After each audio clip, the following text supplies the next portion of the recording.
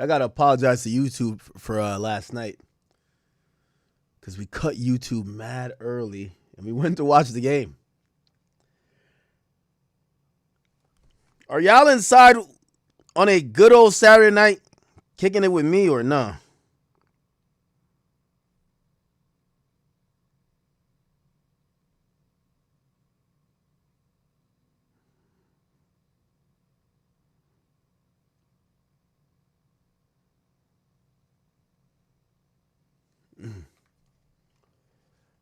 Nah, that was an epic game last night. All right.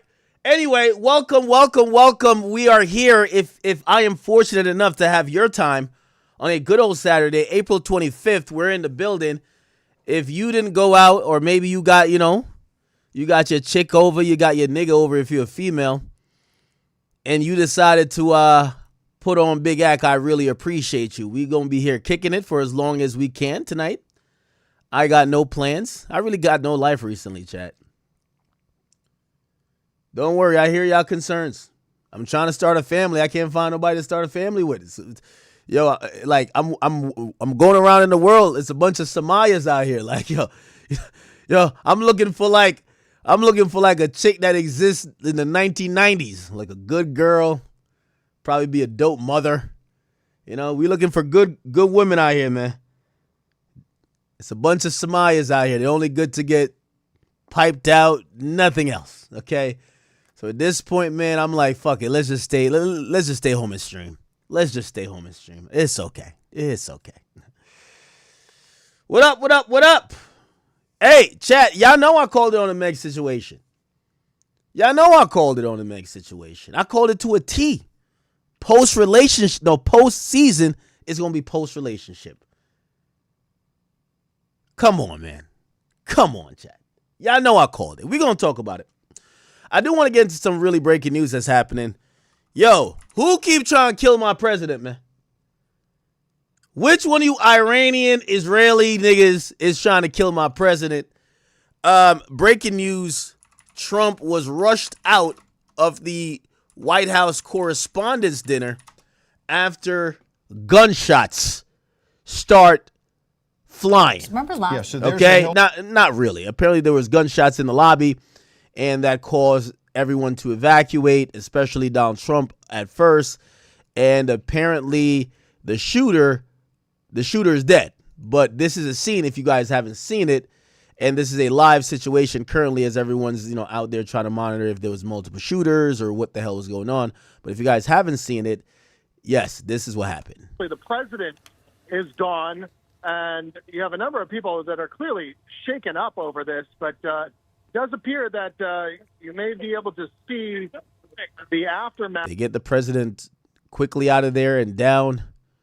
Maybe we could get the correspondence. Their phones, but they're not cleared from the room. So that's this is how much to show you how valuable the president is. They tell everybody else in the room they can't leave. So imagine if it was an active shooter. Yeah, y'all niggas get killed. Let's get Trump out of here. Wow. To us, there's an incident, but they haven't been told to leave the hotel. Now, I don't know if there's something going on outside the hotel, and they don't want to put people in harm's way outside, and they're trying to clear a threat there, and it's better to keep everyone in that ballroom. But this is the largest ballroom in Washington. That's why the White House Correspondents Association has it there every year. And obviously, this is remarkable. This storied history, too, with Reagan also being shot. He was shot at this hotel, not for a dinner, but he was outside. We want to also set the scene here because there was a calmness. The program had started. We had heard the band playing. The correspondence president also have to underscore it. Okay. Injured. Let me see if I'll just play the news section. Florida, I'm Magdala Luisa in for JC Birch. I'm Sanella Sabovic, and we do begin with chaos at the White House Correspondents' Dinner. Less than 25 minutes ago, we noticed something come up behind President Trump, and start whispering into his ear. You see those images right there from inside of the ballroom of the Washington Hilton Hotel. And then just seconds later, you can see Secret Service agents rush in from the right side of your screen, start to whisk everyone away. Among them, Vice President J.D. Vance. The Associated Press reporter inside reports that people were saying, quote, out of the way, out of the way. At the same time, agents first cover President Trump, get him to the ground, and then out of what they feared was get him out of harm's way. The White House just releasing a statement saying both the president and vice president are fine this evening. Some guests were told ducked under tables, but the most of the crowded room rushed to the exit at the head table. Agents with long guns, their eyes peeled. Yo, is it me or I've never seen this like amount of, I don't know if we could call this an attempt at this point, but yo, this guy goes golfing, a nigga's like in the bushes trying to shoot him. The guy makes a speech, there's a sniper shooting at him.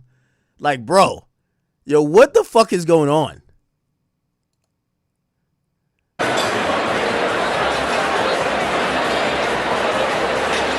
Is this Melania right here?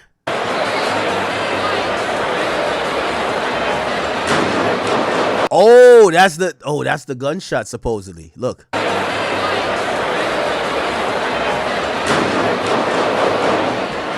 Oh, wow. You hear like one, then there's like almost a 2-3 follow-up. Then you hear a lot of cutlery. A lot of cutlery. Look like these guys are just having a conversation. Trump, this doesn't seem to be, he's not alerted yet. And you hear a lot of like, look like they're in the kitchen.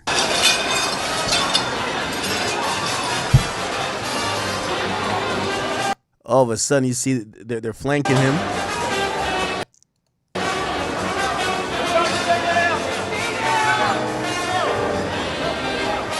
And you see this guy, he's standing directly in front of Trump.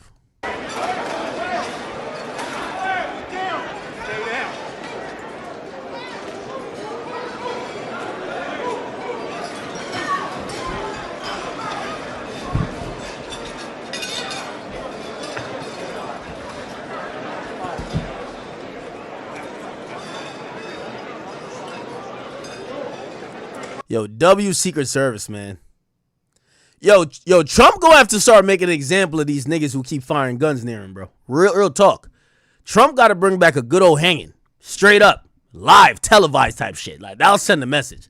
Y'all niggas, if y'all niggas want to be going through a brutal death where you foaming at the mouth, your neck broke, yo, they got to hang a nigga, like, literally. Seriously, I'm gonna keep it a bean with you.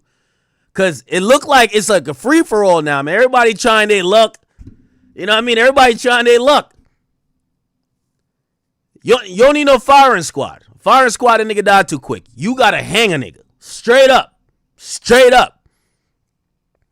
The next nigga who try to clap Trump, we got to watch his ass get hung.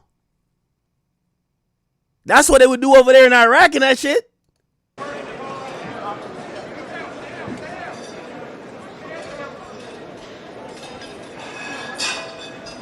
Yo, look at this nigga right here. This nigga like, fuck that, I'm gonna get it for the gram. He's smiling. Oh, he filming. See, I'm selling this bitch to TMZ. He even stood up. Yeah, you gotta investigate this nigga right here. He stood up. Nah, investigate this guy right here. Watch list. This nigga gotta be on the watch list right now. He laughing and shit. Yeah, he laughing until he catch a Charlie Kirk. All right, nigga. Keep thinking this shit funny.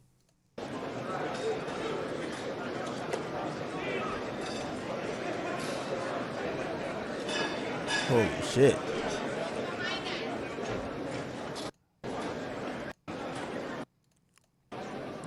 Now, supposedly, it was they're claiming it's a solo shooter, and they're claiming they clapped the nigga in like the hallway.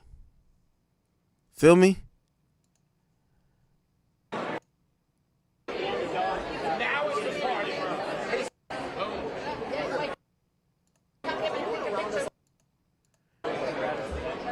So this is before all the mayhem. No, it's not before. This is after. There's a lot of videos on X actually. Side of the ball right now to a very scary situation, obviously, for the president and all those folks involved. And we are doing our best to get you information. A high security scene there. a high security presence. You do not have access to this on your screen, but I am taking a look at another screen, and you can see what I believe are members of the National Guard sort of in the lobby there as folks are walking out. It does not appear to be terribly chaotic, though you can see folks are kind of moving with vigor, doing their best. Vice President J.D. Vance and Speaker Mike Johnson were all removed by authorities immediately following. Writers, the last thing you would expect is to hear. Just kind of in the upper lobby of this hotel, right? The Washington Hilton has kind of two lobbies. We were on the upper floor lobby of the hotel, and all of a sudden, it clearly became very tense. Something was going on, and that's when security officials started to say, shots fired, shots fired. We quickly ran out of the building. We ran up kind of that front portico a little bit, and that's when we were told by officers, okay, kind of stay back a little bit. And I just kind of want to show you a little bit of the scene, and I apologize for my camera here, but you can see this is kind of the Washington Hilton behind us a little bit, and you can see everything is basically shut down. You probably also heard that Park Police helicopter that was flying off. We understand, if you're just joining us, that there have been reports of up to 5 shots fired at the Hilton, at the White House Correspondents' Dinner, where President Trump was attending for the first time. He was expected to deliver remarks there. When we heard, as you just heard Jack and Marina say, there were reports of shots fired, we believe, in the lobby area of the White House Correspondents' Dinner. We are actively working to get as much information for you as possible. We understand that the president, the first lady, the vice president, Speaker Johnson, all of those folks were immediately rushed out of that room. Is packed out as quickly as possible. Executive producer here at Fox 5. We were, for whatever reason, law enforcement has deemed it safe for the president to remain. Now, the Correspondents' Dinners were like the media and a lot of people, they're all going to be there. So, like, this is surely going to be one of the most covered events. And supposedly somebody tried to, we don't know if they were trying to kill Trump, but niggas is shooting. What the fuck? Now, let me go to X. They claim that, let me see. They claim that the shooter was killed. That's what they're saying. Stay down, too.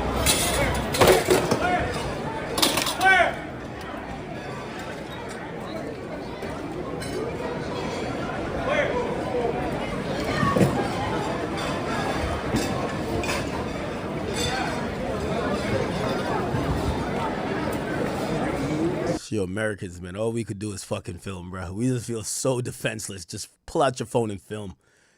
If you get clapped, fuck it. If you don't get clapped, you can sell the footage.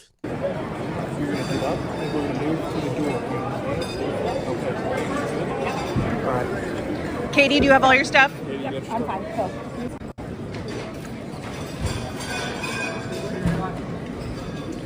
This is the perfect time. You know when we cover that Mike Vrabel shit? This is the perfect time to see who cheating with who. Whoever these chicks is hugging on the tightest, that's who's fucking them. Facts. This is the perfect time to see who's cheating with who.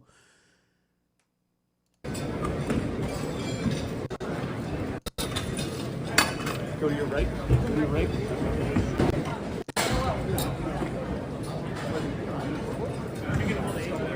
Yo, what's up with this nigga here, man? Yo, bro, if there's ever a time for your gun to be out, nigga, it's now, nigga. Fuck if you see a threat, nigga. Why? Your hand on the gun still, nigga. Keep your gun out, nigga.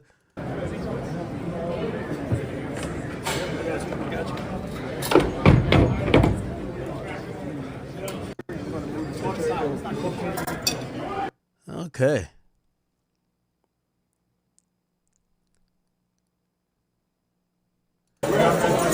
Apparently, this is when they were rushing in. Oh my God.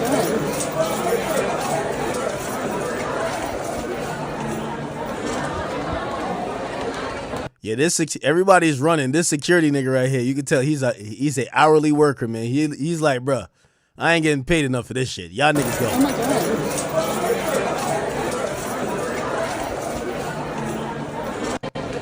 Okay. There's another footage somewhere.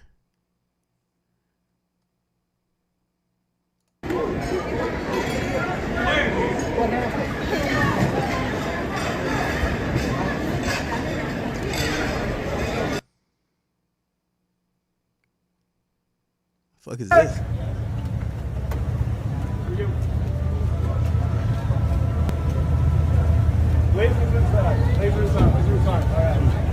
This looked like one of them scenes. I was watching a movie earlier. What's that nigga who be playing in all them movies about the president get attacked?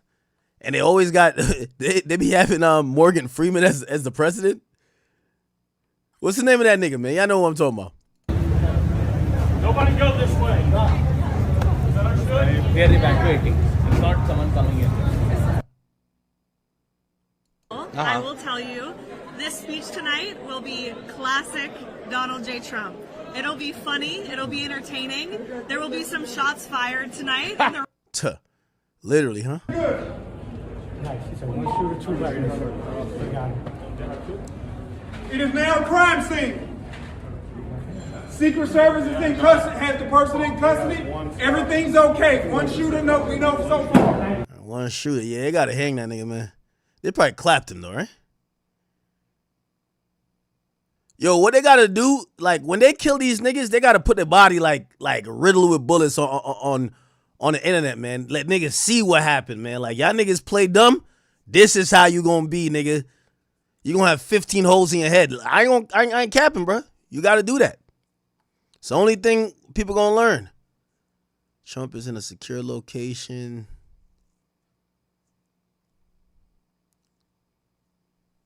This is when I wish Trump had like Instagram Live. Feel me?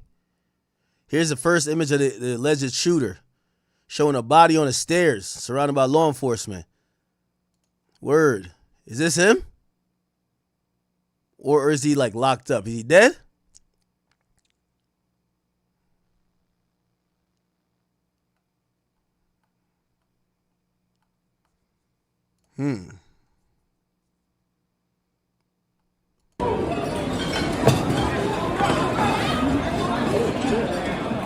Gunshots fired at the White House Correspondents' Center.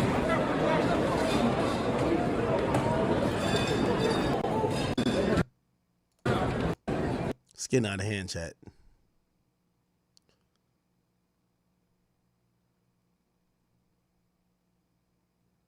One individual is in custody. Condition of those involved is not known. Okay. The shooter has been confirmed dead.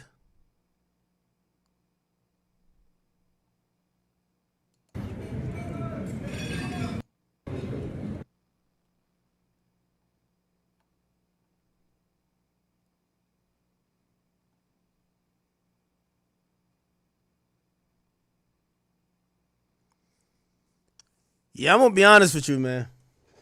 Yo, Trump better hurry up and get the fuck out of the White House. I'm going to keep it 100. Listen, I've told y'all, I rock with Trump, but this go around, I could tell he on some, man, fuck these niggas type of shit. He doing whatever. He rocking out with his Israel shit. Nigga might as well just have a yarmulke on or whatever the fuck they be wearing. And he just doing his thing, but they hate him. He done captured Maduro. That's a world leader. He killed, was it Soleimani? He killed Soleimani. He killed all them niggas, man. Trump be talking crazy too. He be like, yo, I'm killing these niggas. Like Trump is talking on some, and he might be getting a little senile. I fuck with Trump, but he 80 now. You know, we gotta have an age limit on presidents. I knew Trump was, he kind of either feeling himself or he doing a lot. Recently, that nigga said, I killed them. Like, he's talking like he's like a gangster. He says, I killed them. I was like, oh, whoa, okay. This guy's on bad timing. If I'm Trump, I just want to get out of the White House because some of these foreign countries got to be thinking they're trying to give him a taste of his own medicine, right? He done clapped a lot of niggas. Melania looking good, though. Holy.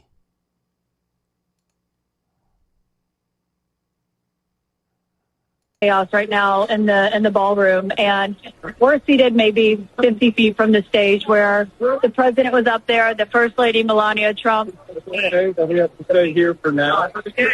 Security is telling us that everything's okay. The shooter, there was a shooter? 1 second, guys. I'm literally. What happened? We're trying to identify it now. Where was the shooter? Somewhere out there. In the lobby? In the lobby? All right, Control. All right, guys. I just want you to know this is not verified. We're just listening to what's happening right now. But we have security around us, and it's Secret Service because there's a lot of members of the administration here. The Secretary of Education is seated right next to me, and her security just said, confirmed that there was a shooter in the lobby. It's not. And he's spliffed. All right, bet. It's good. All right, okay. Trump is good. As I said, man, and it's not only a Trump thing, it's like, bro, if we live in the safest country in the world, man, we got to start hanging these niggas, man.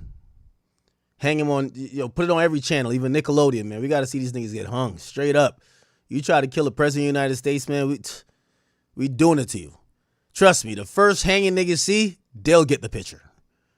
They'll get the picture. Real talk. Anyway, all right, Trump good. Oh, this was when they were en route?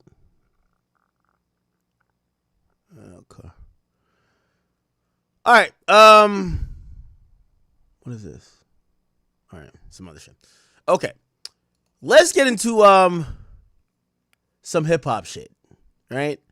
Trump is okay. False alarm. Glad he's good. Again, it's bigger than Trump. If we think that America stands for democracy and freedom, if our world leaders start getting clapped, that's a problem. You know what I'm saying? Like, that's a problem. Like, if we clap like a nigga in Iran, it's like, they'd be all right. You know what I mean? Like, we clap a nigga like Venezuela, it's like. But if a nigga in like Washington, D.C. get clapped, oh, hell no. Hell no. We got to start dropping nukes or some shit. Anyway. Okay. Welcome, people. Welcome. So we got a whole bunch of stuff going on. So we have, number one, breaking news, not only with this, but Meg Thee Stallion has came out to deliver some very heartbreaking and devastating news. She's no longer in a relationship with Klay THompson. Klay THompson has broken her heart, and she's now chosen to expose him like every ratchet bitch does when things don't go their way. She's spilling the beans on Instagram and putting out statements, and we will get into that shortly. But I think what's more pertinent right now is that there is some update on Iceman. Chat, Iceman updates. Yes, we are being told that there is a bunch of things that have leaked to do with Iceman, and we're going to check those out before we get on to Meg. Let me warm it up, chat. Let me warm it up. Pause. So apparently, what is this? Okay. Apparently, let me get to it. I know it's going to be posted on here, right? Okay. Apparently, let me see. Iceman Countdown has uploaded a full Iceman magazine. Fans are going to be able to access it with the password May 15th. So apparently, you know that booklet that was stuck in the ice? We're getting to find out it was not only the date that was on the booklet, there was a whole host of other things. Let me see. Can we find the website? Is it Iceman? What is it? I'm trying to find Iceman Countdown. Hold on. Someone told me how to get to it. How do I get to it, people? Oh, here we go. IcemanCountdown.com. Well, pretty good. Pretty ingenious website. What the fuck? What? Oh, nah. Okay.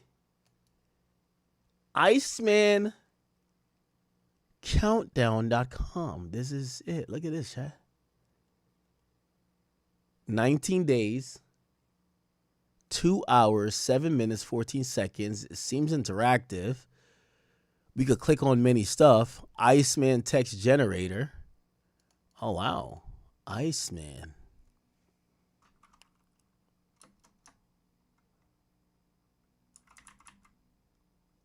Oh, you can just write anything. Academics is the best ever. How does that work? I thought this was only what? Academics. I don't know. Okay. Anyway. All right. Okay. So that's how people are coming up with the little thing that spells out Iceman. Live stream. There's a live stream? How do we see this? Toronto live feed. I can't click on it. Release date May 15th. Find the blue envelope. What the fuck?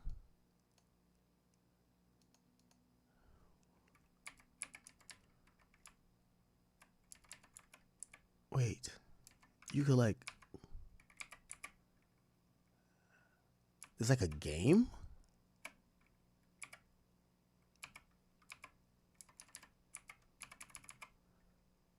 Okay. Let's go back.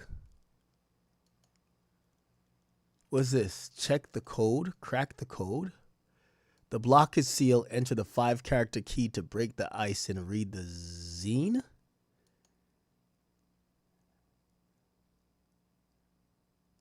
Wait. May 15th.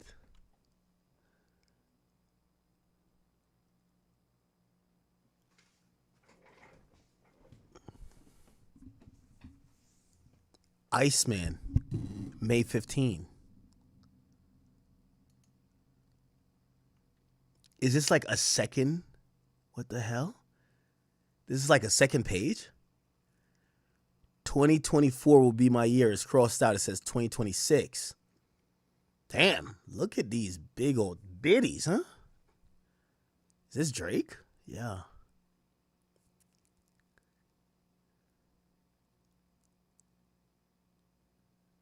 Wow. Look at Drake's father. That's Dennis with that old school Bentley. Look at him looking sharp as fuck. Ice News, issue 1. What flag is this? Is this a flag?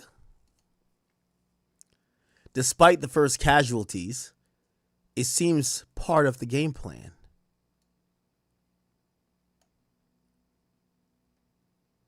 Oh, it has a thing where you could actually turn the page yourself rather than clicking next. Iceman. There's Pinocchio right there. And Sexy Red. Where the fuck is this?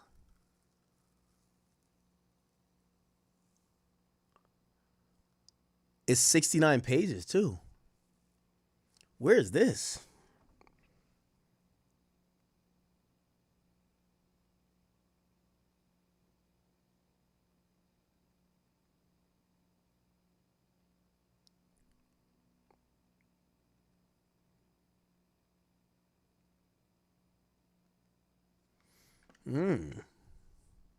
Is this an actual place or a picture from someone else? Summer 2025. Is this stacks of cash? Huh.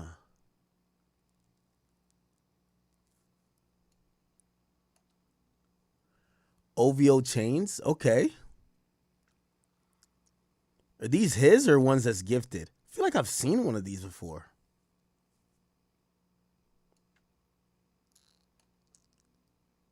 Snow without weather. I'm confused. I ain't gonna lie.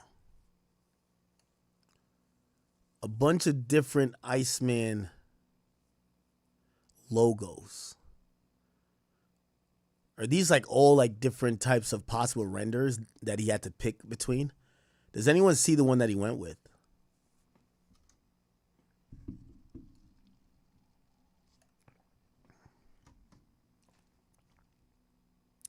The High Heels News.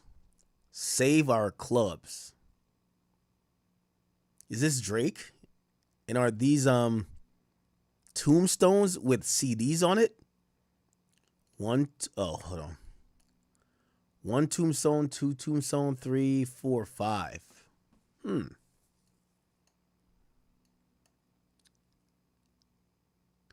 Is this a hockey rink with Iceman?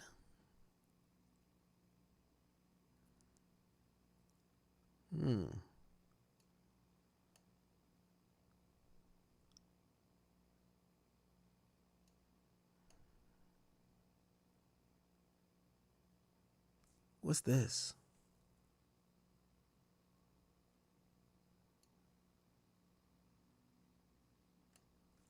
Iceman is Drake.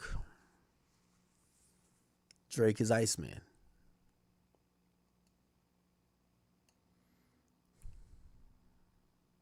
Iceman, Drake, jewelry repair, sale. Sale. Jewelry repair. Jewelry repair.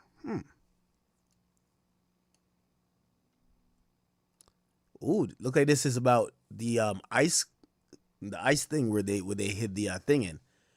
3,276 blocks, height 36 feet, width 49 feet, and length 11 feet and 8 inches. Open after April 22nd.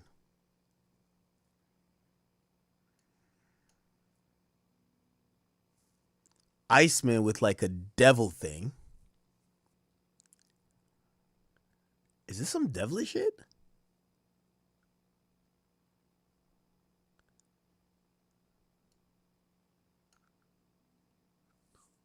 Iceman with a bunch of clouds.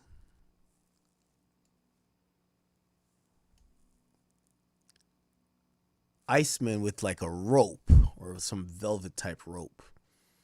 We see 11, 6, CAON. Is ON for Ontario? Is CA for Canada?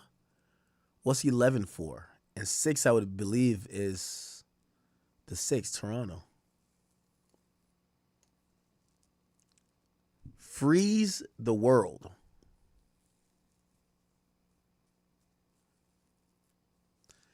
Is maybe he had like the creative behind this was, how do I stop the world to pay attention to me in this album that's probably going to be one of the career defining albums? Freeze the world.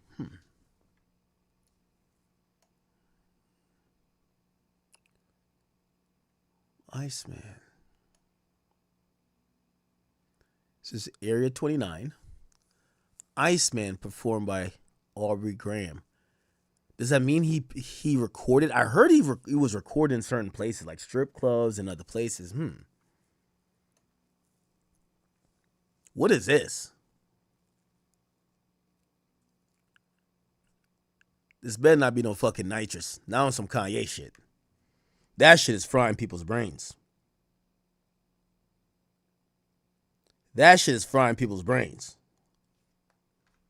What is this, chat?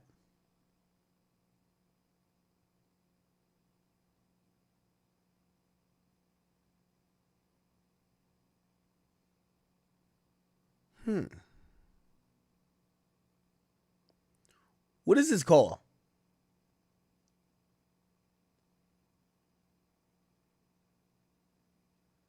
Yeah, I think this is a nose job. I don't think this is how it looks. It's nitrous, right? Nitrous for dental. Let's see. Oh, yeah, it looks like it, right? Nitrous for dental. Yeah. So it looked like he's at the dentist. Yeah. He's at the dentist. Okay. I see the snow and I think of you.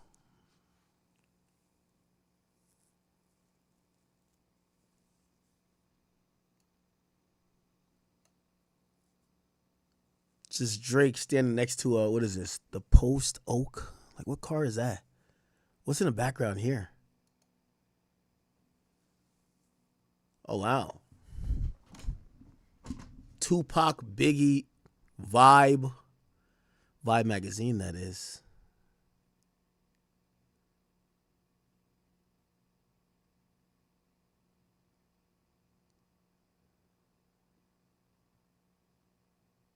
Huh.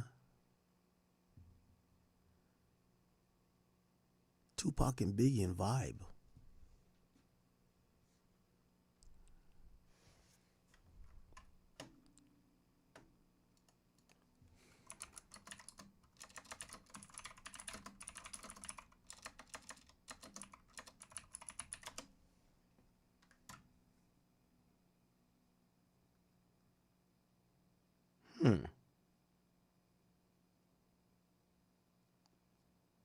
Give me 1 second.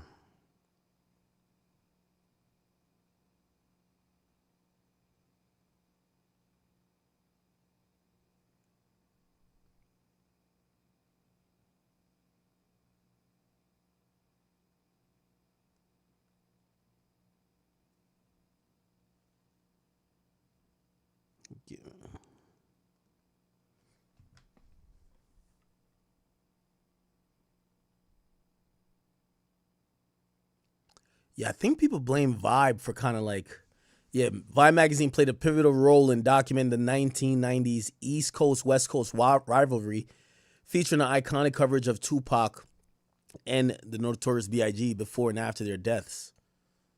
Oh.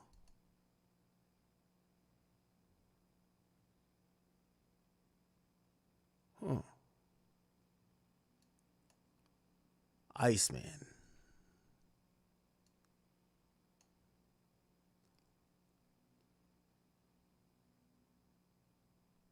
Who's this?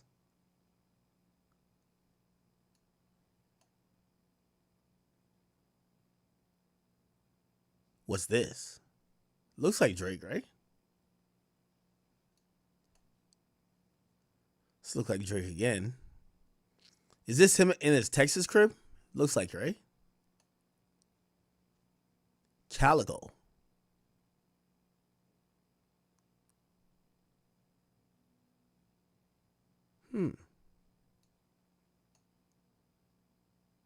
What is this shit?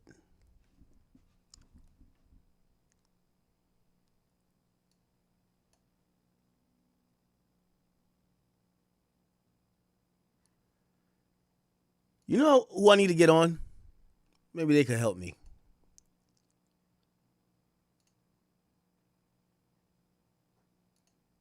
I need to get on with my man, What's the Dirt? That's what I need to do. Is he on?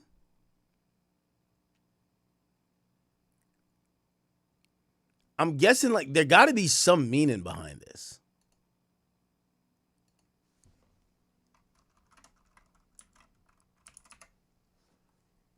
Huh.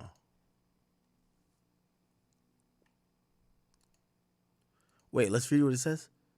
The boy. I guess this is Iceman. One against all.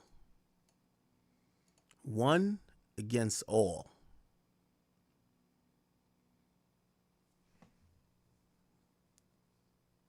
So maybe the Iceman, we're supposed to conceptualize as Drake still having the mindset that it's him versus everybody. It's him versus everybody, except this is a time he comes to conquer. How do you feel?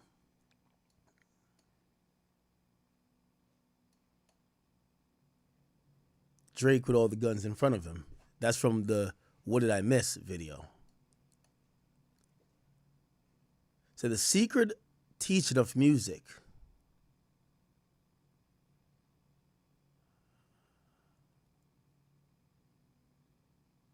I'm confused, chat. I danced all night.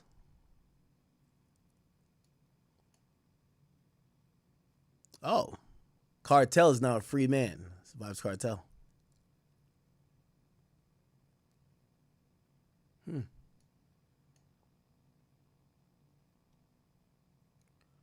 He keeps using this imagery right here. This guy with the mouth open?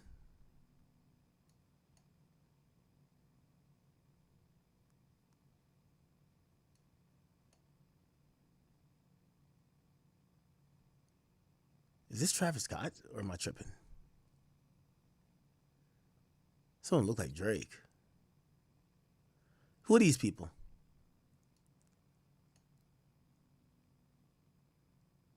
Drake with a nice little ting right here.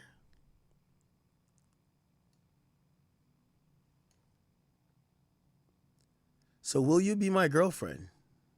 I'm reading.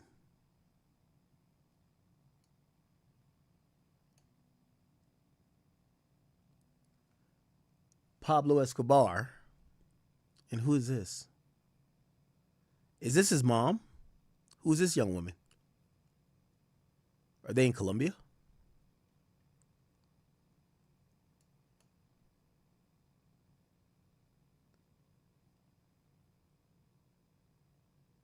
Did Drake get like more tattoos? This is Drake, right? Did he get more tattoos and shit?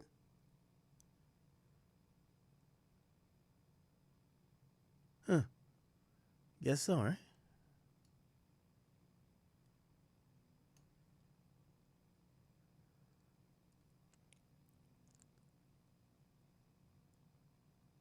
Something create show and in what? While hunting in the winter when they get swooped down to catch mice or squirrel. Oh, owls. I think it means owls. Owls create snow.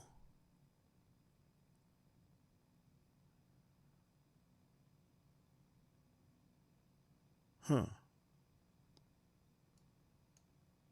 This is like Kai's in that scrapbook, huh? Drake tricking on 2 chicks. What's this?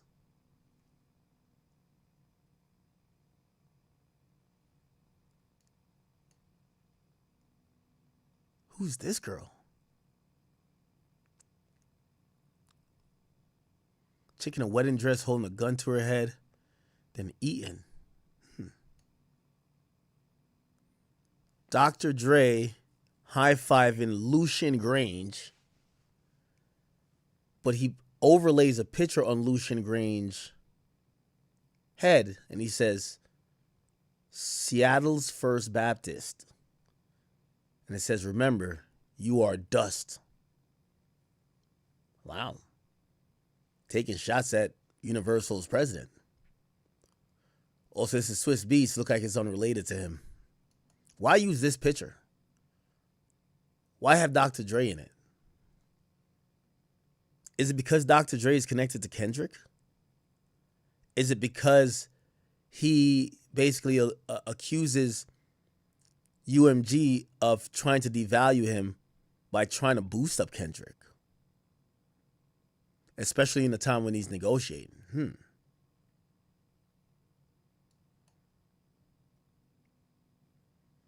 What's this? Who are these girls right here?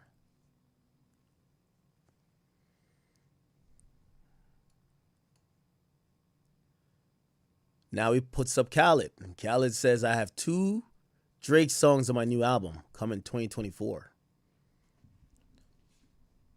Remember, he crossed out at the beginning of the booklet. He crossed out 2024 is going to be my year. And he put 2026. Do we think Khaled's going to have another Drake song? I don't think so. He mirrors this. Oh.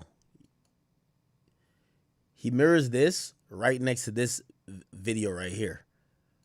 Let's go back and watch. Iceman episode 3. Is it 3 or 4?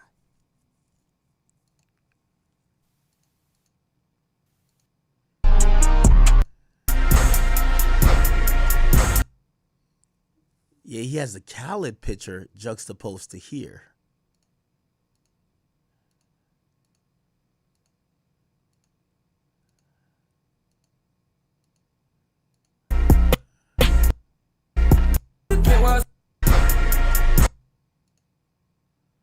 Yeah. Right there. Yep. Remember, there's a bunch of people up here looking at him. Almost like they're unwilling to help, or they showed up to watch the show of him getting devoured by Pinocchio. Why would he have that with Khaled? Almost like he's saying Khaled was one of those people, right? National treasures.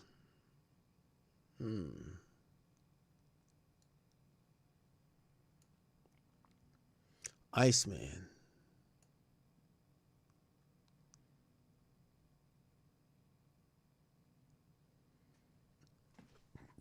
Really nice looking jewelry right here. Who is this? Is this Kim K?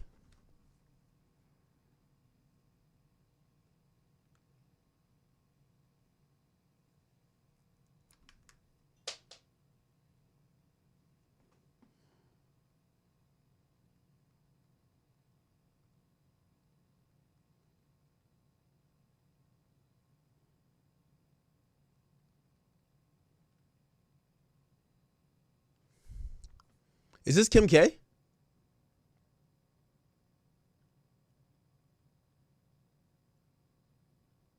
Who the fuck is this? I really don't know. That's who? That's his ex Delilah. Nigga, how the fuck? Is this Baby M? Who the fuck is this?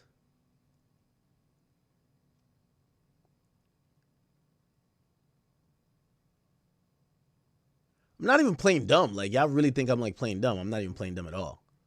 Who the fuck is this? It has like love emoji all over it.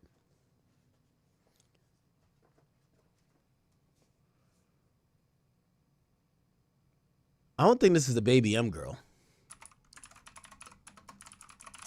Like she got them, like her lips is huge. Well, she kind of do look like Kim K. Is this her? Nah. Bro, I can't tell, bro. Yeah, the lips ain't big enough. Her lips is bigger. I don't know, bro.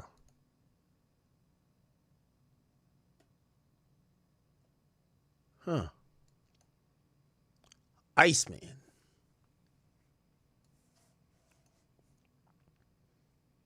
Yeah, it's a nice ass. Is this a Ferrari? Or a McLaren? Nice ass car. Iceman, Drake. Huh. What is this? Is this like some type of board? Oh, I'm genuinely confused, chat. Who's this guy?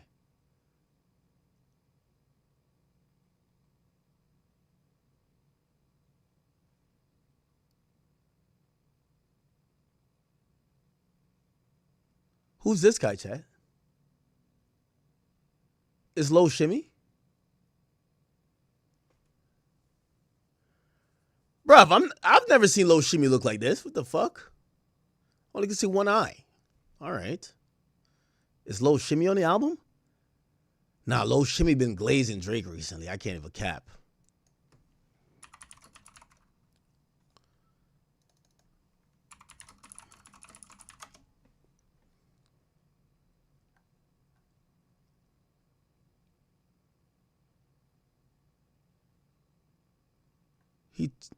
He did something talking about Drake.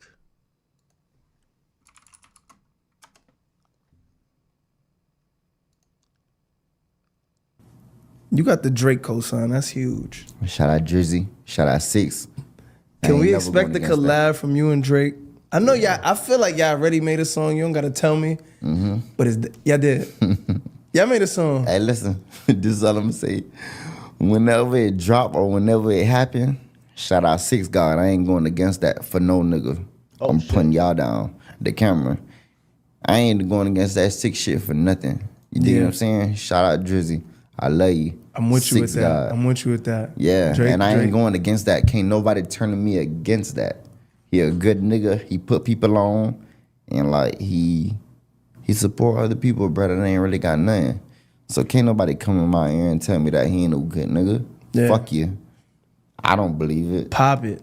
You know what I'm saying, dude? I just don't believe it. Low Shimmy Drake collab coming? Shout out 6 God. Oh my God. I love you, Jersey. Interesting.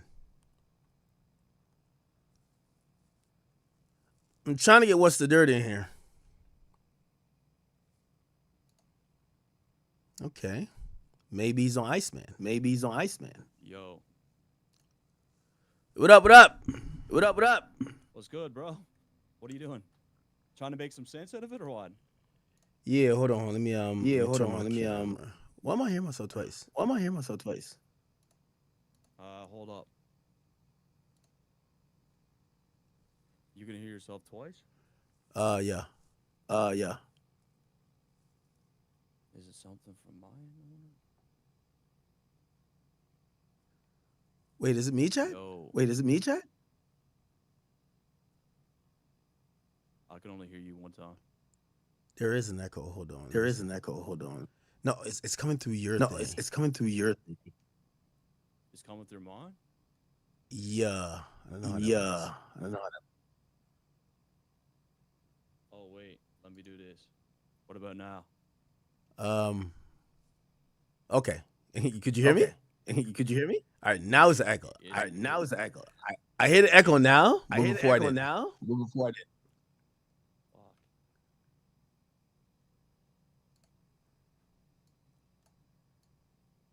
Yo. Could you hear me? Yeah, I'm hearing the echo. So it's like you have to just adjust your sound settings where wherever you're listening to me through, it's not also coming through like your mic, your mic. How about that? Well, yeah. Oh my, is it gone now? No. No?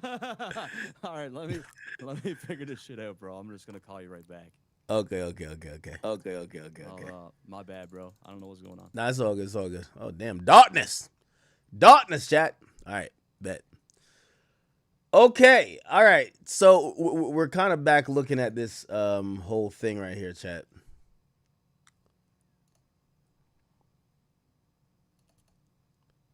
Wait, how do I? Okay, do that, and then go like this, activate.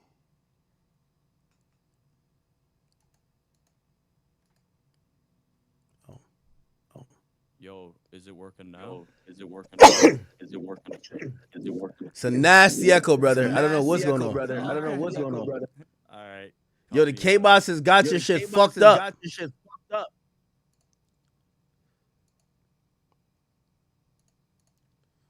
All right, I'll just kind of wait. Yeah, chat, what do y'all think about this entire, it appears that Drake, I'm not sure if he dropped this, trying to kind of like, it feels like Drake had Easter eggs that people missed, and he's just putting it on the website. Because the kid that found the booklet, if this was all in the booklet, why did he not show these things? I think he only cared about the date, or he probably thought it was all about the date. But clearly Drake wanted a couple more imagery to be shown for whatever reason, and they've dropped this. And I'm guessing, did Drake drop this? I mean, the website looks legit. Was it IcemanCountdown.com?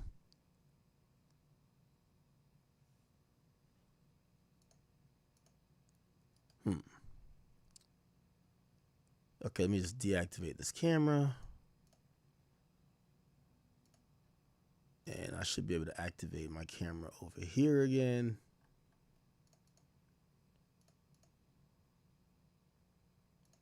Okay. So we're at page 63. What is this? What is this shit? The imagery is kind of wild here. It's a little bit of fashion, a little bit of like, cartoon stuff, a little bit of some spooky shit. I can't tell the cohesive story this is trying to tell, though. Yo. Yo. Yeah, I'm just gonna have to do it through my phone, bro. I don't know what's going on. Look like you. Well, but that's probably better, right? Yeah. Well, yeah. This definitely works. Hold on. Let me see if I could. I'm gonna put my camera back on. Yeah, it's probably just a sound setting. Yeah. Honestly. Yeah, I don't know, bro. Okay, give me 1 second. I'm just trying to. No problem. Activate here. Back on here. Okay. Yeah, I don't know if you turn on your camera, that would be cool. So, all right, we're kind of going through this whole new drop. It's at a website called Iceman Countdown. Okay, and I'm gonna be honest with you, I'm super confused. Now, there's some very interesting imagery, but I don't know what Drake is trying to say overall. If I had to pick, I would probably lean on things that I already think he's saying, which is like, yo, listen, it's me versus everybody. Like, he had this one thing where it's like Iceman versus all. So I feel like that's a theme. That for sure. I seen the one with Dr. Dre and Lucian Grange, and he kind of crops. He puts something over Lucian Grange's head, and he says like, yo, you're dust. Almost kind of like, I wouldn't say necessarily threatening Lucian Grange, but kind of like showing that he's still not on good terms with UMG and Lucian Grange. I'm pretty sure you've looked at this maybe in 20 different ways, flipped it upside down. What do you take from this, or what have I missed? Bro, I feel like a couple of the slides like probably don't mean anything, right? There's definitely some filler in there that's probably just like whatever, right? But I do think there is meaning behind some of it. Otherwise, he wouldn't have did it, right? So I don't know how it got out into the world. The one theme that I'm picking up too, bro, is kind of like a thing with the media. Because when I look at one of the posts he had with that reporter, that's from like back in the Gulf War.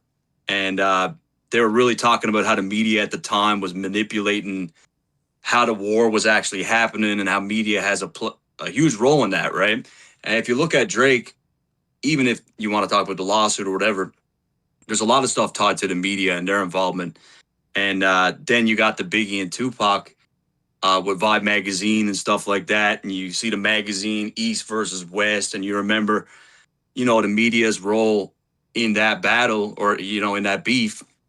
They perpetuated that beef, right? Yeah. So I see the media part of it. So wait, so that's a great place to kind of like kick this conversation open with, because that could go many different ways, right? So this idea of the media and its influence or its impact on certain things, notably when it comes to Biggie and Tupac, well, the media was seen as the agitator between supposedly two people who weren't really at war.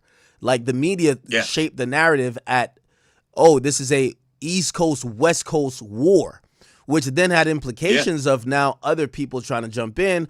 Also people who were not, not really involved in the lyrical or musical back and forth. They were just thinking, well, I'm from the West Coast, so I can't have a guy from the East Coast coming over here. And it became very territorial. And the media, especially like Vibe magazine, were kind of seen as like these instigators who, after everything ended, some people would say they instigated this issue to somebody dying. I'm wondering if that's the angle Drake is taking, because that one, I don't think that would be a good angle, right? Because, I don't think the media instigated these two, honestly. No, I don't think really it's much to do with that, but I think it does tie into the media's involvement. Sorry. And how the media could spin narratives and shit, right?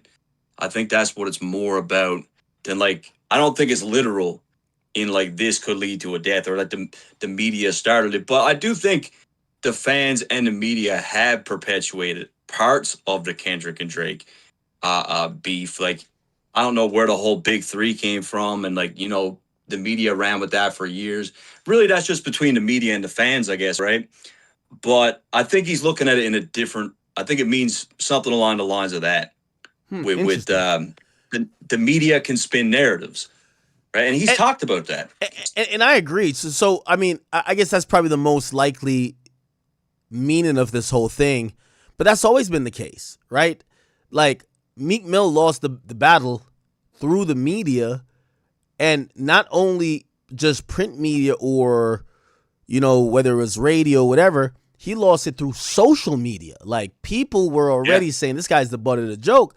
By the time he drops War Pain, like we're laughing him out the building already. So, you know, the idea is that media is always gonna take a part in like, you know, these very divisive type of things, which are rap beefs.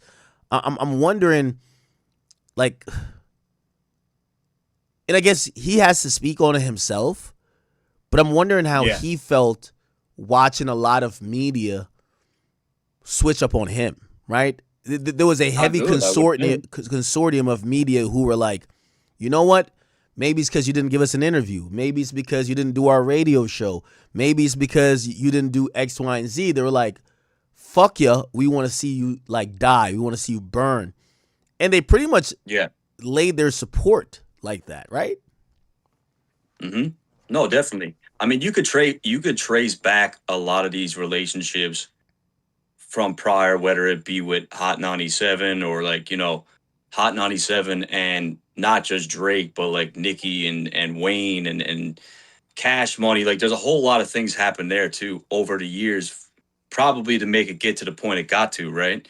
But I feel like, with a lot of these people, there is some backstory for why they switched up or the reason for it, right? 100%. Yeah. Yeah, the divisiveness of media definitely plays a part. I'm wondering what's his demeanor to this, because here's the thing. I think of any confrontation or any issue in rap history, I believe that it's been the silent hand controlling the media as opposed to the media controlling things, right? Yeah. Like we saw, at least in how I looked at it, this is why you see Daylight saying, oh, Dot has this guy and Drake has this guy.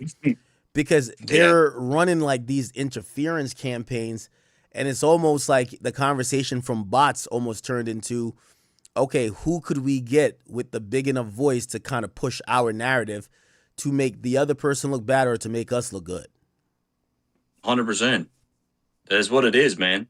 And then I feel like when people feel like they're attached to that, they get invested in it, right? Like you heard, I think it was Ebro who said, you know, Dot has done more for us than Drake or whatever. Like he kind of admitted to it, right? So it is one of those things. And you know what? Like I would love to have this conversation. You know, I do want to talk about Glasses Malone at some point today, chat, because I seen him went on a really impassionate speech about some shit, and I figured I'd give him a response. Look, Glasses Malone is an ex-Cash Money dude who was trying for years and years and years to get his album out. Around the same time Drake came in, he was not like. I feel like Drake also represents a moment too, where there's a bit of a shift in what's going on, and like the stuff that Glasses was doing was definitely being phased out. So he's literally on record, bro, saying like, I'm trying to find a single. I'm trying to find a hit.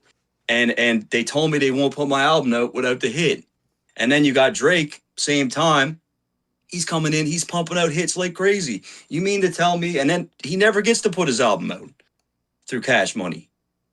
So you mean to tell me they made this dude sit there for 3-4 years as a bitter hater ass rapper, and now and Drake is the golden boy, and now he's everywhere, and he's the dude to go to he's the features guy to everything guy, and he is the opposite of what Glasses is musically, and he's saying, how the fuck is this guy?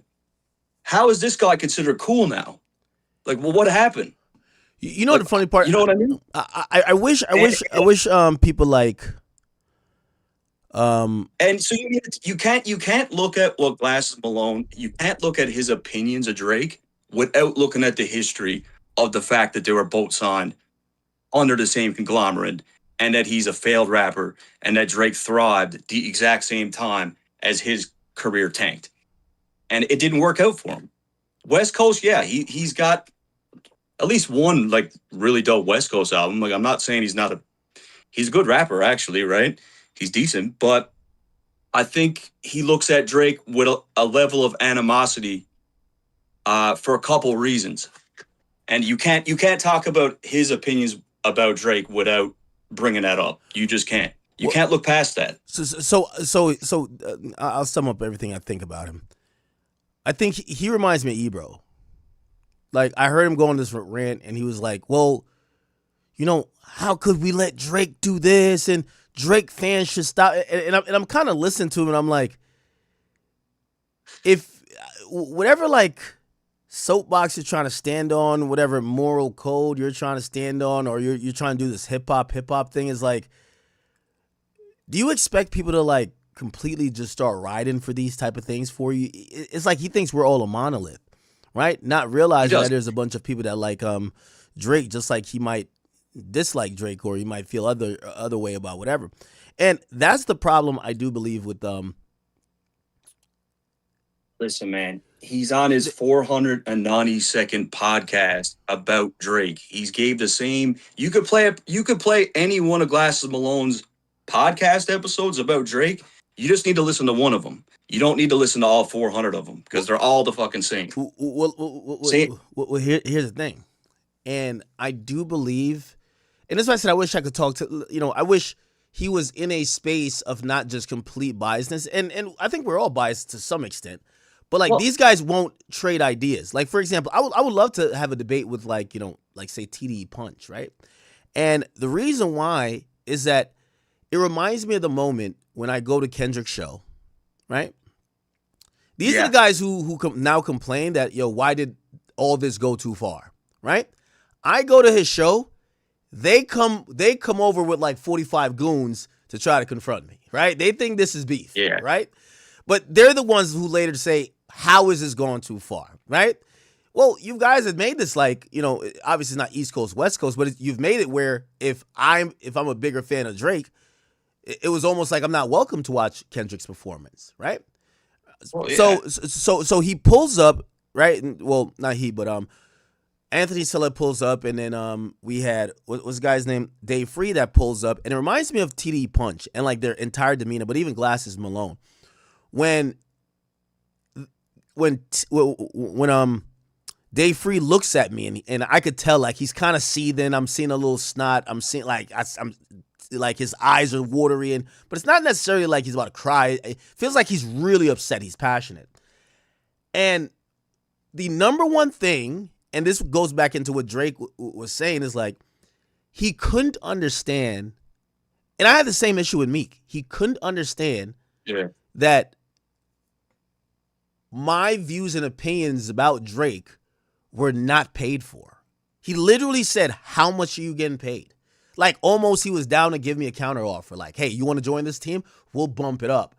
And that's what I think the media aspect is, where there is a bunch of paid people. Like, again, for better or for worse, if y'all want to say anything about me, I'd rather y'all just say, ask the Drake stan, and we know how you're going to give it up. But you're not going to be able to say, Ak is getting paid by Drake. Ak is like, like a bought, like, entity, and, he'll fucking just do the dance for the check. And I do kind of feel like that, especially when I'm hearing even some of this TDE stuff come out, is like, oh, okay. So the way you guys have always operated in media is that you get to buy your sides, right? Like, okay, this guy, he's on our side, we get to pay him off or incentivize him with some money or whatever, and he's going to be on our side. And I think that's what Drake was alluding to, where I think most of the people in media, they looked at it, they weren't on good terms with Drake anyway. Drake probably wasn't, quote, unquote, breaking bread, showing love, whatever these, kind of colloquial terms are. And they have made their saying that, we're going to go to the other side. We're going to the other side. It's going to be more lucrative. Maybe Dave Free's going to cut us a check. The TDE, Bot Farm might just give us something or bestowed upon us.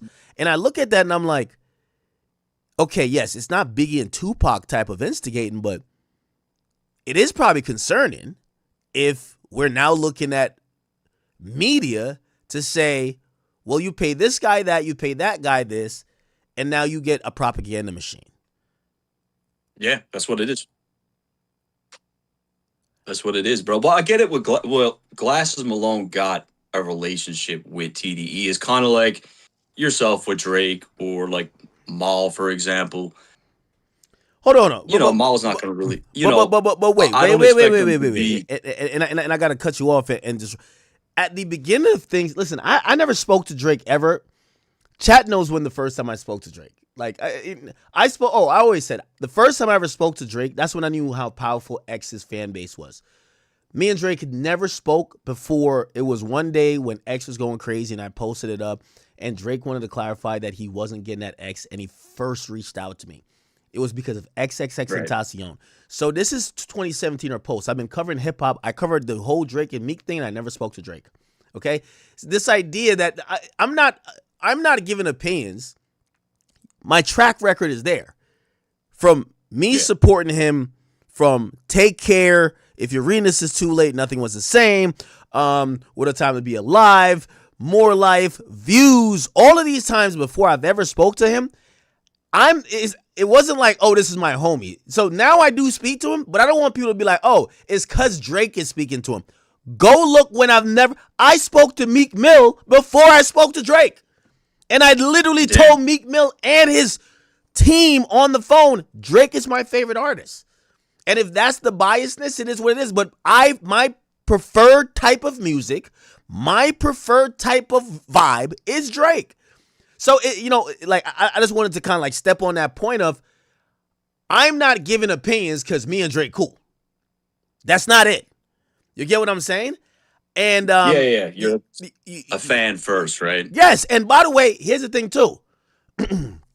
If any of these guys are fans of anybody, if they're like, yo, like, even though she doesn't really do opinions, like Nadeska Alexis, by the way, I was so proud of her. She got an interview with Cole. Ever since I'd known her, she was a huge Cole fan. Now, obviously, she interviewed him early before and now, but there's certain people that just like certain things. So when people always accuse me of getting like, paid or whatever, I'm like, bro, have you not watched my history? I've literally said, it's very simple. My favorite artist of all time is Vybz Kartel. When I first moved over here, my first like rapper that I'm like, this is my favorite rapper was The Game. After 2007, going to 2008, it was Drake. And it's been Drake since then. You get what I'm saying? Like, it's pretty simple. Yeah. That's my favorite. That's my like personal preference. And it just is what it is. But I think in the outside media, and by the way, I always told people, my even own audience realize, I don't switch up my opinions on the guy because I don't get an interview. I've always said, like, I'm not the, hey, I will say things or be a mouthpiece, extra pause on that. I'll be some propagandist for you if I'm getting something out of it. And that's where I think where the media is kind of, like, I always believe that half of the media switched up on Drake because Drake stopped fucking with hip-hop media. Right? Yeah. When he was cool with the guys at Hot 97 and stuff like that, and they felt they could get him to do Summer Jam, they were very positive about him. Right? But why would he go to Hot 97, right? When they play his records all day long, and then in between playing his records, they're shitting on him. I wouldn't go up there either. And they did that for years, bro. Years. And here's the thing, however his relationships are with people, I've seen people look like, all right, I'll give you another example. Like Elliot Wilson, and I'm not trying to pick on my guy Elliot, but Elliot Wilson's opinion of Drake turned really sour when he felt that Drake wasn't doing an interview. Like, he had 3 interviews with Drake already. He already got a couple. He got a bunch of interviews with him. Yeah, Drake does, like, clearly, no one holds Kendrick to that standard or anyone else that's of that caliber saying you have to do these serious interviews. Drake does some, like, little flirty shit. He probably was trying to get some neck from that little Bobby Althoff chick. He's in bed with her or whatever. Yeah, granted, definitely a bullshit ass interview, but you saw that was like just Elliot, a joke, bro. Yeah, you saw Elliot Wilson's kind of like opinion about him. It was definitely predicated on what he could get, right? So it was like, hey, you're not doing an interview with me. Now I'm a little bit more critical. And, you know, if you're in that, you know, okay, what are you doing for me that I could be nice to you? I think that's tough. That's where the media comes in. Bro, why do you think he did the Bobby interview? I feel like that was just like, he did that as a joke just to like get at him because he knows how bad they wanted that interview with him, right? And he does just this like nonsense interview with her, right? I feel like he did that for that reason. Yeah, there's a conversation to be had about hip hop media, and I would love to be a part of it. The only thing that I offer myself up in these situations because at the end of the day, I've always said I'm one of the biggest benefactors. You are too of the battle, right? Where we got more attention. Like we were one of the main media people that people look to for whatever breakdowns or whatever. And even then, I still acknowledge that we can't live in 2024. We have to move on. We have to somewhat heal. There's other facets of hip hop. When I say consistently, yo, you know, there's parts of this hip hop stuff that, you know, these artists really feel like it sucked the life out of things. It got too woke. Fans are too divisive. It's turned into politics. Now it's all about all these things, and now it's kind of hurting the entire culture. Like, again, remember, I benefited during the battle. I could just say, hey, let's just keep talking about Kendrick and Drake forever. But I am a, you know, I'm a student of the culture and I'm a fan of everything that hip hop brings. So I need it to be a healthy game, right? Like, even if you're a LeBron fan, if you're gonna work as Stephen A. Smith, you're gonna have to realize at some point you need basketball and people liking, you know, the sport of basketball to be healthy. So that's where I come in. These are the guys, and I'll be done to have conversations with them. They're just not genuine. Like, they're literally just not genuine in being able to have a conversation about media. Okay, this is a conversation I want to have with all of them. Okay, what I would admit is that I think that there's been a divisive media look because of Kendrick and Drake, meaning that you could probably tell certain outlets and they're probably going to maybe not necessarily lie, but they're going to focus on the positives about Drake, or maybe they focus on the positives about Kendrick, and they'll ignore, you know, it's one of those things. It's like Fox and CNN, right? Like Fox is going to show you the beauty about the Republican Party, and you're going to have CNN who's going to show you the beauty about the Democrats. So, you know, it's divisive. The reason why I wouldn't have these conversations with these guys is like, they're all like soapboxing, man. Like, they're all thinking that what they're doing is like right for the culture. You have these guys, they're grandstanding. Yo, you have a loser like Ebro. He's saying that, yo, Drake is a cancer. Like, how do you even begin a conversation with somebody like that? Right? Yo, how do you go back? How does he expect to go back from that, though? Why does he think he could just mention that, and then he's puzzled as to how the Drake fans are going crazy on him? Like, you know what I mean? You fucking said this shit, bro. Yeah. You called him a cancer. Yeah, I believe we need to have reform in hip hop media. And as I was talking, I forgot who I was talking to, and we were talking about why hip hop seems so stuck. A lot of it we had to blame on the rappers. We kind of also have to blame stuff on the labels, because the labels these days don't want to spend anymore. But if we're in media, we have to be responsible, right? We are kind of the caretakers of this, that, you know, if it feels stagnant, it's because we're also being stagnant, right? Like, everybody affects things. And these conversations should happen, but I'm going to be honest with you, I really don't feel like everybody cares to have these conversations. People just care about kicking in the back of the person they don't like. You know what I mean? Pretty much, yeah. And also, right? Some of these guys are spineless, right? You know, I went on this whole little rant recently. I said, you guys, when you guys now come back around and say, why are Drake fans so mad? It was a fucking rap battle. So what? He lost. That's what they like to say. Right? Yeah, it's bigger than that, though. It's bigger than that. Well, here's the thing. It's convenient to say that now, right? Now it's convenient to say that. 2 years ago, they were trying to tear people's lives apart. They were trying to put every allegation in the book, call for official federal authorities to investigate, calling for, hey, where are the victims? Sue these people. They were trying to galvanize people in a way where it was not just, oh, okay, this is a rap battle. This was like, how do we get you in jail, in lawsuits, losing a shit ton of money, or get you canceled? That's what it was, a blood sport. The idea that now 2 years has passed and all these guys are saying, nah, yo, Drake fans, they're crazy. It was just a battle. No, it wasn't. These guys were saying, like, these guys they're looking up the dockets. This guy has a weird case. This guy, they were painting it as like, they took what could be seen as hyperbolic with Kendrick with the cover art. They were taking that and almost think it was a call to action to try to get people locked up. So now, none of it worked. They realized everything was a lie. And you know what they're saying? It's just a rap battle. Let's move on. Just rap battle. Yeah. No, it's funny how that works. But it was both. Like, if we're being fair, it was both sides of it. Oh, no, of course. Of course. Right? You know what I mean? Of course. But it got ugly, man. But that's really why I said we all have to talk about it, right? So when Drake actually puts that up, I think, I don't know what his intention is, but I could say that's a conversation that needed to be had. I think Kendrick should join Drake at some point with having that conversation because Kendrick is also the person that radicalized people on this woke ideology.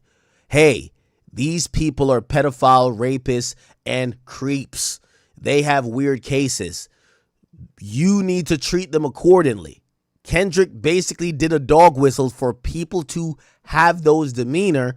And again, 100%. when you try to create with the rap battle because you're trying to win it, you try to create this this new Me Too type of thing.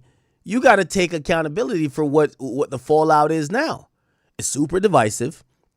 Hip hop has gotten so woke. Everybody is judging every little thing that, usually under the veil of hip hop is like, oh, we get it. Like, hip hop kind of has, it's not square corners, it's like rounded corners. You kind of get it. Hip hop is the place where, if somebody says, yo, man, yeah, I fuck my bitch. Like, you understand that, oh no, that's actually a term of endearment. When you say you fuck your bitch, that's your bitch is a term of endearment versus saying this is a fucking bitch. You know what I mean? Like it's hip hop. Like hip hop is like this giant robe. It's this cloak that once you're a part of it, you get to understand like, hey, we're not saying everything is perfect, but we know, okay, these are video vixens. This is kind of how the culture is. They get down there. This is how this is. These are the gangsters. This is how they get down there. Even if you're a civilian, you kind of know like, hey, we know that, we're not supporting these guys killing people or robbing people, but we kind of know telling isn't cool. Like these are all shared things because of hip hop. And then you get these woke motherfuckers who come in and basically just ripped everything up. They're like now create new rules, trying to judge everybody, takes the fun out of it. And I do believe, again, both of them have to be accountable a little bit for that. But especially Kendrick. You know what I mean? Kendrick made this shit woke. Yeah. It was like the way he positioned things, right? It was smart what he did because he galvanized like a lot of people to get behind those things you're talking about, right? But the aftermath of it, was it worth it? I don't think so, bro.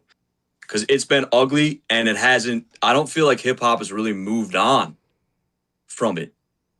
Like we've been in this for over 2 years and it still dominates the news cycle, right? Yeah, and here's the thing too. I've been having this conversation. It's like, what I think this Iceman album is going to be a great reflection on where the game is right now. You see, that's why I told people, I said, Drake is going to give a good cultural reset.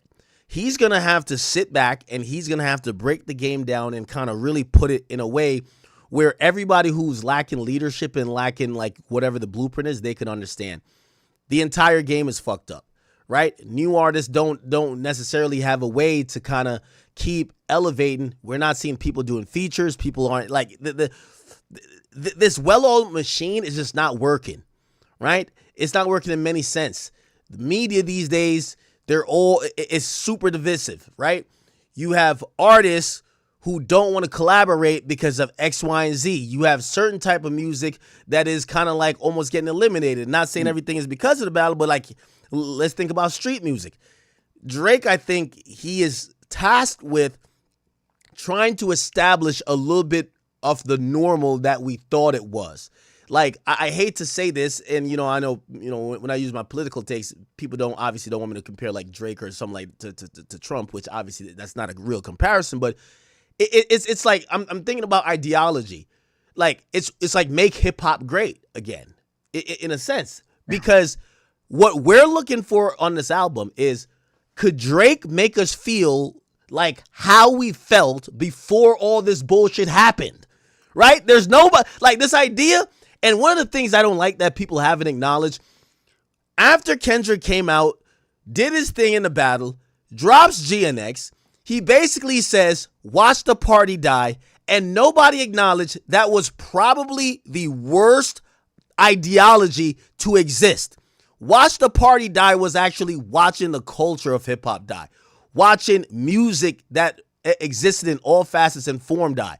He didn't listen, it's like, you can't kill something without giving it an alternative. And all he wanted to do was kill it, right? I get it. Like, there's a lot of people say, you know what? We rock with people like Kendrick. We rock with some of the woke stuff. We rock with the he's super cultural thing, whatever you want to say that's defined as.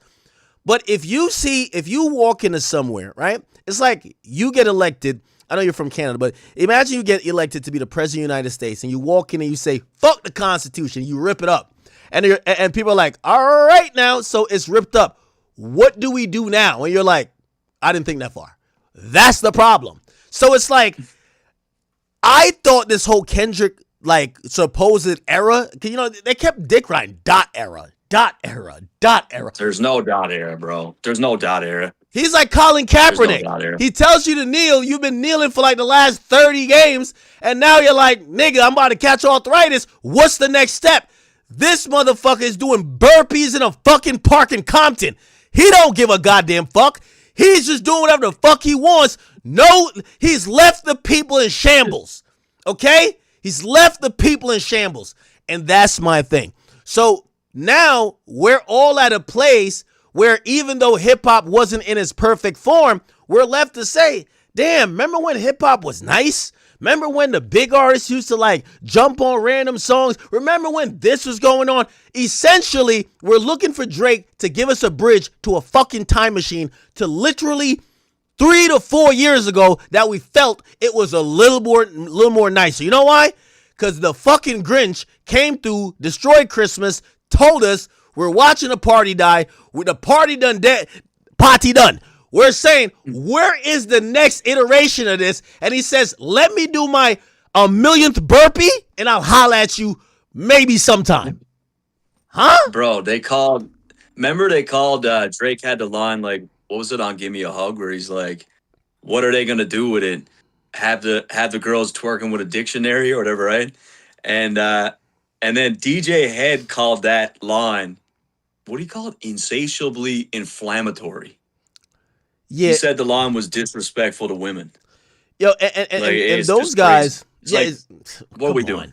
And those guys stand no accountability because, I understand there's different, perspectives on hip hop. My perspective, there's always going to be a counter too. I'm not knocking that. Yeah.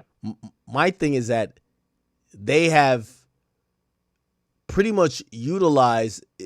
There's no like instructions coming. There's nothing left. So it's not, if we're waiting on Kendrick, it's not going to happen. So the entire music form is waiting on see if Drake could kind of restore the feeling. That's what it is. Could Drake restore the feeling? And that's why I think it's so important. That's why I told Drake, and I even said publicly, I said, you could push the album back to whenever. If you want to drop 2027, you can. You know why? Because there isn't any urgency and we're not seeing nothing new. Right? No. What was it going to be? Baby Keem's Casino? That was going to be the thing? Like, oh, okay, this is what, no. Right? With all due respect came to and him. Went. Good. I like the album too, but it came and went pretty quick. Yeah, I didn't mind Baby Keem's album. With all due respect, it's, and I hate to bring politics, but you got to think about it. It's like Trump killing the leader of Iran. If you don't got a whole new regime to install that's going to be moving different, all you just did is slow shit up. So now and do nothing. We're waiting for Drake to bring back the feeling. Actually, I want him to bring back some 2018 type shit. You get what I'm saying? Yeah. Like, because he had songs just running shit all over the place, especially from Scorpion. But yeah, I'm looking at this. I think Drake has probably been a little bit perturbed. Well, not even think. Definitely. He's had his gripes. Elliott Wilson, Joe Budden. We saw that long ass thing he wrote out about Joe. Yeah. And my thing is that I think we should have these conversations about these things, but I don't know if these guys are honest enough. Other things you saw in this booklet, because this booklet is 69 pages. Should we take anything from that, you think? Well, I realized they didn't put the front page for whatever reason. So really it should be 70 page. Yeah. I don't know why they didn't include the front page, but I don't think that number is really just coincidence, right? But yeah, it's interesting that it's coming out, and it I've been looking through it. I haven't even gotten a chance because it's only been out for a couple hours, right? Well, and it looks like that streamer, he only showed like 20% of it on stream. Look like 10% if you ask me. Yeah, like he only showed the first 20 pages or something. There's a lot in here. And like, I'm looking at it. Some of it is filler too, right? But I found the Lucian one really probably the most interesting thing in there. It's very interesting. The Lucian thing, I can't understand. Obviously, Lucian is the CEO of UMG. But this feels a little bit personal, right? Well, yeah. He literally puts Lucian high-fiving Dr. Dre, and he says, "Remember, you are dust." Keep in mind, if we go back to the history of Drake and Lucian, Drake had the infamous flex where he's like, "Yo, tell Lucian I'm tearing holes up in my budget," or whatever. You know what I mean? Lucian spoke about that. Lucian, I said, "Fuck it, I'm tearing holes in my budget." Right? Lucian spoke about that and said, "Yo, Drake gets whatever he wants." He backs him up on that. They look like they have a pretty good relationship. Drake is one of the major workhorses for UMG. Drops more than everyone else in comparison to the top 5 rappers. He helps streaming to be established, even though maybe Lucian would have wished he didn't do the exclusives, but he's one of the guys who kind of kicks off that, which basically streaming does save or create this huge potential revenue for the labels. I'm wondering how this could be personal. Like, it feels like something we don't know. I don't know. Yeah, probably. But I mean, even if you look at the lawsuit, bro, just if that's really what they did, bro, that is fucking personal, right? Yeah, but how much is that's Lucian actually doing? What happened? But how much is that Lucian? Well, that's the thing, right? Because it could be on the Interscope. I always looked at it like it's more on the Interscope side of it than anything, right? But yeah, that's a good question, man. It's a good question. Yeah, so I'm looking at it right now. And I got to try and do a video on this too, right? Yeah, he says, "Remember your dust." Now, to me, I think what I think. I think Drake is pulling a crazy rabbit out of the hat, or some crazy move he's gonna do after Iceman's out, or like, because what is he doing after Iceman? Like, to our knowledge, that fulfills his contract. We don't know. I don't know if anyone really knows that for sure, but I think that's the understanding, right? That this is the last that was album. also that was said for the longest period of time. But look at this though. Yeah. So infamously, 50 Cent, who first 2 solo studio LPs goes diamond, he gets into a beef with Jimmy Iovine. Jimmy Iovine was the CEO and founder of Interscope Records. And essentially, Jimmy Iovine took it personal. 50 would diss Jimmy Iovine on records, call him out his name, and even though he was making money off 50 Cent, he basically hit the stop button. And he was basically, you know, in the position to say, hey, you know what? Even though you make me money, I'm not going to tolerate this disrespect. And a lot of people, when you think about the career of 50 Cent, they actually believe that beefing with Jimmy Iovine is what stopped 50 Cent's wave. Okay? Not the Kanye thing, not oh, he can't make a song. You were beefing with your boss. Now, let me put this in perspective. Jimmy Iovine was the founder and CEO of Interscope. Interscope is underneath Universal. Essentially, Jimmy Iovine is not even close to the power that Lucian Grange has. So if Lucian has problems with Drake, because Drake is clearly calling him out at this point, does Lucian make the move to say, yo, Drake, you're done? And how does that look like? Bro, you're right, though, because it's pretty bold. Like, you know, when it comes to that Dre and Lucian thing, there's no real trying to figure out what that means. It's right in front of you, right? Remember, you are dust.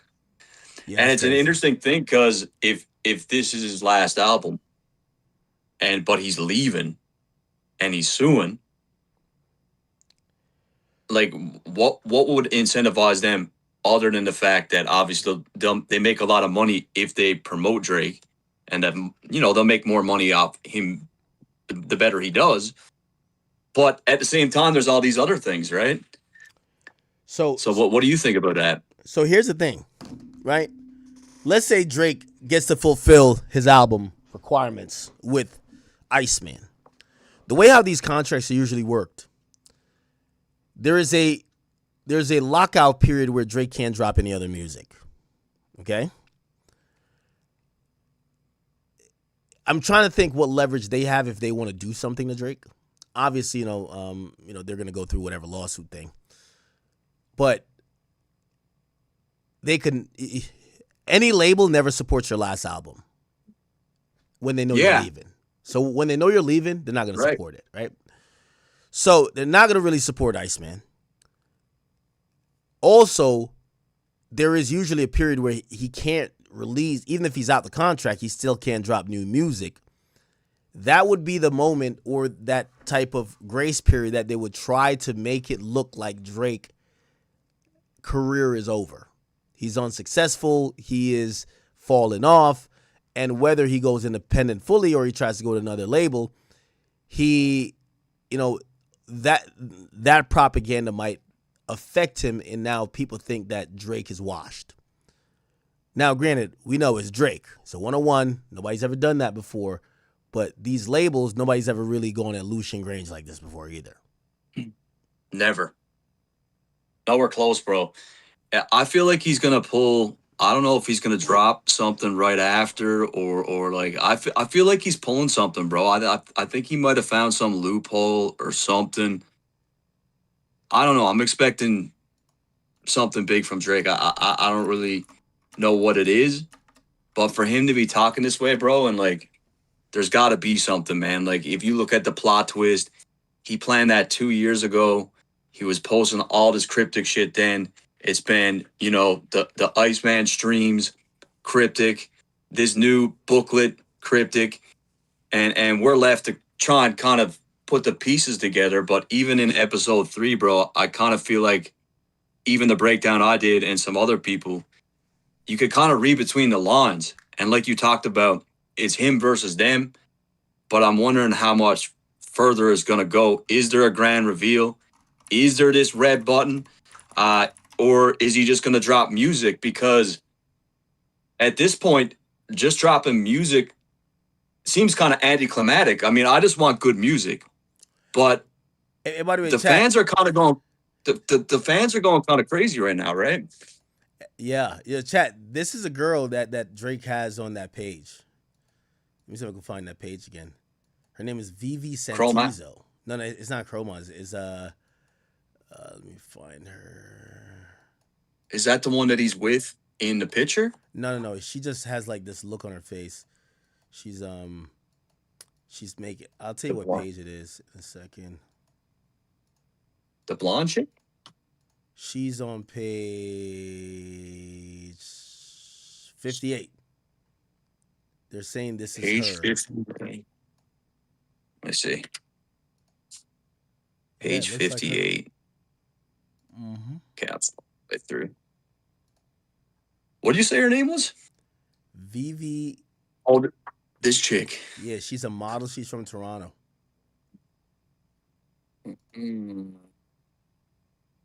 Yeah, and I noticed the thing with Tony Soprano too that he had up there with Carmella and Tony Soprano. That was like the point in the show where he gives her like this mad expensive ring, and like I think she's not really happy with him or whatever, but she looks at the ring and she's happy with like the lifestyle she got, right? Yeah. And I'm wondering why he would have that, and then he's got, I think it's Chromaz in the bottom right corner. It looked like her, right? What page is that? Let me look here.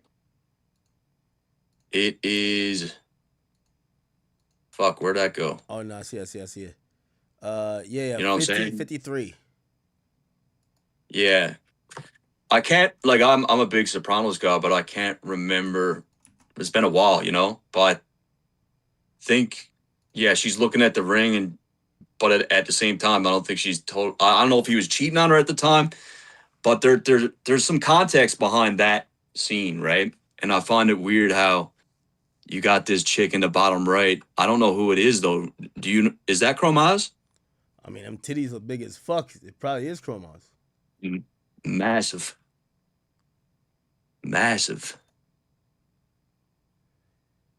Yeah. I do think that he's dropping little hints at the album. I think Lil Shimmy's featured. Or he's that's what I mean. Do you think Sexy Red is on it? Because like I was looking at that too. Yeah.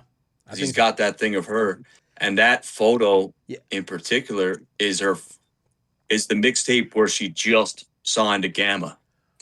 I think, and there's some rumors around and Drake, but I've never been. You probably heard them too, right? Yeah, that Drake kind of owns a part of it or something, right? Yeah, I think it was Joe that might have kicked that off. I found that interesting though because that was her first. That's the cover of that mixtape, right? And that was when she first signed with Gamma. I believe Sexy Red is on it, but like kind of more on an interpolation type of, you know, like an interlude. Like maybe interlude, but like interpolated. What I'm saying is, it's not gonna be like a traditional Drake and Sexy Red song. I think whatever he's doing, it's kind of like how he kind of uses City Girls on is it In Your Feelings or Nice for What? One of them songs. Nice for what? Yeah. Yeah, I think it's like it's also like an interpolation. Yeah. Which I think is What do you dope. think of him with the What do you think of him with the nitrous though? Because like Ye is the guy with the nitrous, and I'm trying to think, is he trolling Ye? Nah. Because apparently Ye was addicted to nitrous, right? Or is Ye on it? Ye's another goddess with Gamma. Yeah, nah. Oh yeah, that is very interesting. True. No, I literally don't think. I think this was definitely just a dentist appointment. But I do think he put it there for a reason. Nothing deeper than that, eh? No. Well, no. It's deeper than that. As in, he wants to troll with the imagery, but I don't think that he's hitting the nitrous consistently. Like, oh no. Drake is not on the nitrous, bro. That's definitely a dentist appointment. But for him to post that, everything means something. Like I think, I don't think Drake is like off the nitrous every night or anything. Probably not. What else we got here, man? I don't know. Like some of these things I haven't figured out yet. There's a lot of footage there of him from What Did I Miss? Like quite a few shots of that. True. We got that video, right? Recorded in Area 29. I would love to, I would love to know, we've seen him supposedly record in some interesting places. Apparently when he went to Bahamas, he had like his music crew being able to set up like at the club on the beach or whatever. Yeah, so or we're at the on the club, yeah. beach, and we see this at Area 29, and we've seen that supposedly he was recording at the Toronto Music Hall, or was it the City Center, whatever it was. And I would love to see, like, is this actually a thing where if you make a song in Area 29, if you don't know what Area 29 is, people, it's a like this infamous club. It's like this strip club pretty much in Houston. Is he making, like, you know, is the pheromones that's probably still floating in the air, the smell of money and Don Julio, is that giving him an inspiration to make a fucking club banger? Or I don't Exactly, know, bro. maybe a That's song what it like, is. That's what it has to be. Some inspiration, right? But there's actually a clip of him with Noel. I don't think Drake is in it, but if you go on YouTube and type in Drake recording at Area 29, Really? that's from that exact session. It's showing, I think it's Noel who's recording it, but he's showing that Drake is recording there. And I think that's the picture from that night, if you type it in. Drake recording at Area 29. Oh, here we go. Oh, we're recording an album in the club. 1,000%. You see the setup? Octavian. Octo. What are we doing? Are we recording in the club? Wait, look where we are. Yeah. Man, diamonds are smiling. Yeah. I don't know what that is. Yeah. This is insane. Oh, we're recording it. So, yeah, I mean, why not get a bit of inspiration, right? If you're trying to make a club banger or something for the, you know, something for that environment, right? Well, why not? Shit, or it could be one of those where it's like, you know, like, what's the name of that song? Just Hold On, We're Going Home? Yeah. Or it could be something like that, because that's a classic stripper record, bro. Yeah. That's like, you know what I mean? That works great for the dancers. Even a track like that. Let's get mad slow, you know what I mean? Look on page 24. He keeps using this imagery with like a guy with his mouth open, pause, and like ice coming out. And I think it kind of tags. Yeah, I don't know what that is. I don't know what that thing is, bro. It looks familiar, but I don't know. I think that connects to this theme of freeze the world. Whoever that guy is in the comics or whatever, I'm guaranteed that guy is someone who, you know, would probably, he's someone who would like freeze the environment or whatever, or probably stop time. Yeah, I mean, yeah, there's a couple in here like that. And yeah, even on page 20, there's another one. Yeah. If you look on page 20, same thing. These are all things I gotta like try to find out what they are. And yo, anyone who's on the stream too, if like, you know, I how feel much like, you think this is Drake though, or like maybe someone who is around the people behind it, right, is Ben Dorado. He was involved. Obviously, Drake got a lot of input too, but I believe Ben is the one who was behind the Iceman streams. He's got a company called Red Lebanese. If you look him up on IG, you'll see that they posted some clips of this. I'm pretty sure they might have had a hand in putting this booklet together. But even on page 6, if you look at page 6 with that reporter was, if you go to Drake's IG, he was like faintly in the background of another promo from like 2 months ago or about a month ago. Who is so he? They've had these things for a while. Even I believe the Tony Soprano one was even on Plot Twist. That IG account he had, I'm pretty sure it was. Now that I think of it. So like, if you look at Plot Twist, it looks like a bunch of random shit. But some of these things are proven to have meaning 2 years later. Like, you know, Drake posted that thing of the ice sculpture thing, right? Like the ice being made by this artist. That was 2 years ago. He posted that on Plot Twist. So I think he had plans to make that sculpture for a while. Really? He's planned that for a while. Yeah, even before the battle, happened. Drake, you can go back on his page. I think it was just after Kendrick dropped Like That. Drake is wearing Iceman pants even back then, before the battle even kicked off. So he's had Iceman planned at least up to that point, but I think this has been a concept that he's had for some years. Wow, okay. At least, like, what is very apparent to me is that there's a lot of thought behind this. And I don't remember Drake ever really putting this much thought in a concerted effort to kind of like, you know, show people in depth where his creativity could go. Well, I thought the ice sculpture was really dope. Really dope. And it went crazy in Toronto. Like, you know, now you're looking at the impact of that structure where all these companies are jumping on board and using it for marketing. You're seeing big brands use that sculpture concept, right? So, I mean, it's reached a long way, bro. And I know I heard you claim you thought views have more anticipation. I don't know at this point, bro. I don't know. I think Iceman coming off the battle, the way things are, like the hype behind this is like, I think this is something different. I think this is more hype than anything Drake has ever had. I know Views was huge, but Iceman's different, man. Views did 1 million in a week. I know it did. Yeah, that's true too. It's fucking hard to beat that. It's hard to beat. No, that is in this. The reason why I said that is like, put like this. The anticipation of this is, how does Drake deal with this moment? Everything's so divisive. He just came off one of the biggest battles ever the biggest battle ever in history. But the reason why I said that Views was more anticipated, not only did he drop singles before it, and those singles were going fucking bananas, right? Yeah.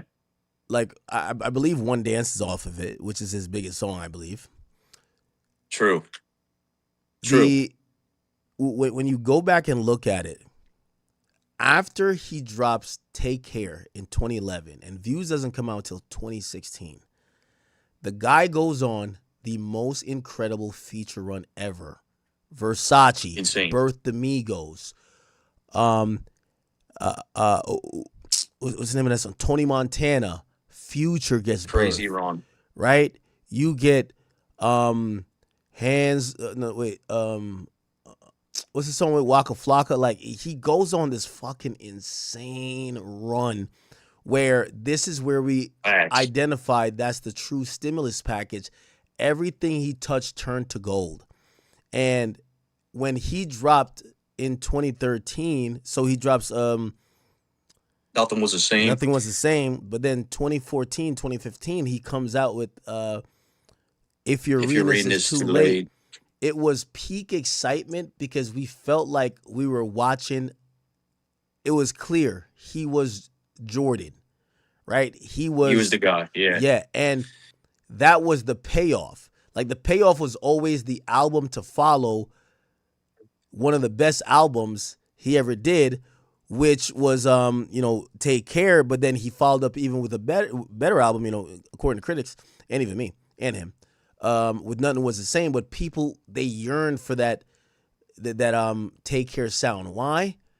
The Weeknd was birthed.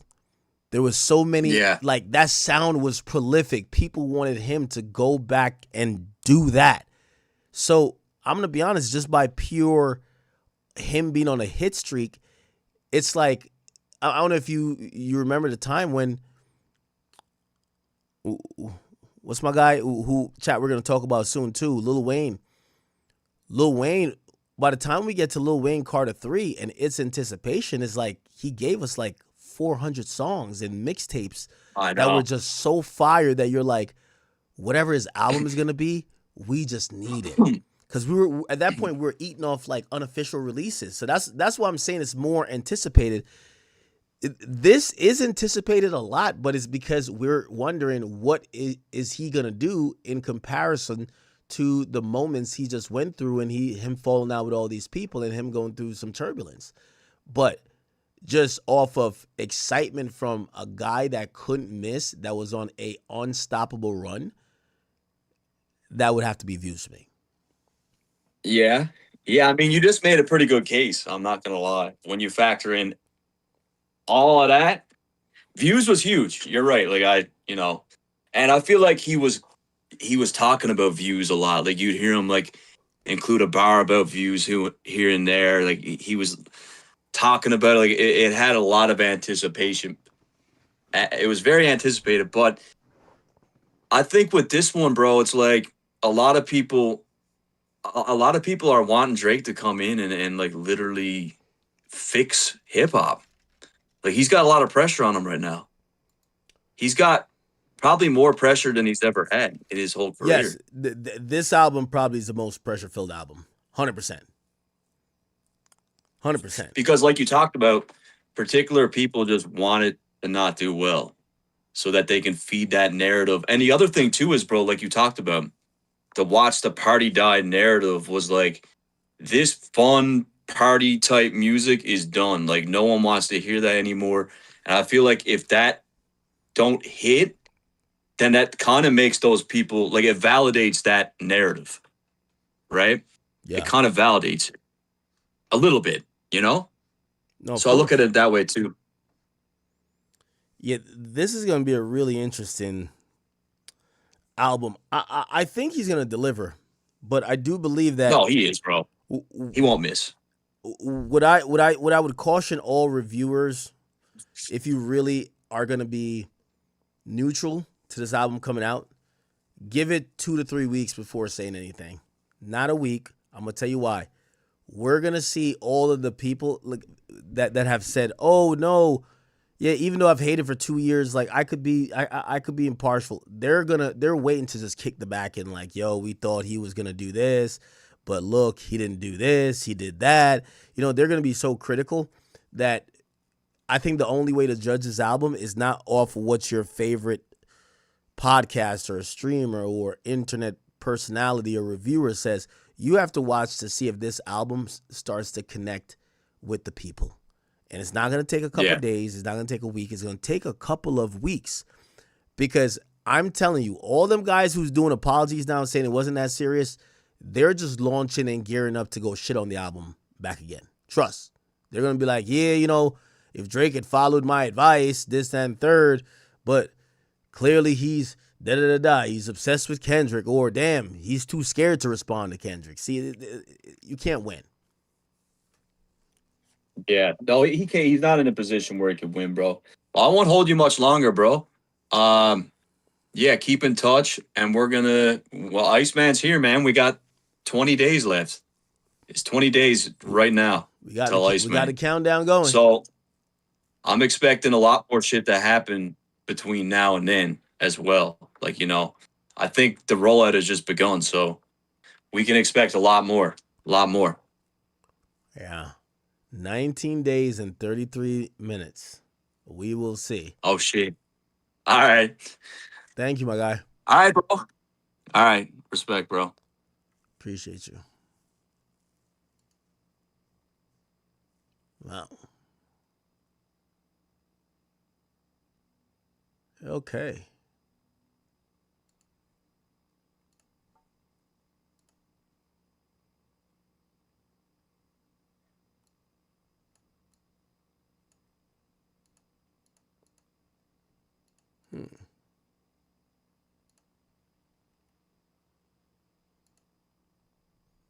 What's this?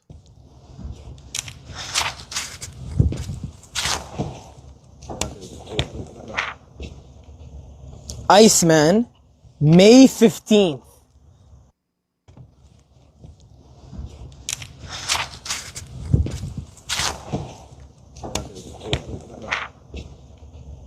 Iceman, May 15th.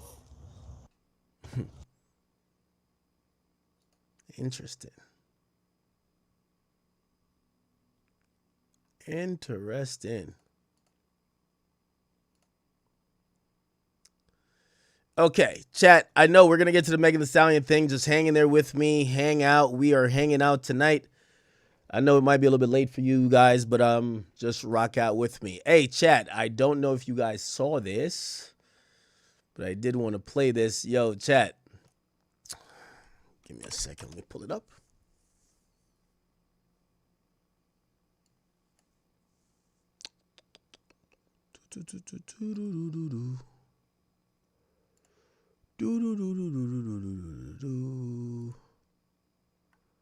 Bang, bang, bang, bang, bang.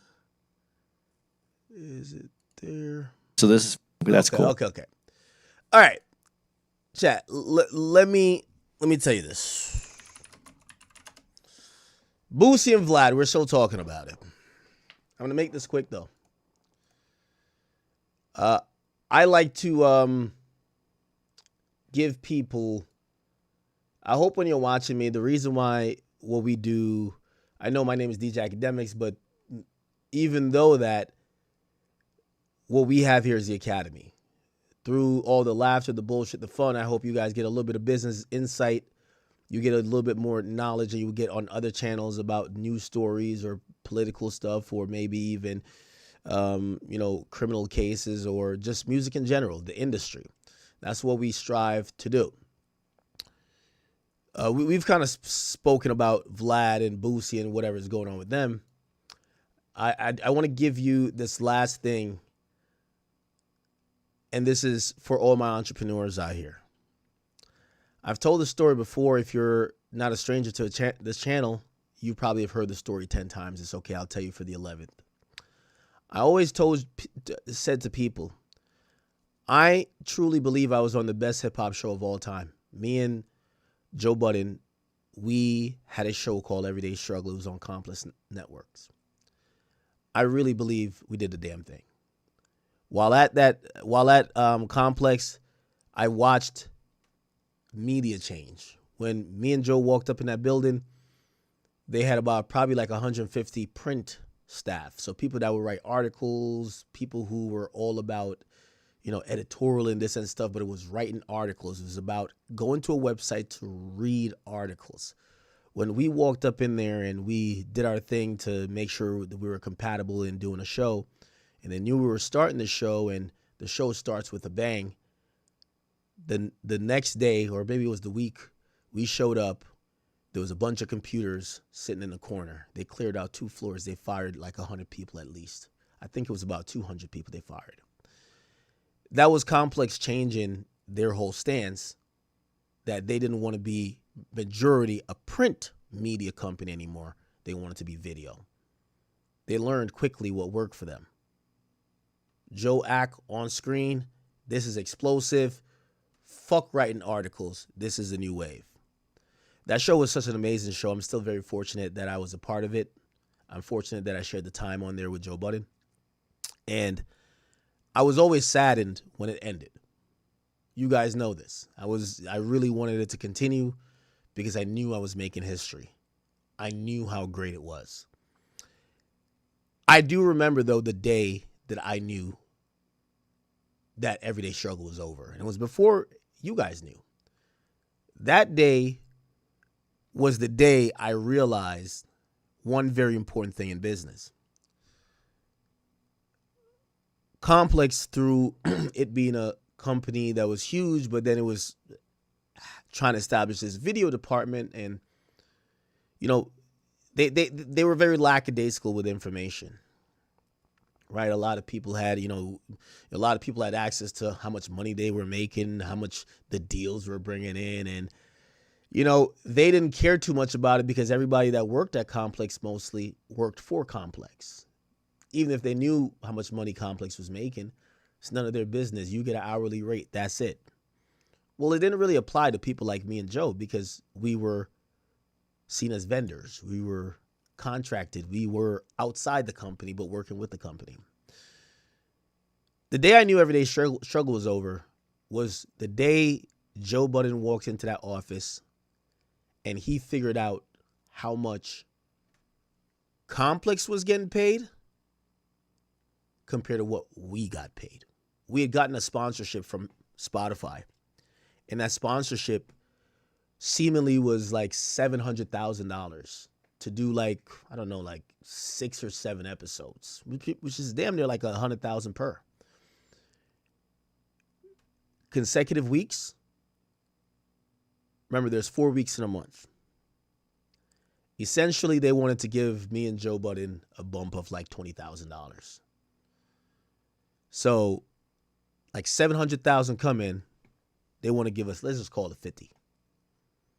So 650,000 they were going to keep. Now I'm pretty sure they were like, oh, well, they had other stuff. And, you know, there was this whole idea of, no, well, they paid for more stuff. They paid for some stuff on our site, this and third. The moment Joe figured that out, Joe said, I'm not doing that fucking Friday show. That's supposed to be the Spotify show. No matter what happened. I wasn't that big on money. I was doing really good on YouTube. Wasn't that big. Like, I just wanted to keep making history. But Joe, you know, he's a businessman and he's his own man. He said he died before getting back on that fucking camera.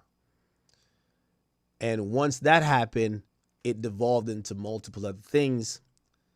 And the show basically was fractured. I was doing the show with sitting guests, like other people that's subbing in for Joe. And negotiation or renegotiation was a shit show. Shit was over, man. Joe subsequently leaves. He goes to sign with Spotify. And I could imagine the money that Spotify was paying Complex for me and him, he probably got his fair share then, right? Why did I tell you that story? Because I learned in that moment there's a critical importance in between your employees and you being the business. What does that mean? If Apple told, I don't know, well, they probably already know, but you can't defeat Apple. The point is, if you told somebody how much money you made off of them, after a while, they're going to come knocking for more. And most jobs, they usually tell you, you can't speak about how much money you're making. Why? Because in life, you get what you negotiate, not what you deserve. This idea, my worth, you get what you negotiate, not what you deserve. And as I said with Everyday Struggle, the moment Joe realized how much money was coming in,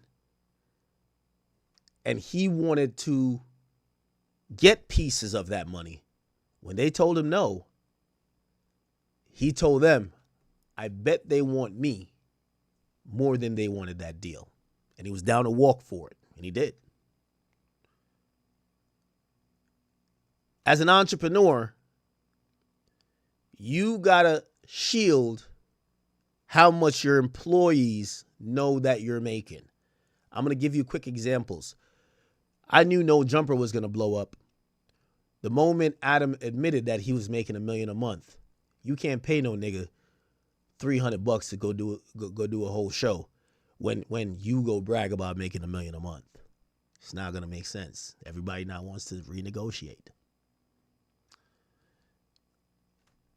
When I did my master class at Ruin and Ruri and Mealy Mall, those two ungrateful bitches for mentioning me in a disrespectful manner, I ruined Ruri's life. Okay? Ruined it. But the reason why I did it and how I did it was I realized quickly, oh, these boys, they're Joe employees, but they're talking like they're bosses. I played on their emotions. They were weak. You know, they were cosplaying as something they weren't. And when I held fire to their feet, they basically, I didn't even have to get Joe to fire them. They left. Beautiful. Why did I say all these things? Because Vlad is going to learn this same important lesson. What Vlad has started with this Boosie thing is Vlad, in feeling himself a bit, has been, you know, Vlad started this new ecosystem of paying interviewees. I still don't believe in it. I don't interview. I got all the opinions in the world. I don't need another nigga to give me their opinion.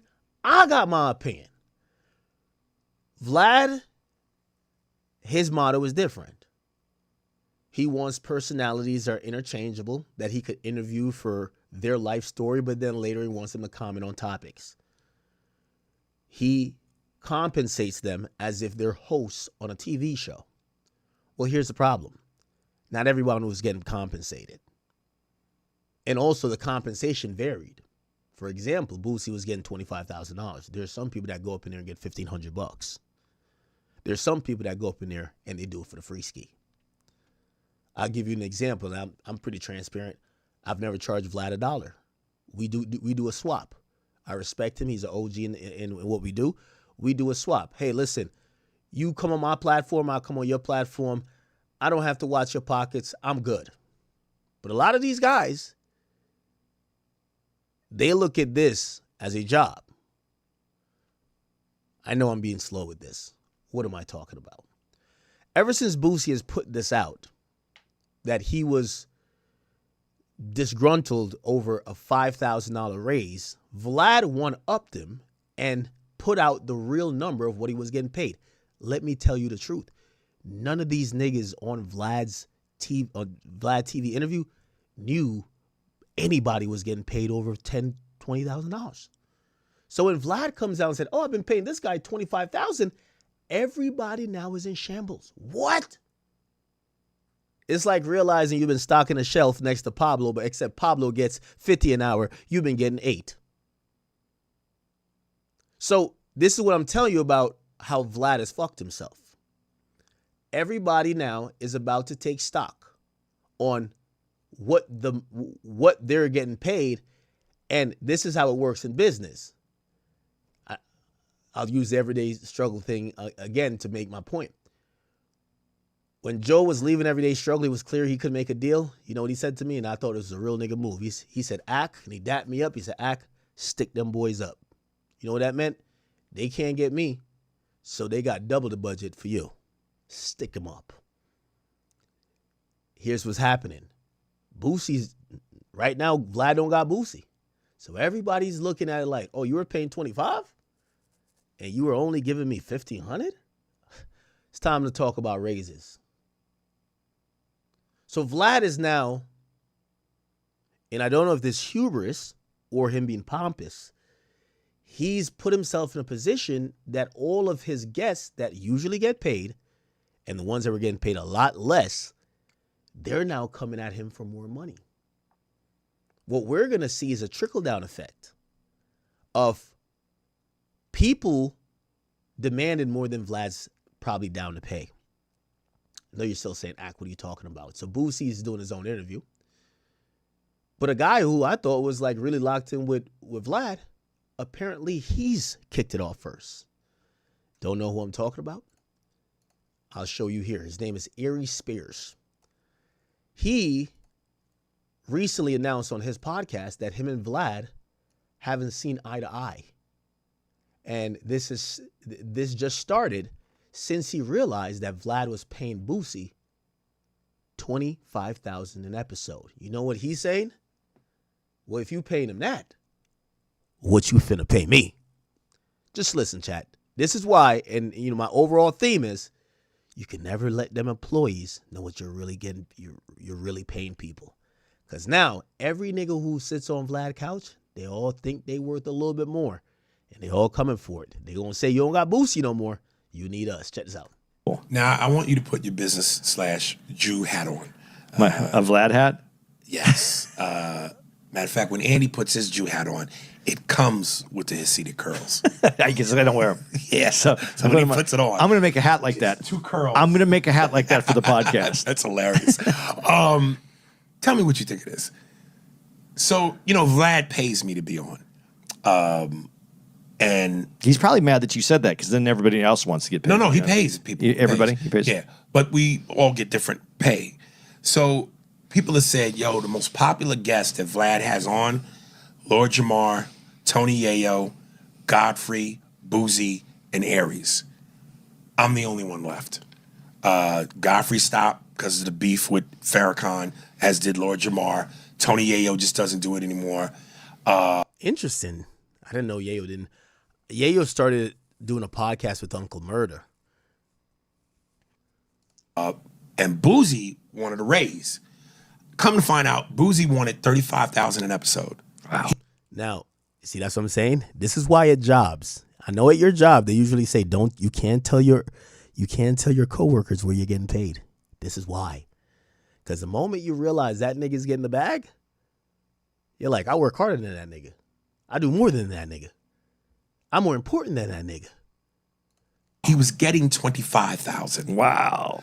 So I don't get nowhere near that.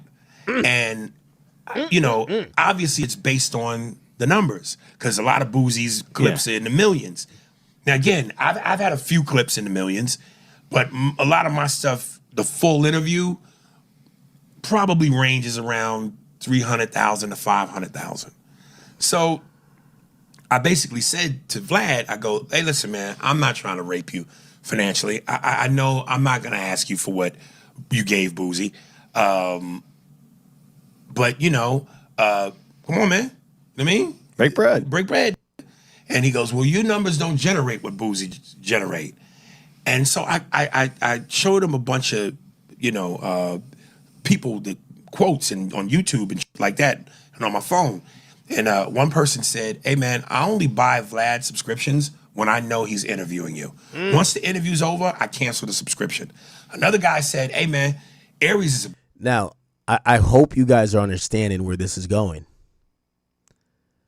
Vlad has opened up Pandora's box into people now trying to value how much they're worth on his platform, but that worth is not only based on X's and O's. You know what he said to Boosie? Boosie used to do 6 million views.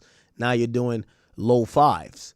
I can't give you a raise. Well, this guy, Aries Spears, he's taking it from a different angle. You know what he's saying? Well, you have memberships.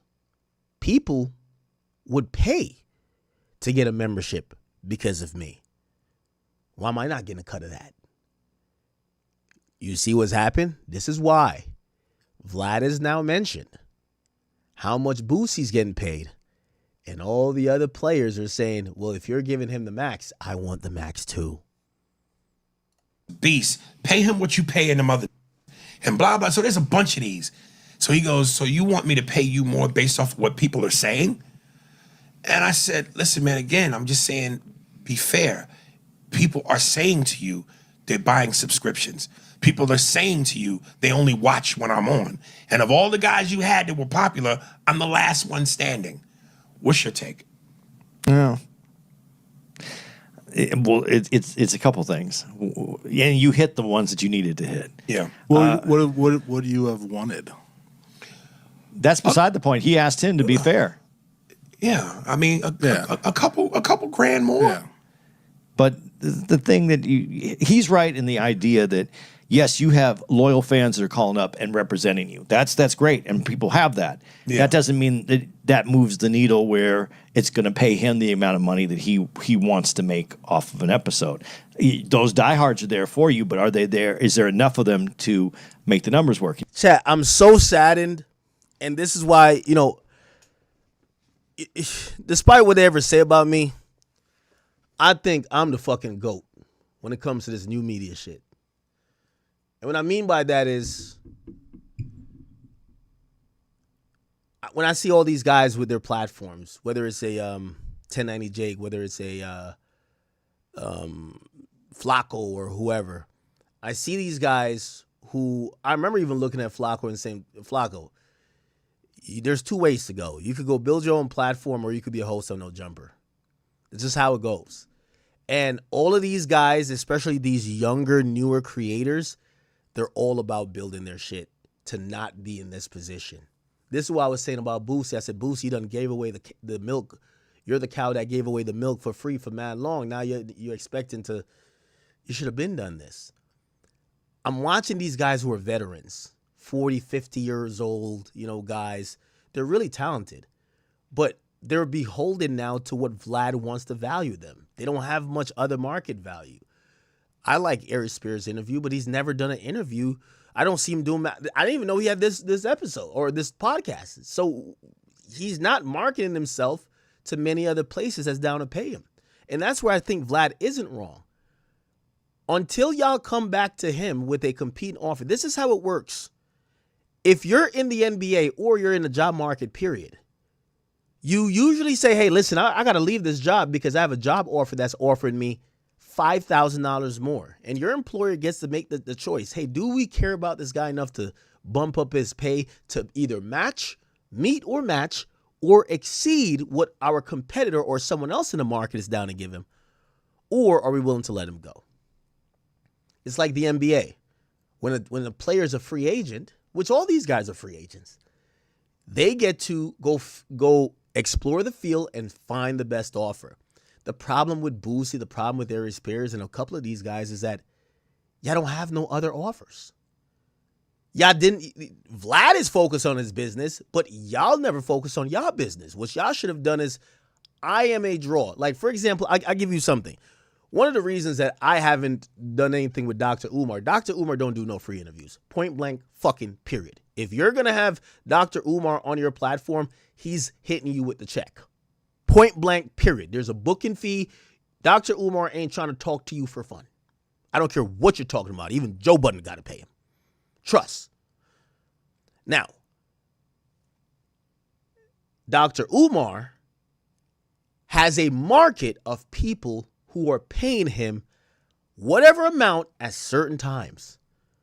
That is so if he asks someone for such and such amount of money and they're like, fuck no, he doesn't have to complain. He doesn't have to get online and say it.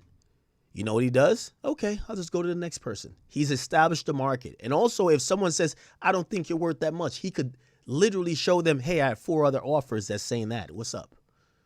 That's the problem with most of these guys in this market. You know, y'all all were initially loyal to Vlad doing majority interviews for Vlad, and now y'all are trying to create a market when there is none. Yo, Vlad, give me a raise. And Vlad's like, why? Why would I give you a raise? Well, you know, brother, you have no numbers on no other platform except mine. Like, you're a bit of exclusive to me. That's the problem. Anyway, keep going. Can you guys see the numbers so you can make that decision yourselves, you too? But the other thing is, the thing that you said, you're the last one there. So he's not going to generate numbers. And if you go, where are those numbers going to come from? Now he's going to have to do episodes with people who are doing much less. Well, here's the funny part. So, of course, he, was being really like, blah, blah, blah, blah, blah, blah. And I said, he kept driving that point home. You just going to you want me to give you a raise based off what people are saying? I said, listen, man, you don't have to keep telling me about what my worth is. You either want to do it or you don't. So then he texted me back a couple hours later and said, we should talk. I re-looked at the numbers and we should talk. So come on, man. What are we doing here? Well, it's like in basketball. If you... and I'm just, not to break your point, but I'm taking it from your angle, which is more so for me, I'm the last one left. Yeah. So there's value in my presence. Yeah, because your numbers are going to go up based on just the fact that if they like Vlad and they like you and none of those other guys are there, they're going to have to go to you. It's like when you in basketball, you're trying to put a team together and you have you need a center. You have to have a center. You might have to take the 10th best center and pay him the center price for the 5th best center just to get him on your team because you need that player. Right. He needs you on this on this. Right. So that's the bargaining you have. The real side for him though is to go, Aries, these are numbers, these are real numbers. If I pay you this much, then we're good. I can't pay more than that. And as long as that's a raise for you, you're gonna. I think you would go, yeah, that's good. Don't just get me my. I want value. Yeah, that's all you're asking for. Yeah. You didn't say, like you just said, you didn't say, give me Boosie's amount. No. So you got to play fair. You got to play nice in this game. Come on, man. And if he has you on enough, anybody's going to build more and more momentum when they're on the show. So. And Vlad is Russian. So my terms of negotiation is take money or die. Dude, and Vlad loves coming out to your shows, man. He loves coming out to my shows, but he loves it even more if I would shout him out. He's such a narcissist. Dude, at the end of the show this last time, when he came back there where we all were, when Ryan Davis used me, and he just wanted to be part of that whole thing. He's jumping in pictures. He's trying to. Yeah. He loves it. He loves wants the attention. He wants to be a star, man. He loves the attention, man. What do you got? Okay. So I'm telling you, think Vlad has opened up Pandora's box. And a lot of people are going to start having self-reflection.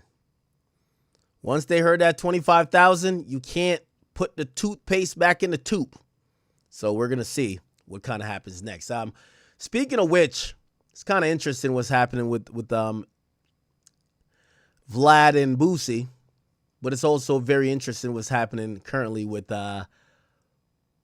Adam 22 and Wack 100.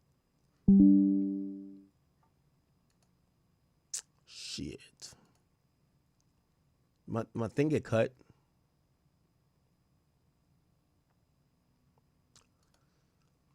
Did my thing get cut, chat? Please don't tell me it did. Let me see.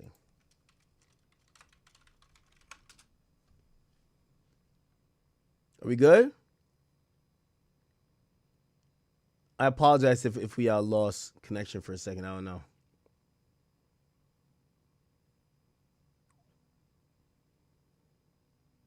Just restart, refresh, I mean. Okay, they said we're good. We're good. Okay, I apologize for that. Okay. So, essentially,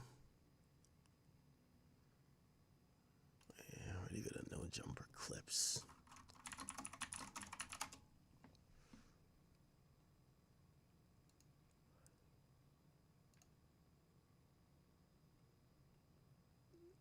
Okay.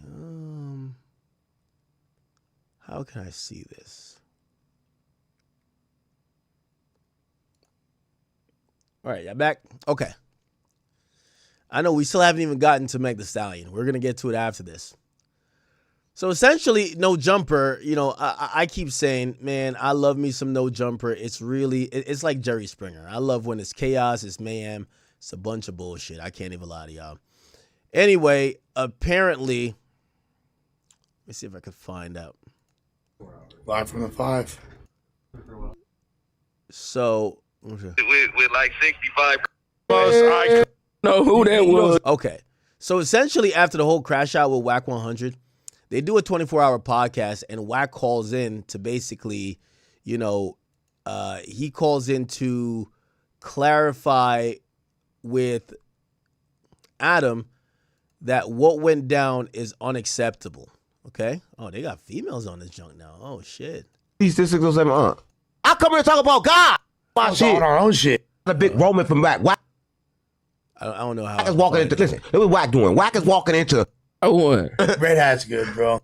I did. It's about to go out. I'm gonna call you. I don't do gay shit. She, you know what? She got naked in her crib. Right. I'm telling you, I was. You don't have sexy. I accept who I. The whole stream is just gay. Just kicking it with all the crib. Okay, just give me a second. So again, Wack calls in, and he's so everything. What the fuck? They got a lot of females in here. Yes, sir. That's important. Tell you, man. I walking there, he walking. Fuck. Would be the. You tell me what kind of it is. Like. Okay, they got people sleeping in there now. Yo, shout out to Adam, man. He's putting these niggas to work. Respectfully. In your past life, you were fucking hoes, you were a dude, you know what I mean? Like exiled late. Okay. Yeah, he put these motherfuckers to work. If I'm not here, Adam, he's left alone 19. Interviews today? No. A different financial category. No, I didn't talk really people and be a legend. Okay. Yet to do that. Two. Have you ever had a? And then all the other hosts are like encouraging them and yelling. I love women. Actually, do It's over. What are you going to do? That's a raspberry. When the nigga know he a snitch, he talking certain. I really don't. I can't. This is like, if you ever watch No Jumper content, this is for like some. Because women try to control. Like grab your popcorn type shit. You on No Jump. That word. It's okay. I can't even fucking find it. Okay, I can't find it. Let me look. Wack 100 confronts Adam 22. So basically, Wack called into Adam and basically said, hey, bro, I don't appreciate that you set me up. Okay? I don't want you to keep doing that where you're setting me up and you're putting me in a position where I could have crashed out and gone to jail. Right? And essentially, Adam trolls the shit out of Wack. I've never seen such a thing before, ever in life. Give me 1 second. I think it's on part 4. Real power. And I'm looking at this white boy like, bro, you really playing? No, you were appearing to be bad because of you. Here we go. God, he don't believe in a fake God. I never heard you say that. Guess what? Adam chose to play a game. Okay, here we go. Just sat here and said, I can't be impressed. You see what happened? She's like, in the real. Have you guys tapped in with the super chops? Adam, you slept the whole night. Because if I'd have told Adam, Okay, I can't even think of You stay here all. You say you bring this whole time, Adam. So Wack is gonna call in and confront Adam on almost getting him to crash out and go to jail. And yo, this is what I keep saying, man. Yo, Boosie look crazy when he's getting chin checked by Vlad. And I ain't gonna lie, Wack, I love you, but you look crazy getting chin checked by Adam. I'm not, because when Adam talking to me, when Wack talking to me, listen here, little guy.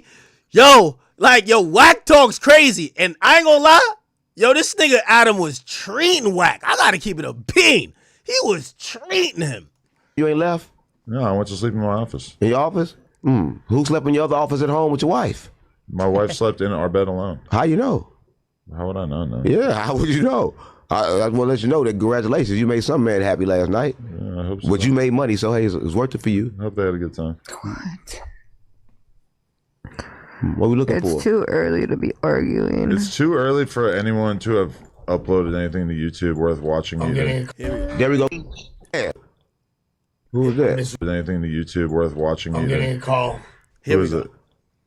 Who was that? Mr. 100. You are live. There we go. Get on his ass. I'm just tripping off you though, Lux, because on one page, when you on the phone with somebody, you say one thing. Now I'm watching you sit here and say, I can't even hear him. yeah, that's so whack. Even you knew I didn't want to fuck with dude. Dude been disrespectful. Adam act like he didn't know, but now he's saying, I didn't see all the shit. He whooped my ass, all this shit. I didn't see that. Yeah, I don't think Adam did see that. Yeah, that sounds fake. Now you not. But no. He saw it since then. Yes. Now what I'm saying is, you up there acting like, Wack just tripped out. If Wack, I've never said I don't want to sit out with nobody in that building. No, you ain't. That's why I was surprised that this was even a thing. I never heard you say that. And this is why I keep telling y'all, make sure y'all building up your own platforms. Because I could tell at this point, man, the way how Vlad dealing with Boosie, the way how Adam dealing with Wack is like, it's like they hitting them niggas with the poo shots. Man, get your bitch ass out my face. Like, that's the type of action I think they're giving these niggas now. Like, it is what it is, though. Guess what? Adam chose to play a game that I told him as a man, hey, bro, I'm not cool with dude. I don't want to sit down with dude. No boys cool. That's what you want to do, cool. I'm telling you, this is me. Because if I'd have told Adam, yeah, bring him in, then took off on him, then I'm wrong. Right? No, for sure. You always talking about not bringing shit to the building, any problems? Yeah. But if I tell Adam, I can't do that, I don't want to fuck with dude, it's a problem, I'm still wrong? No. You're not wrong. Adam wrong. So why you up there like, but look, you be two-faced, bro. Yeah. I'm watching you, you like, yeah, well, I didn't break shit, but I break something. I literally did not mention anything about you breaking. Now you scared, bro. No, now you scared. I didn't even know. Now I you didn't scared. even fucking know you, bro. Now, supposedly, while Wack was going crazy, he might have broke like a camera or some type of equipment. And Adam is like, yo, we're going to invoice that nigga Wack. He need to pay us for the shit. Yo, Adam is a cold piece of work, man. Right? Even though this is the most viral content in the last like 6 months at No Jumper, Adam is like, yo, let's get this nigga to pay us for the shit he broke while giving us the content. Beautiful. I ain't gonna lie, man. Yo, sometimes I don't know how white people get away with it, man. I don't know, bro. I don't know. Okay. I've been saying it all the time to Adam. I don't know the fuck you, bro.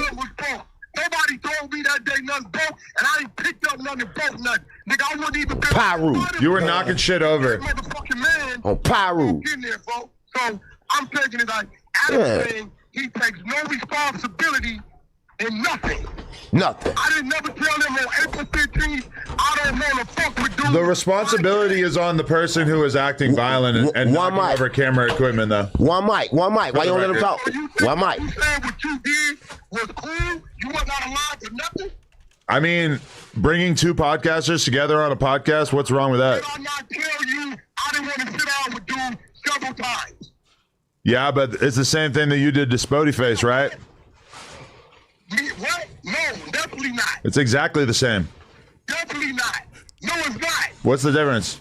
Because DC Baby Draco has never disrespected Spodie Face. Yes, he did. No, he didn't. For sure he did. No emotion. So you justifying it. No emotion. I'm just saying you did the same thing I did. We both ran a play. You're just way more emotional about it. Yo, salute to Adam, man. Adam on some Paul Heyman shit. He said, yeah, you ran a play, I ran a play, nigga. What's up? Spodie Face never told me he didn't want to sit down with DC Baby Draco. I think it was implied when he was making all those videos about him. Did I not text that to you on April 15th? I don't know. I'd have to review my text. It's on your text. Either way, I learned from the best. I saw what you did to Spodie Face with DC, and I figured that you would be down for some of the same antics. I don't know why it has to be so serious. Cause nigga almost got killed, nigga. But he almost got killed because Wack can't handle himself and just do a fucking podcast. I've been a man with more responsibilities longer than you. If a man tells you, I don't want to do that, that's that man being responsible. But that doesn't justify you lashing out in violence. Oh my God. You got a Mexican he go through to me. You what? You got a Mexican popping lush. Even you knew it. Didn't I tell you? Don't bring that dude around me, bro. I don't want to fuck with him. Did I not tell you that? Yup. I know, and I can acknowledge that, yeah, I brought him around you and you had said not to or whatever, but that doesn't justify you going on a Godzilla-style rant, knocking cameras over and trying to fight him. You just like everybody else. You should have just done a podcast. Wait, oh, my so God. You saying if a man tell you when he doesn't want to be around, you're saying you can make that decision, and when shit happens, you don't got no responsibility? Well, I just think the responsibility falls on the person who is lashing out and acting violent. It doesn't really matter. Oh, my God. That's how they be for real. That dude and tell him I was with it, that it was cool. The only thing I told Moose was that I would make sure that you didn't hurt him. What? Did you say anything? Before or after? I need some wood. Bro, so you telling me you didn't tell that dude that Wack was good with it? It was a play? I never knew shit. I told Moose that I would make sure that you didn't hurt him. That's it. But you couldn't make sure that. You ain't no. But I did. I'll stop me. Adam, you can't stop me. You scared to even fight for yourself. But I did stop you. Me, But I did. I made sure you didn't do anything. Adam, you cannot stop me, bro. I will beat you. But I did. 5 seconds. Hey, look, I'll put 100,000 now that I will knock you out in 5 seconds. I mean, obviously, I don't want to fight you. I'm just saying that I did. I protected Moose because I am a protector. You ain't stop me, bro. I'll stop me. You ain't stop shit. You put that kid in harm's way. You see, Adam hitting him with the Aiden Ross troll shit. I was in the text message with Aiden Ross and Wack, and all of a sudden Aiden Ross is like, "Yo, let me give you a kiss," and I'm like, "Yo, Wack is mad over hundreds of thousands of dollars." And Aiden Ross just start trolling. Tell him to come up there. I'll stop me. You can't stop me. Well, I got you to stop yourself then. Wack, like you. Nothing happened. He was safe. We've definitely seen you get into it with different people, but this seems like this was the most mad. No, exactly. Well, this is the most mad that I've ever seen you before. You feel me? Like ever. Listen, okay. So if a man think about that. tells you prior to, hey, I'm not up to this. Now, Adam kind of gangster. Yeah, no, I mean, like it's the same thing you did to Spodie Face. It's content. No, it ain't. Yeah, it is. It's not that serious. Wack, you would have a point. you would have a point if it was like somebody that was a threat or somebody that you had like real legitimate beef with. But it wasn't someone serious. It wasn't somebody that you need to worry about in a physical sense. And so as a result, you're overreacting and it's silly. Hey, listen, Lush is not a threat to me. I know Lush. I don't know this motherfucker. But you already knew he was a non-affiliate. You already know that he's got no criminal record. He's not a violent guy. He's just a podcaster. Lush, does a non-affiliate mean you can't harm a motherfucker? Right, but he's not like that. He's not like that. He's never done nothing to nobody. He's not on that shit. Yo, Lush, what about, you talk to a whole lot of talking, but ain't nobody there. So you saying, because you know him, and I'm telling you in the text, I don't know this dude. I don't wish to be around him. I don't want to be around him. Yeah. I don't know him. Yeah. I was just doing what you did to Spodie Face. No, it's not. I learned from the best. DC, baby, hey, yo, Adam, you gonna fuck around and get yourself hurt, bro. Yeah. Why you always got to turn everything to a violent thing? You can't threaten me, Wack. I don't give a fuck. Don't threaten me with violence. I don't care. You're not going to hurt me. You a bitch. Play that game. Hey, bro, you sitting here as like a little kid, and I said, you know what? I blindsided him. He told me he didn't want to do that. He told me.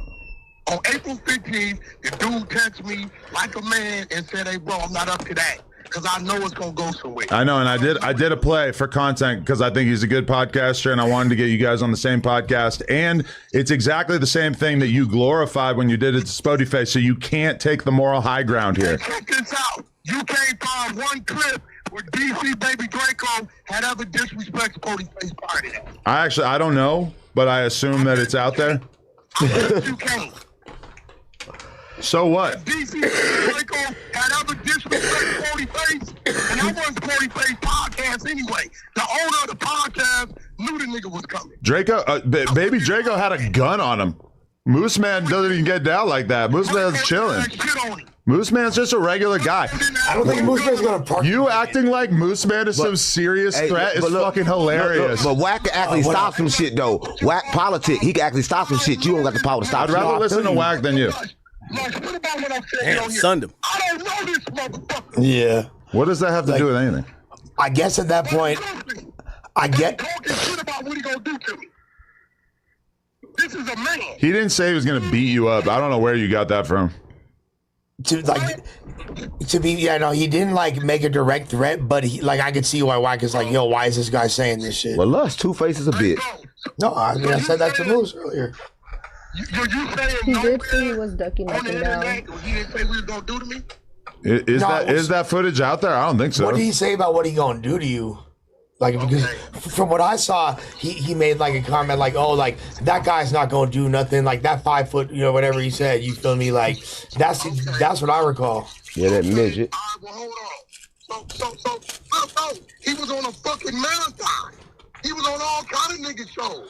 You just think that because you just all that, bro. Yo, but Wag, you just think that because you just look at all these clips that Flacco sends you.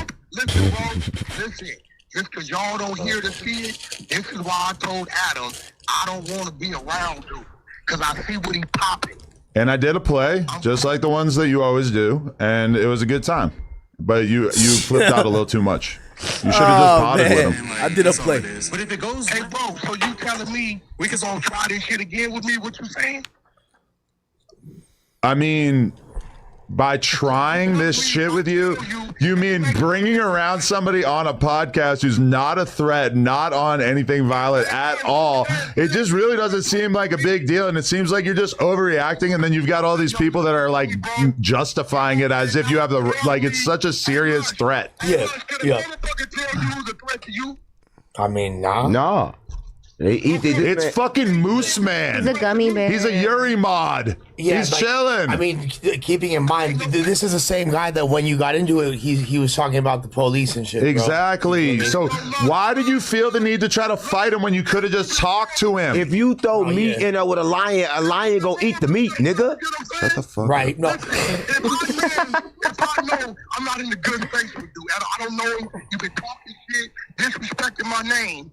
Why would I put myself in a space where I know I'm a trick, where a nigga's a threat to the police or whatever? I Okay, but you're like comparing it to some street shit or whatever. He's just a regular guy. He's just a podcaster. There's no reason to be violent with him. Like I can't believe you're acting like you were in the right for trying to fight this random guy. No, here we can watch the clip right here. It's 11 seconds long. Man, you are. You know what I'm saying? Like, that's all it is. But if it goes left, bro, are you willing to... We can squabble up, wax a short little fat motherfucker. Talking like this. What? Okay, what? You just say we can squabble. And you put him in a room with the niggas saying they can fight? What the fuck is wrong with you, nigga? He's short and fat. And I don't even know this nigga. So what? You puppet master. He's a podcaster. He called you short and fat. Who the fuck cares? You's a puppet master. But Adam, what? Okay, so just to play devil's advocate, how do you feel like because like this is your partner that you do a show with, it's a cracking show, you want to keep the relationship cool? Does that make you not want to do that shit again because it makes him upset? I mean, but the whole thing, I just feels like a double standard that like he does this to people, like, and he brings people together that are like street dudes. I brought him around a dude who's a regular guy that ain't on no violent shit. You're a liar. I've never taken people to no Jumper who ain't supposed to be there. There's been a bunch of times where you showed up with people to do the podcast that you knew that I did not want to do the podcast with at the last second, and I just rolled with it because it's not that big a deal. Fucking when you brought the Greedo ops from Grape Street, Gooch and them, like you knew that was awkward for me, and I just rolled with it and didn't make a big deal of it. Huh? Because I have a fucking relationship with Greedo, and then you brought dudes on. You didn't tell me, and then all of a sudden we're sitting down with dudes who are just gonna shit on Greedo the whole time. That's an example of you doing something that's way more serious than me bringing Moose around, and I didn't make a big deal about it, and you fucking lashed out and tried to fight him like a psychopath. Oh shit. Man, I should have just beat your ass when I was Exactly. All you can do is threaten violence because you can't communicate with your words. You should have had a conversation with Moose, and then I just 100% checkmated you. Wack, listen to me. I just checkmated you so fucking bad, and your one response is, oh, I should have beat your ass. You're not going to beat my ass, and you can miss me with that fucking bullshit. Oh, shit. Oh, nah. Yo, we got Vlad talking crazy to Boosie. We got Adam talking crazy to Wack. This shit getting out of hand now. Like, yo. Tough, you weren't talking tough when I was in there. You're not gonna hit me. You're not gonna punch me. Stop fucking even alluding to it because you know it's not gonna happen. And you know that if you do, I got 911 on speed dial, just like Moose Man. Dead homies. Adam, you have made a few great mistakes over the last couple of years, brother. Oh, you playing, boy. You gonna be your ass gonna be grass, nigga. I'm trying to listen to him, Unk. What? But the fact that you think you can do it how you want to do it is crazy. I did the same thing that you do all the time, and you have absolutely no right to stand on any kind of fake-ass moral high ground here because the shit that I did to you was so much less serious than shit that I've seen you do 1,000,000 times, and just because you're overreacting about it and acting as if it was super serious doesn't mean that it actually was super serious. Listen, I respected you in that room, believe it or not, because it could have went a whole lot another way. Right, but the fact that you even thought about hitting him is so fucking stupid and fried, bro. This is what I'm going to tell you. I respected you in that. Yo, you know what I realized? Adam and Vlad is starting to realize, nigga, I'm cutting the check, nigga. Nigga, fuck all that shit. Nigga, I'm cutting the check in here, nigga. Yo, it's only one big dick in this building right here. I'm cutting the check. I'm the boss. And they're starting to talk crazy. I can't knock it neither. I can't knock it. Yo, I think Adam started realizing, like, man, I'm paying for this whole operation in here, nigga. Fuck that. No, you didn't. You didn't respect me. You jumped out of your seat and tried to fight him. That's disrespectful. Nah, he might get an apology out of Wack. I've never seen Wack like this before. I ain't gonna lie. You can't stop me. I'll stop me. I did stop you. No, you can't, Adam. You were stopped. If I wanted to.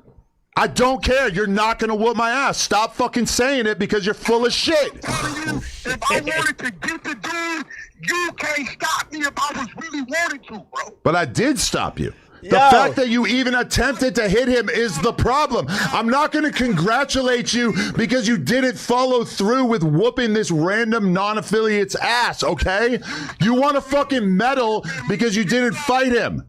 I'm not going to do that. The fact that you tried to fight him in the first place is the problem. And the fact that so many people make apologies for you acting like a fucking child is the problem. Man, fuck you, white boy. You the child. See, great point. Great bar right there. You sound like a fucking preschooler. Is you fight me back when I got off on Adam? You couldn't have stopped me. I stopped me, brother. Well, you didn't do anything at the end of the day, but you tried, and that's annoying. Grow up. Learn to have a conversation instead of trying to fight Moose Man because you're scared. Because you know that if you have whack. You know that if you do an actual podcast with Moose Man and you just have a conversation, no insults, just logic and facts, that he's going to fuck you up. And that's why you have to act like a kid and jump out of your fucking chair and try to fight him. Lush, he did it, and everything he said made no sense. You didn't watch it? No, I watched it. Because you were babbling the whole time. No, here's the one thing that I'm like, so didn't you guys want him chopping it up for like a couple hours afterwards, and wasn't it cool by the end? For Adam, but here go the thing, bro. I did that for Adam. I could have left. I could have, when my homie showed up, I could have head nodded them and let them do what they did. I didn't. Adam, no, I respected his hand. Even he seen the look on his face. But again, this is you wanting a medal for not beating up a random podcaster who called you short and fat on a podcast. Hey, Adam, I come in contact with more random non-affiliates than affiliates. In this world, people that shoot up movie theaters and churches are non-affiliates. Stop putting it on gang members like they the only. Okay, maybe I should be more specific. The fact that he's not an affiliate is not what matters. The fact that he's just obviously not on that and not trying to fight you and not on some tough shit is the thing that actually matters. Lush, was he not? Was he not? He said. I mean, he said in that clip, "I'm down to run his fade." That's like that. I mean, like that's not like super popping it, but it's popping it. You feel me? Like it's popping. So stop acting like now Ricky does that shit. I be all the way. Ricky lets you know I'm not on that. I'm Ricky from Venice. Boom. Dude was popping it, and Adam, he's a Mexican, bro. I'm sorry, out here. That's always there, bro. I'm a black man. You're a racist. You don't beef with anyone from Sacramento. You don't beef with Sacramento Mexicans. I mean, like your hood's beefs with strictly essays, so you know. I don't play with them. I don't disrespect them. I give them their space. If I'm not in a good space, I'm not gonna come sit in front of them because I know they may trip. I may trip. I know it's gonna go. It's dumb for me to do that. If we good, we good. So where are you at right now with Moose Man? Are you pretty much is it a dead issue? We're podding again next week. Don't do that again. Yo, let's run it back. I don't wish to fuck with dude, bro. Right. I gave Adam what he wanted. I would hope he hears me. I don't want to fuck with dude. I don't wish to fuck with dude. Why? Because he admitted that he was playing the game the whole time to get my attention when he didn't have to, bro. All you had to do, Dope Boy didn't play that game. Hey, Wack, I want to, okay, cool. I don't give a fuck. All right. The whole point about you, like, being the thing that's, like, dividing the No Jumper host. Okay, watch this. I'm telling you, I don't want to. Does that mean anything? No, yeah, I mean, I get it. I'm just saying that I don't agree with it, but okay. Well, fuck, if you don't agree with it, I don't agree with shit you say you don't want to do, but you say you don't want to do it. I'm just going to keep this front of mind in case you ever do anything for content that I don't necessarily like because... Shit for content in your building. You're a liar. You're the king of content. I never did shit for content in your building. You are a liar. Crip Mag is here. Hey, buddy. You're a liar. We all do stuff for content. No, I never did shit. Never ran any skits, any plays, nothing in your building, ever. I respect your building. All right. You about to be with the Dolphins, Adam. So Moose Cannon. Or should I just let that one go? Yeah. Hey, bro, listen, Adam, I'm telling you this. If you want to play with me again, I promise you, it'll be the last time you play with me. Yeah. I'm telling you, I don't want to do it. All right. I'm not gonna. No more plays. Yeah, no more. No more, nigga. I'm telling you, I swear to God, bro. Like, I respect Adam. Hear me, brother. I talked myself out of it. You were part of the reason. My wife, my kids, brother. I'm another person that y'all don't know that dude. I don't want to be that dude, bro. I'm telling you as a man. If I had surprised you with Jay Diggs, then this would be a fair reaction. I surprised you with pussy ass Moose Man. Bro, Jay Diggs, listen to me. Anybody that is an opposition to me, what I choose. I'm just saying, Moose Man's not on Jay Diggs' level. Jay Diggs, it would be fair for you to be upset about me surprising you with him. I'm not a white. Listen, Adam, it's my life. I know me like you know you. I choose to stay away from those people that I know will trigger something. I do both. I'm a dude that's never been high or drunk. And if you look at my rap sheet, you would think I was on something. I just don't think that Moose Man like rises to the occasion of being a formal op. Moose Man is talking shit as a man to a man. All right. Enough. Moose Man. It's not comparable Mexican to compare Moose Man for sure. Sentiment. Definitely an Asian. Definitely a secret Asian man. Wack the best thing to happen to No Jumper. Without Wack and me, ain't no Jumper. Glazing. Thank you, Doughboy. Okay, so this is arguing for a while. Anyway, I ain't gonna lie, man. I'm watching, Boosie got the energy for me, DJ Envy, anybody who's saying, bro, what are you talking about? Wack is treating his ass. This nigga working from check to check, weekend to weekend. Shit not looking good. We have Adam with Wack telling that nigga, of course I'm gonna run my play when I want to. Shit's crazy, man. All right. As the long-awaited topic. Oh my God, chat.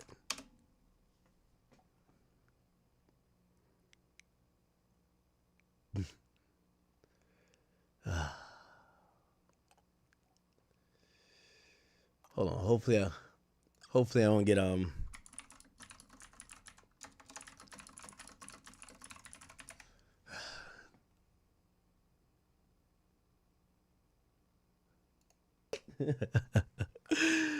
Yo, chat, man. Shout out to my man Klay THompson. I know niggas like that. I knew Klay THompson was a devious man. There's a couple different type of phenotypes of guys out there. And phenotype's the wrong word, actually. It's a couple types of guys and how they go about trying to get a girl. You got the nigga, he direct, he up front. Turn him down 1,000,000 times, he gonna try 1,000,001. You got a nigga, he stay in the friend zone for 10 years, he wait to catch you slipping when you definitely hurt off 2 cups of liquor, and he now trying to fuck. Okay? All of a sudden, he ain't friends with you no more. He all of a sudden like you. You have the nigga that will tell, I got a homeboy like this, he'll tell any lie. He'll tell any lie just to get that puss. Facts. That's what Klay THompson is. Man, I seen Klay THompson eating all that bad cooking. The nigga look like he caught food poisoning at one of these games, man. You got Meg Thee Stallion thinking she whipping up food. Like, cut it out, shorty. Klay THompson, I knew this nigga. The nigga was, when your mama give you something, be like, try this, boy. And you chewing the food, but you not swallowing.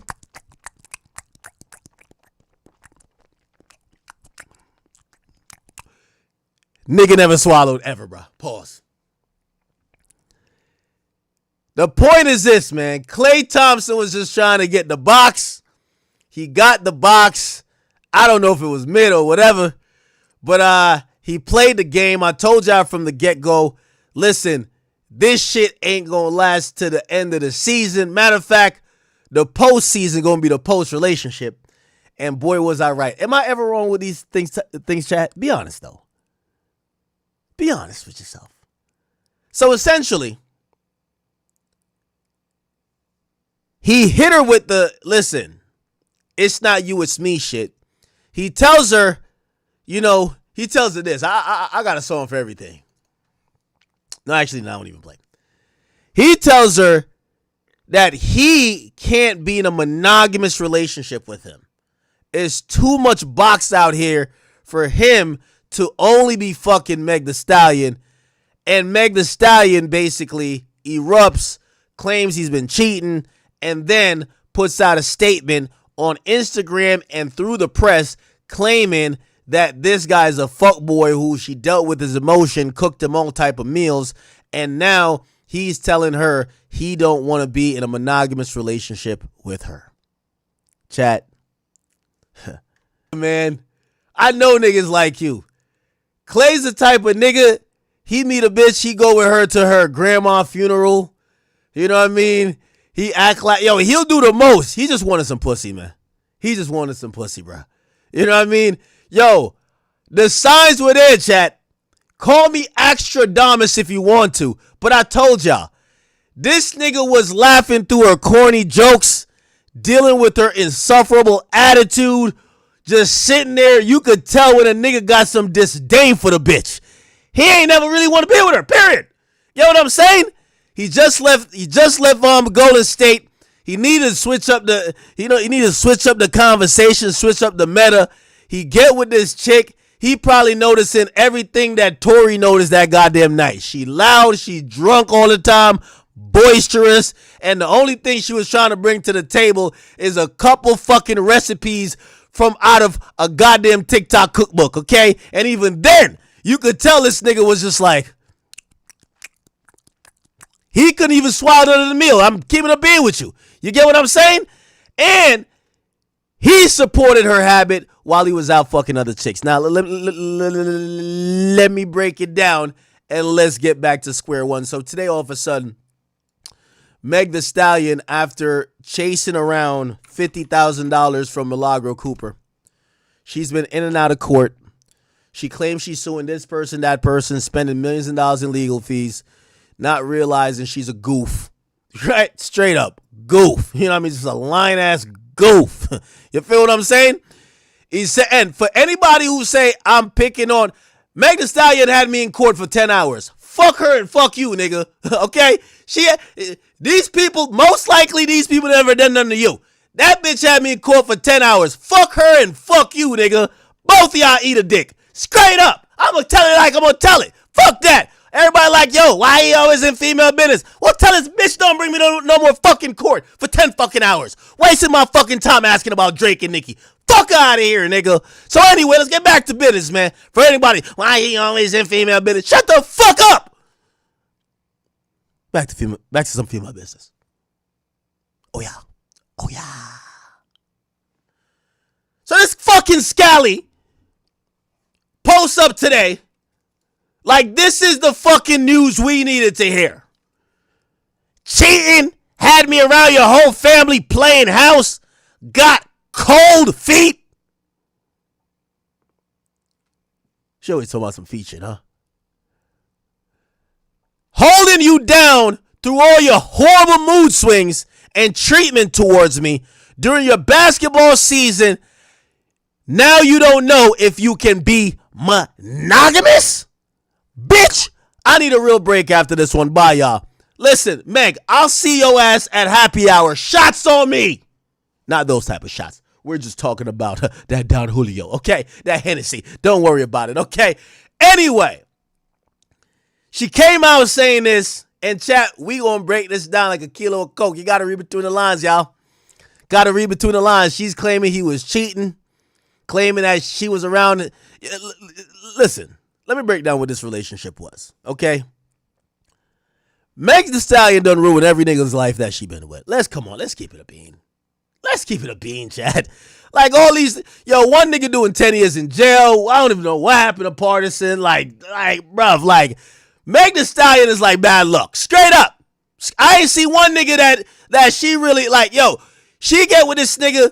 He went from the Splash Brothers. The nigga couldn't even make a free throw, bro. Like, bad luck, bro. Yo, listen, you ever had a chick that got that bad juju, bro? Yo, your life go to shit. Trust me, I met one of those. I was doing good, having my way. Get with a bitch, you can't do nothing right. It's like God is punishing you the whole time. You leave her, it's time for prosperity. You start glowing. Listen, there's always that succubus. You ever heard about that term? Succubus. So anyway, that's that Jezebel over there. So basically, when I'm reading through the lines, and I read the thing, so now I got to break it down for y'all like a kilo of coke. Every time I say some shit, I ain't female business, but I'm always fucking right. Gang, she was pressuring this nigga to like probably take some extra steps. Look, talking about he got cold feet. What do you mean cold feet, nigga? You probably want that nigga to marry you or something. I mean, you think that nigga dumb? Fuck no. Get what I'm saying? Talking about anytime you see a known hoe, I'm not saying she's a hoe. I'm not saying she's a hoe. Don't sue me, shorty. You had me in court too many times. Anytime a known hoe starts playing house, the bitch only know how to make Don Julio Repo and a fucking Red Bull. That's the only thing she could make. She like a ghetto bartender. Give me 90-42 me, please. All of a sudden, this bitch is now Betty Crocker. Come on, bruv. You know what she trying to do? Nigga, she seen that contract. Nigga, you coming with 4 rings. Nigga, you coming with all this shit. Yo, it's time to trap a nigga, man. Let's get this nigga, man. So she put on her bet. Yo, man, she wasn't cooking for Tori like this. And Tori was smacking her and the friend. Piping both of them down. Yo, what's up? Yo, Tori ain't get 1 meal. Let's keep it a bean. But she got this nigga. She thought he was green. Because I ain't gonna lie. There's something about Klay THompson. He's like one of them like, yo, you know your mans that get bitches, but he mad down low with it. Like Paul's like he not flashy and flamboyant with it like that. He's getting mad hoes. So there was always something with Klay. She got with the nigga, probably thought she about to run his life. You feel what I'm saying? Like that's why I said this shit wasn't gonna last. She was gonna have that nigga stressed out. That nigga ain't gonna be able to, he ain't gonna be able to do one pick and roll. Fuck out of here. He gonna be stressed out, nigga. Yo, they gonna throw the ball to him in the corner when he usually spot up for the 3, and he gonna have PTSD of that chick throwing a fucking plate like a frisbee at his fucking head up in the crib. Trust me. So she thought she could run the nigga life. Real talk. Let's keep it a bean. You know what type of chick this is, man. These one of them aggressive, overbearing. Bro, she was down to scrap with Tori, nigga. The fuck, like, come on, gang. Like, nigga, she ready to like, she like, it's a squabbler. You feel me? It's a squabbler. So you can imagine, you think she would, nigga, she like the same height as Klay THompson. Like, nigga, bro, come on. Like, come on, bro. You know what's going on, dog. So she, she thinks she can run that nigga. He a little bit soft-spoken. He ain't popping it like that. She probably like, all right, I'm going to play house for a little bit. All right, just give me the canned mac and cheese. I'm going to just boil it in the microwave and call it my recipe. She's on TikTok every day. Told me, look, I'm making Klay this, making Klay that. Man, if you don't cut it out. When chat, this is how you know dating's fucked. Anytime a girl says they've been playing house, it means, I could have been outside being a hoe. But instead, I stayed home with you and I didn't get a ring. Like, literally, let's think about it. She's upset that she was playing house, meaning that I could have been doing other shit other than being a good girl at the crib with you. So these chicks, it's not even natural for them to do that. These bitches want to be hoes. I'm not saying her, don't sue me, shorty. Okay? I did not say you. But on some real shit. So she says she's playing house and she said, you got cold feet. Yeah. Nigga, who the fuck want to get married to Meg Thee Stallion? What the fuck? You get what I'm saying? Holding down, and now this is the victim shit right here. Holding you down through all your horrible mood swings and treatment towards me.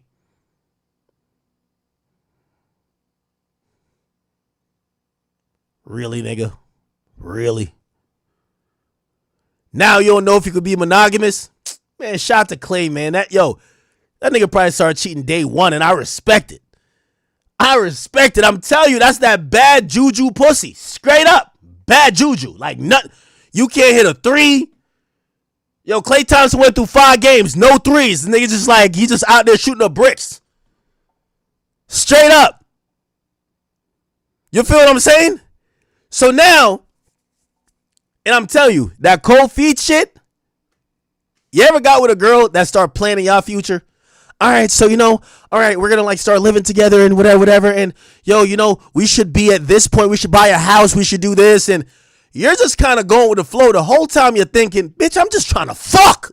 Fuck is you talking about? We need to buy a house, start a family. Fuck is... You know what I realized? Klay just ain't as dumb as we all thought he was. Klay had her on TikTok Googling all type of goofy ass recipes while Klay THompson hit the streets, nigga, and went to them other cities while he was on the Mavs and start fucking all type of bitches, man. I keep telling you, anytime you got like a loud, boisterous chick at the crib, you need a peaceful side chick to help you deal with that type of witch. Facts. I've been telling y'all this. Now, the signs were always there, chat. The signs were always there. Hold up. Let me find it. Chat. And you know another thing, too? These chicks champion all this hot girl summer and now crying over a man because he want to get this shit hot for his summer? Like, yo, cut it out, man. Cut it out. You had your hot girl summer for like 10 years. Now the nigga want to get his summer back, the Splash Brothers summer. Now you mad at him? What you mean? These chicks champion hoeing and then get mad that now a nigga is saying, yeah, I can't only have you on my roster. These chicks are professional hoes. I ain't talking about you, shorty. Don't put me in a lawsuit ever again, you motherfucking. I don't like you for that shit. Anyway, let's get back to it. You got Carisha promoting hoeing. Now she told me she need a man. What the fuck? You got this one talking about hot girl summer. Her only fucking skill. Since when she learned how to cook? Her only skill is fucking getting on her fucking twinkle toes and twerking on cock. Let's give it a beat, man. Like, what are you doing? So that's really what's popping with her. That's really what's going on. Right? Chat, I knew this shit. When y'all say like, act how you predict this shit, bruv. Yo, man, 99% of conversations non-verbal, nigga. Once I seen him with this loud, boisterous chick, that ratchetivity, ain't nobody want to bring this outside, nigga. This type of chick, nigga, you put on Tubi and fuck, nigga, and just keep it moving. This ain't even Netflix and chill. You don't even use the subscription for this. This is Tubi and fuck. Tubi and fuck. Moshi get baddies. All right, let's put on baddies. Let's put on baddies. We're going to watch baddies. That's it. This is a Tubi and fuck shit. Chat, you don't bring this one out. You could tell this nigga, he got on his suit that he ready for the ESPYs. He ready to wear to the White House if he win a fucking ring. And he ready to wear to the motherfucking first round ballot Hall of Fame when he getting inducted. Or his ring ceremony or the retirement jersey shit at the fucking Golden State Warriors. He go out with this fucking ratchet and look how she acting.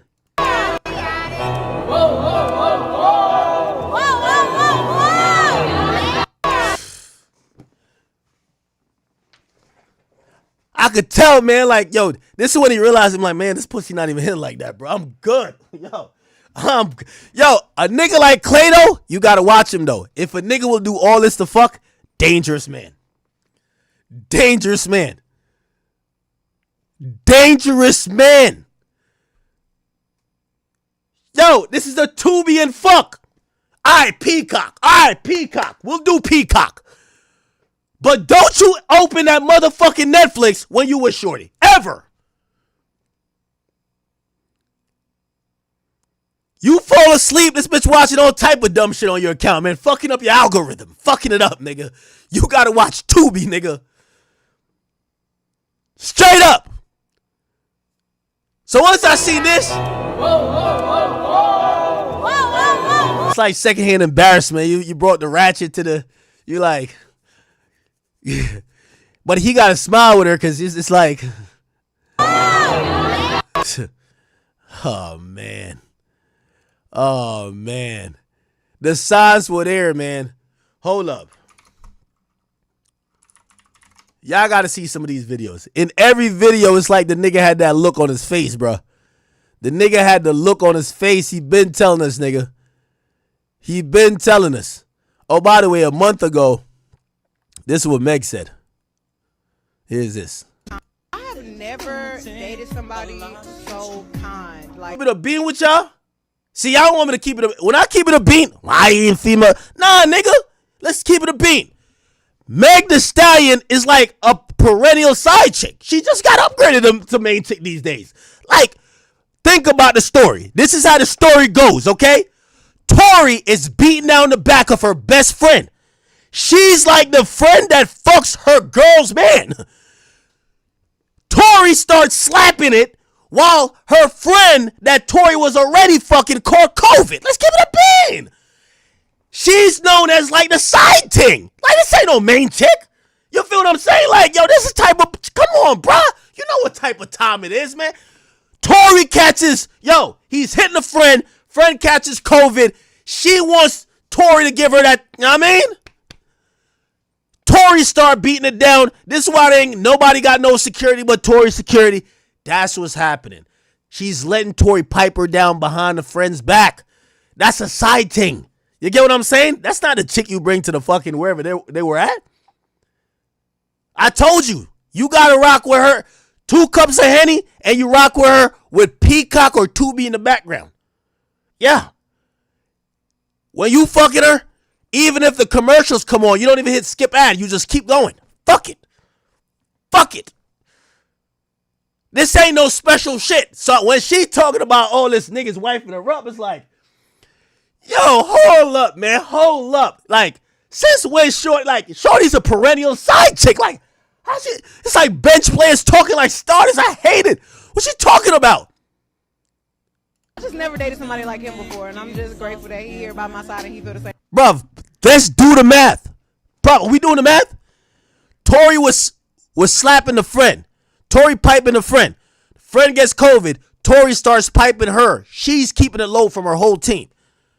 After she gets shot, Blueface comes in. She sucks him up. I ain't get to, like, but that's what Blueface said. I ain't say that. Blueface said that. Blueface said that. I ain't say that shit. Sue him. So, that's what he said. I swear, bro. Like, yo, Meg was like a bop. Like, come on, like, Meg's like a bop. Like, yo, look. Blueface, Meg, nigga, I ain't say this shit, nigga. Nigga, the baby, like, the baby was looking up like, damn, all of us in? Yeah. Oh, yeah. Oh, yeah. You feel what I'm saying? What is... It was a clout reach. Yeah, next question. You slept with Megan? Jason, I didn't say that. Look at me. Are you saying you slept with Megan Thee Stallion? I didn't say that. Did you sleep with Megan Thee Stallion? I don't know, but it'll really give me an insight if you do. If you did, let me know something. You said been there, done that. Okay. I might have got some head.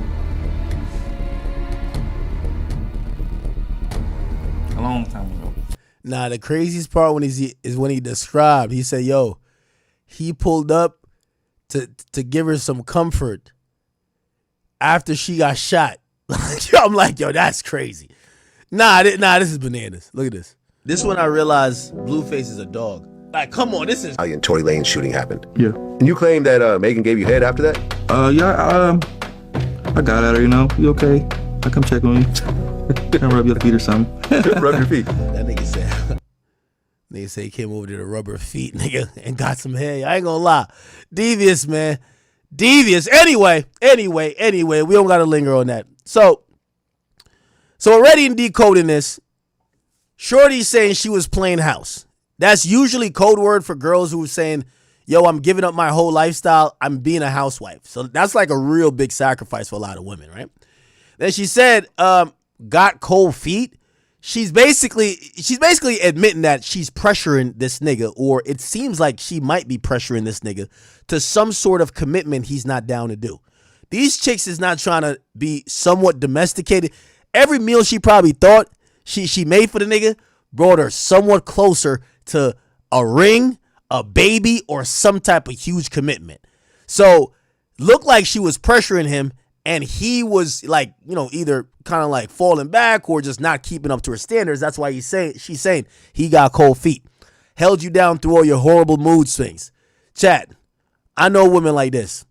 I guarantee all her horrible mood swings was caused by her. Yo, a chick like this keep you stressed from the moment you wake up to the moment you go to sleep. Facts. Matter of fact, you gonna lose sleep. Straight up. Chick like this, you stress the entire day, nigga. Nigga, anything good going on in your life, she ruins it.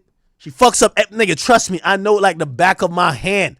When a chick like this saying you have horrible mood swings, nigga, she causing the mood swings, bro. She causing that shit. Facts. Treatment during your basketball season. Now you don't know if you could be monogamous.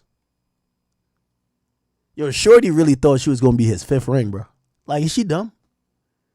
You think my nigga Klay Thompson, nigga, Playboy Klay, won 4 championships, a part of the Splash Brothers with Stephen Curry, one of the most iconic teams ever, and his future was be monogamous with you? Yo, this chick thinks she Aisha, man. Get her out the paint, man. What? So she says she need a real break after this. By the way, she wasn't done. She put out another statement. I see Lauren LaRosa get the statement. I think TMZ also got the same statement too. Okay. Here we go. The full statement is this. I've made the decision to end my relationship with Klay. Trust, fidelity, and respect are non-negotiable for me in a relationship. And when those values are compromised, there's no real path forward. I'm taking this time to prioritize myself and move ahead with peace and clarity. Klay, you a dirty nigga, man. Klay just wanted some box, man. I know niggas like Klay Thompson, man. A nigga like Klay Thompson is the worst. Chat, but the signs were there. Let me find some of these clips. What's this? I'm doing this video from the bed. Oh, look at this shit right here. Look at this. What's up, y'all? So Klay had never had spaghetti and catfish together before, and yo, ever since the first time I made it for him, he asked me for this shit like every week. You can bring it. Tell me what you think. First bite.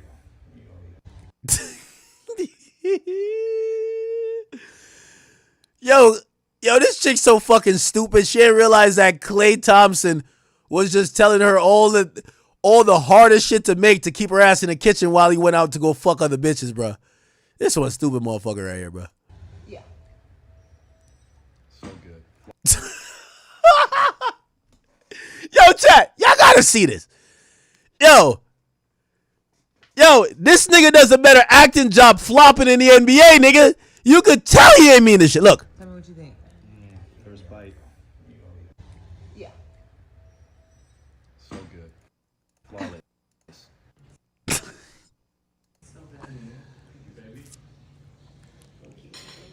It is the best thing I've ever tasted. My favorite meal. Oh my God. Yo, Klay, that's another thing. Klay not trying to get a fucking eye jammy from you. You could tell, like, this nigga had his lines ready. Nah, the best thing I ever tasted. Best meal. Oh, you recorded? Yeah, this is amazing. Mm-hmm. Catfish, spaghetti, and Hawaiian rolls. Mm-hmm. And it just goes down. Baby, what is it giving? It's giving greatness.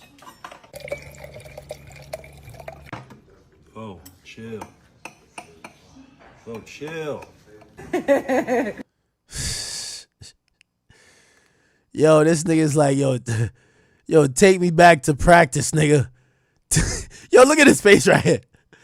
Take me back to practice, bro. It was good, babe? It was amazing.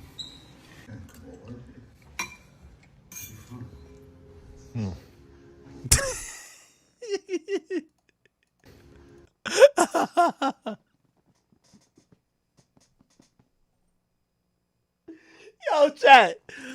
Yo, I ain't gonna lie, man. This nigga ain't even trying to do a good acting job, bro. You could, the nigga got, like, pause. Yo, you know when your mom to be like, yo, I eat this. And you put it in your mouth, pause. And you, look, right here, he got it in the side of his cheek. That nigga's not trying to swallow. Bitch, stop recording me that I could spit this shit out. Stop fucking recording me that I could spit this shit out. This shit, chat. Yo know one of them ones, chat? where like you try to like, they're like, no, taste it. Taste it. No, just take a little piece. Take a little piece. Take a little piece. Just taste it. You never want to try nothing. You take the little piece and you got it right here, like in your jaw, like, no, this is fine. This is fine. Look. Didn't stand a chance. Yo. Nah, this is crazy. Favorite meal. Who would have thought? Yo, the way this thing was capping, my favorite meal. Man. Yo, stop it, bro. Fish spaghetti and some red sauce. Nah, bro. Nah. What's up, y'all? She gonna make this day. What's up, y'all? She gonna make this day. I kind of hot girl coach and girl the other day. Clay Daddy had came in town. Yo, y'all hot girls, get the fuck out the kitchen, man. Get the fuck out the kitchen. Y'all get back to the dance floor twerking and grinding on dick, man. That's what y'all, that specialty been. Don't get up in the kitchen and start making all type of food. Yo, it's an NBA player, man. Where's the chef? Chef, come on in here. Yo, get this chick back on the dance floor. Keep doing the tippy-toe dance where you grind on penis. This ain't time for your, hell nah. This high cholesterol, high salt, you just throwing shit in the mix. Fuck out of here. Because the Mavs was playing the Lakers. And I said, Clay, why you didn't tell me your daddy was... Nigga probably, yo, the nigga walking into practice was like, his belly's just turned, like, his stomach is just turning and contorting.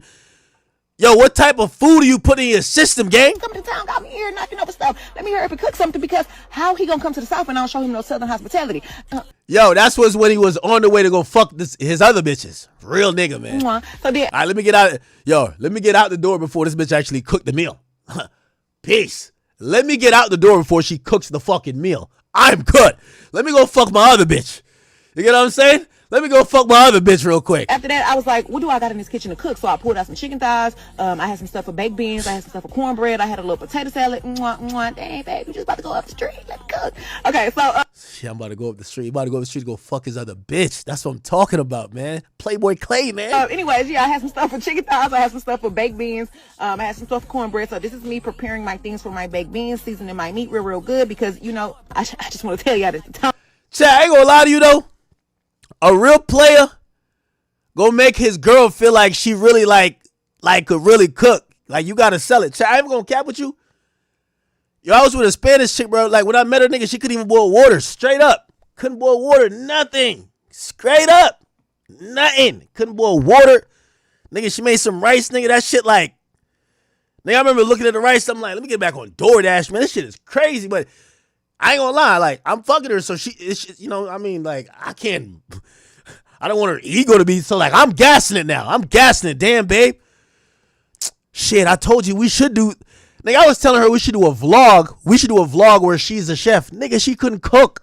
Point blank, period, nigga. Like, bruh, nigga, she couldn't boil water. Straight up. She couldn't boil an egg. She couldn't make rice with a rice cooker. She could do nothing. But I'm lying to her. I don't give a fuck, nigga. Like the pussy, I'm about to be lying to you. I'm sorry. Yes. Oh yeah. Oh yeah. You know what I mean? She started getting confident. One time I see an order come in, I'm like, what are all these pots for? No, I needed pots for like these new recipes. Recipes? Whole time I'm thinking, bitch, I thought you was making this off the top of your head. This shit is nasty. Fuck it. Go ahead. Go ahead. Oh yeah. Sometimes you gotta gas your chick. You gotta make her think like, you know, put it like this. Y'all think Aisha Curry could cook, gang?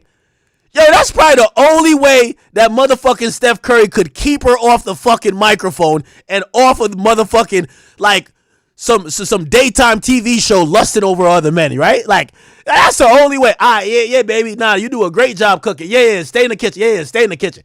You gotta brainwash these chicks to stay in the kitchen. Otherwise, she on the dance floor with 3 cups of Henny, just throwing her ass back indiscriminately, bro. You got a lot of them. Yeah, nah, that shit was fire. No, my favorite meal. Yeah. Hold up, let me go to the bathroom. I gotta piss real quick. Shit was nasty. Fuck out of here, man. You got like, listen, you know your girl can't cook, but you gotta lie to her, cause at least her time is better spent in the kitchen than on the fucking dance floor or doing some other degenerate bullshit. So you got her cutting up onions, lettuce, tomatoes all fucking day to make that garbage ass meal. You pretend you like it. Nigga, you chewing for a good 3 minutes.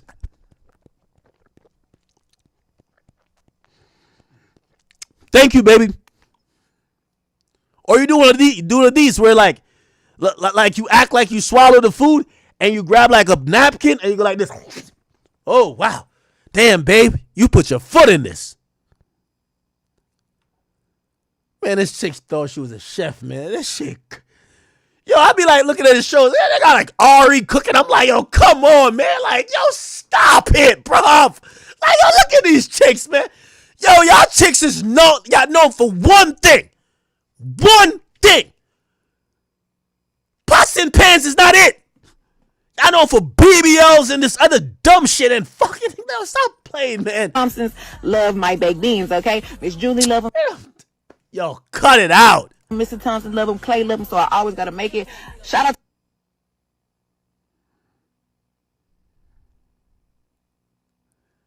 I know Klay's a devious nigga. Let me tell you this. I'm Jamaican. When I used to lie to the girls that's with me that they could cook, my mama would come over and see the lack of cooking they do, and my mama would recruit them in the kitchen and teach them for 2 to 3 days. Listen here, you thought. My son loved jerk chicken, yum, dumpling, rice and peas. Yo, he wanted him oxtail right. He wanted it like this. He wanted it like, yo, mama gonna get him right. Facts. These bitches coming like, oh, they saw it on TikTok or something. Hell, you can't cook, man. Gotta get when my mama come in and my mama see the food, my mama's like,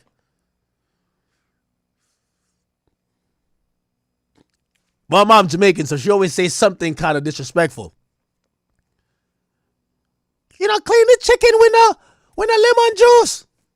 My mama gonna say it. Hold on, you need to wash your hands. You just touch. I'm over here like, I gotta go make a video. Mama gotta teach her the ways. These bitches don't even know how to wipe their ass, man. All they know how to do is Don Julio shots, take pictures to post on when they're on vacation with another nigga that's tricking on them. They don't know nothing about cooking, not domesticated. Let's keep it a bit. You gotta bring your mama love. My mama get up in there. These chicks are gonna learn 3 days. It's a 3-day training camp. Facts.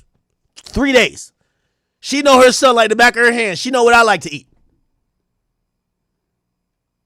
No. That's not finished yet. Look, it's pink. No.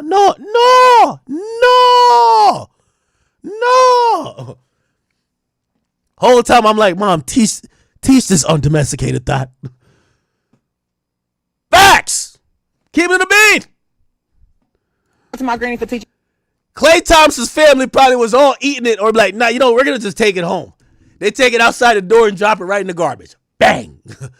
They ain't even trying to teach her. They just like, all right, just give us a plate to go. You just wrap it up in foil. You got it. It's always okay. Okay. Teaching me how to make this. Okay, so yeah, this me stirring on my baked beans. I've seen somebody how he's talking about making drop cook. Prof, man. Well, I think I definitely will do that. Okay, so after this, checking on my baked beans. Mr. Thompson had never had boudin before, y'all. So I had to put him on the boudin. I'm pretty sure he really, really liked it. You know he Bahamian. Bahamians love that good rice. And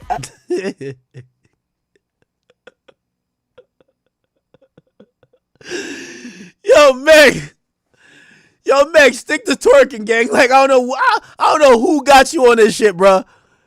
Yo, stay out the kitchen. I ain't gonna lie to you. You stay out the kitchen. Yo, you rich. Get a fucking chef, nigga. approved. I think he might be Southern now. I don't know. Yo, if a nigga's sitting at the table like this, he's thinking about how many shits he gonna have to take before the morning after he get this rolling diarrhea with this bullshit you just put on his table. Oh my God, I'm gonna have to go to the bathroom 4,000 times. Yo, I might take a shit on the court. Like, yo, matter of fact, when I get the ball in the corner, I'm not even gonna jump. I might shard on myself. This shit just be running my guts. Pause. Nah, yo, hell nah. Look at this nigga. The look he's looking at is like, yo, he's looking at this shit like prison food, bro. Like, yo, what? So this is me serving them their plates. Look at that plate. Ain't a green in sight. God dang, I need to do better. Next time I'm gonna put some more vegetables on your plate. But this all I had. This all I was working with in an hour, you know? Yo, he's still looking at the plate like, what the fuck is this? Yo, pussy's a hell of a thing, bro. Yo, a nigga will get food poisoning, act like he liked the food. Like, yo, a nigga will do a lot for some box, man.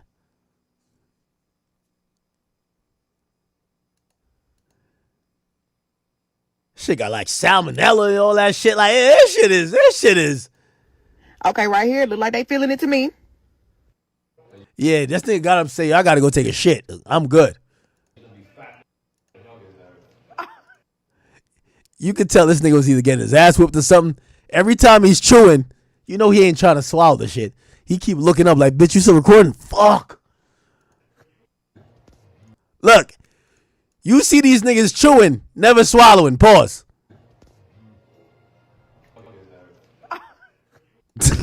Yo, Klay. Yo, Klay, I fuck with you, Klay. Yo, Klay, I fuck with you, Klay. But Klay, if you just wanted to box like, yo, niggas, yo, Klay, you doing too much. You heard what, yo, you heard what that nigga Blueface said. He said he caught the head. He just brought like a first aid kit and like a gift after, you know what I mean? He just caught the top real quick. You ain't got to fake no relationship, nigga. You ain't got to act like you like the food. This nigga deathly scared, man.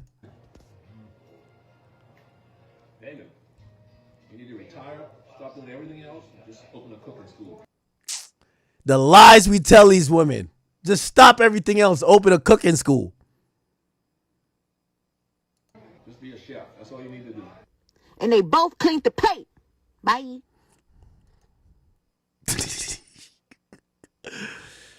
Oh, man, chat. This is beautiful, man. Somebody said Klay Thompson, now they don't got to massage that goosebump foot? What? I don't know. The fuck is going on, man?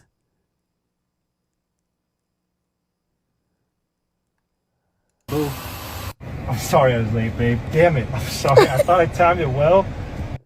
Yeah, so remember the time Klay Thompson was late picking up her from the airport and bought her flowers? Yeah, it was fucking his real girlfriend. Real nigga shit, man.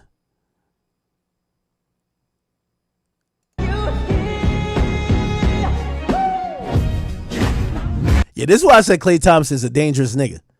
Any nigga that will cosplay, yo, you know one of your homeboys that will do the most of pussy? That like sometimes you gotta be like, do I even know this nigga? Nah, Klay Thompson's a dangerous nigga, bro. He was doing TikToks with her, all the goofy shit.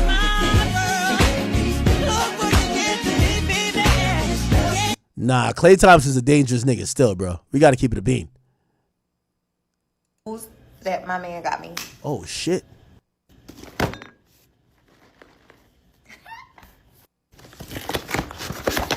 Oh, okay. I think that's how I go.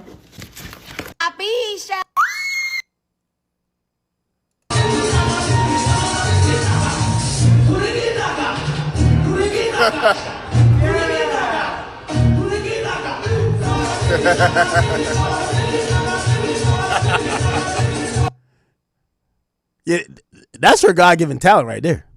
Yeah, that's it right there. Yeah. Yeah, that's a fact. That's a fact.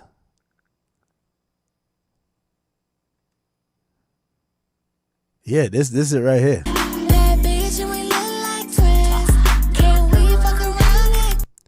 Somebody said Klay Thompson cheated on this. Yo, let me tell you this, man. Ladies and gentlemen, whoever needs to hear this, sometimes y'all, like, whoever be posting this stupid shit on social media, let Big Act tell you the truth. The ass could be fat, you could know how to jiggle it, know how to move it, but if the pussy whack, you can't do nothing with it. I don't know if her box whack, I'm gonna keep it a bean.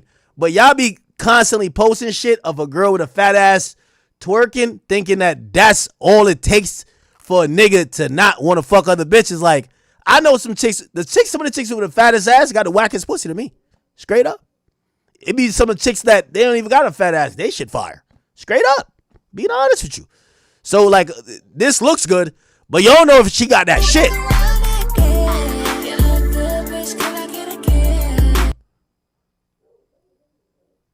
And everybody, oh, look. Oh, shit. They used to say that he was like the white girl slayer. League Challenge Couples Edition. I don't know who that is. That's a fake. The reason I'm not playing this is like one of them fake videos. This has nothing to do with the story.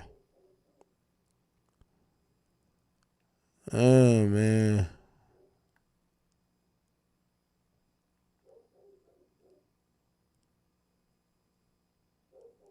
That's what I was telling y'all, chat. That's what I was telling you. I think she been a side chick for a lot of times. I just called out the play. She been a lot of niggas side chicks. The baby caught it. So the baby was fucking her, right? Blueface getting some, you know what I mean, getting that top. Tory fucking her and her friend. Like, I'm gonna keep it a being with you. I'm just going off my personal opinion.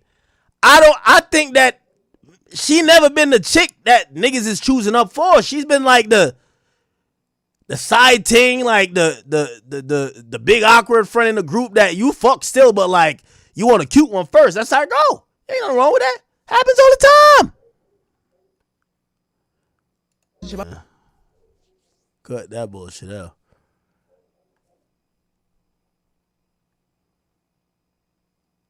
Checks from the goddamn, what team he on now? The Mavericks. He got the money. So apparently, oh, that's when he bought her a Bentley. He bought her ass a Bentley. Chat, I seen it. Look, just listen to me, man. He got, chat, I said this back in March. Her a Bentley? Good. She's running up that check, doing her thing, but I'm going to keep it a beam with you. By the time the postseason hits, this is going to be post-relationship, okay? Trust me. Bruh. Trust me. I just be fucking telling the fucking truth. Look, nigga, I told you when he bought her a Bentley, I said, I bet. This shit about to wrap it up then. Wrap it up then. Yeah, this shit's over, man. That check, doing her thing, but I'm going to keep it a beam with you. By the time the postseason hits, this is going to be post-relationship, okay? Trust me. Trust me. This shit really over already. Meg just smart, in my opinion. I think Meg know when she hit a lick. She know when she hit a lick. And just by going off of Klay, she know that Klay got that NBA wallet. Yo, she's beating a hole into that nigga wallet, but he got it. Facts. She was. Oh, yeah. This was one of these, too. You could tell every time, yo, his body language always said, like, that nigga was on, like, his, what's that nigga from the Seattle Seahawks? He'd be like, yo, no, it wasn't Seattle Seahawks. He'd be like, yo, I'm just here not to get fined, man. Like, he was just showing up to these videos. Look. Fire. That's a good watch, too. Thank you, brother. Sheesh. Megan got gifted me this. Word? Yeah. What a sweet lady. What a sweet lady. That's not how you talk about your bitch, bro. Fuck out of here. Got his ratchet over here acting up. Klay had a flip phone. Like, come on, man. Like, yo, if your man got a flip phone, man, you know he cheating. Like, yo, Klay, you a real nigga, man. Let's say, yo, Meg Thee Stallion saw Klay use a flip phone and still expected monogamy. So, man, that's an old school player right there, man. That's facts, bro. That's facts. Yo, y'all niggas don't know about using a flip phone. That, yo, the J, K, and L on one button. You got to hit 6 times or through 2 times to get to. Yeah. Oh, yeah. Oh, yeah. Yeah. This nigga walking around with a flip phone? Come on, man. This nigga had a razor, nigga. Like, what the fuck? Who remember them razors? Yeah, that nigga had a razor phone, bro.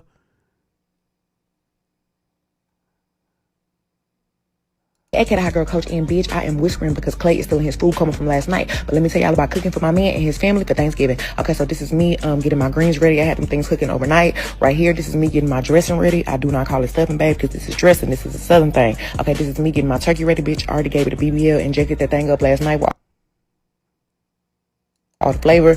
This is me getting my roux, my jewel, whatever you want to call it, for my mac and cheese ready. I was really nervous because I was like, dang, I'm really finna cook for my man and his whole family. I hope they love this because I got to show them that I really love their son. Okay, so then after that, I started getting. She tried. She tried. I'm gonna give her some fucking effort, man. She tried, man. She tried. She tried.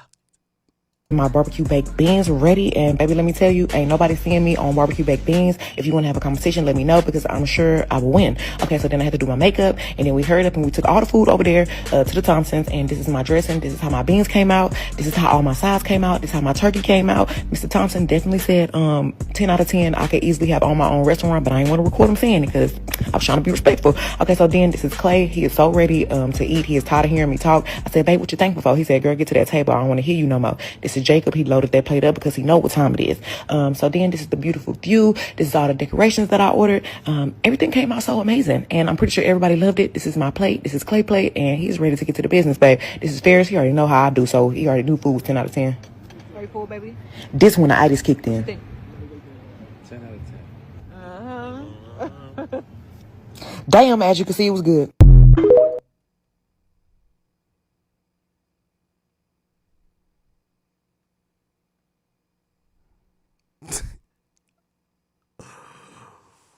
I said women on this app in the last 6 months genuinely was believing that Stephon Diggs was going to settle down with Cardi B.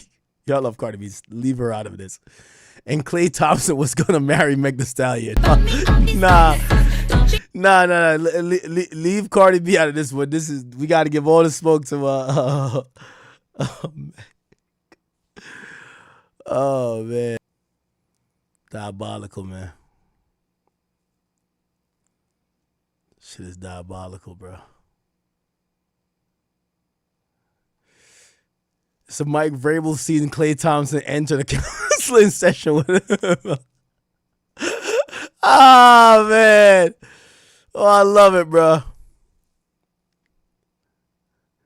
It said, just be honest, Klay, how many bitches you fucked? Free throws for the Warriors, but because of that. Oh, man. Nah, this is too good, man. This is too good. Now, they find the girl he was fucking. Y'all want to see her? Yo, chat. Yo, don't get fooled, man. All this shit right here, this ass twerking don't mean nothing, man. That don't mean nothing. That ain't keeping no nigga. Real talk.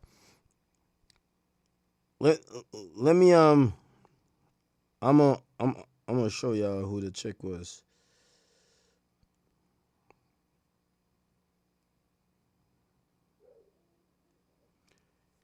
I don't even know if this is true, so I'm going to say allegedly. They said it was Lexi Brown. She's a WNBA player. This might be not true. This might not be true. So why this girl is being linked to Klay? They said Klay was piping her out. Okay, Klay, I see what's up. I see what's up.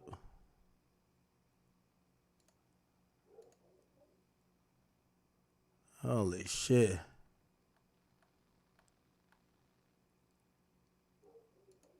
We don't know if it's true, but I just want to look at the chick, Lexi Brown.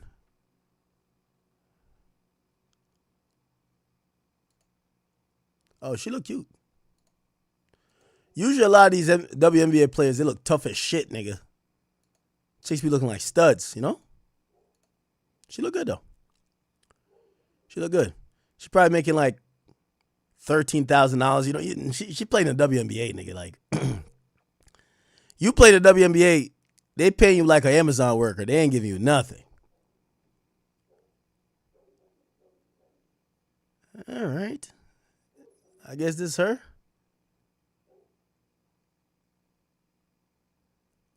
Why they keep saying it's her? I'm pretty sure he had a roster of chicks. Nigga like Klay Thompson not cheating with one girl. Nigga, he cheating probably with like 30 girls. The fuck? Lexi Brown. I'm about to have to get my dog. He over here wilding out. I can hear him in the background. Twitter user said he was cheating on blah, blah. Let's hear. He was cheating on Meg with Lexi Brown from the WNBA. Y'all need to drag her weird ass too. Apparently she was posting on her close friends messages between Klay and her, and that Klay was telling her that her and Meg relationship is just for social media. Both Klay and Lexi also recently start following each other. Real nigga shit. Us. Oh, this is her? Include us. And by us, I mean a group of people. It doesn't matter who. And everything is the W. Yo, that's how the WNBA, that's how 2K made her look?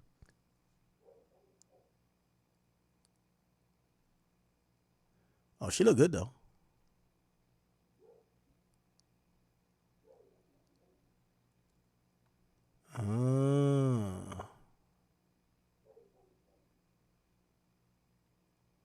Okay. All right. All right.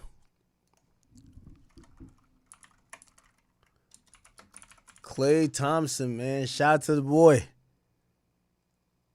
Hold on. I'm going to have to get my dog real quick. I'm going to play something.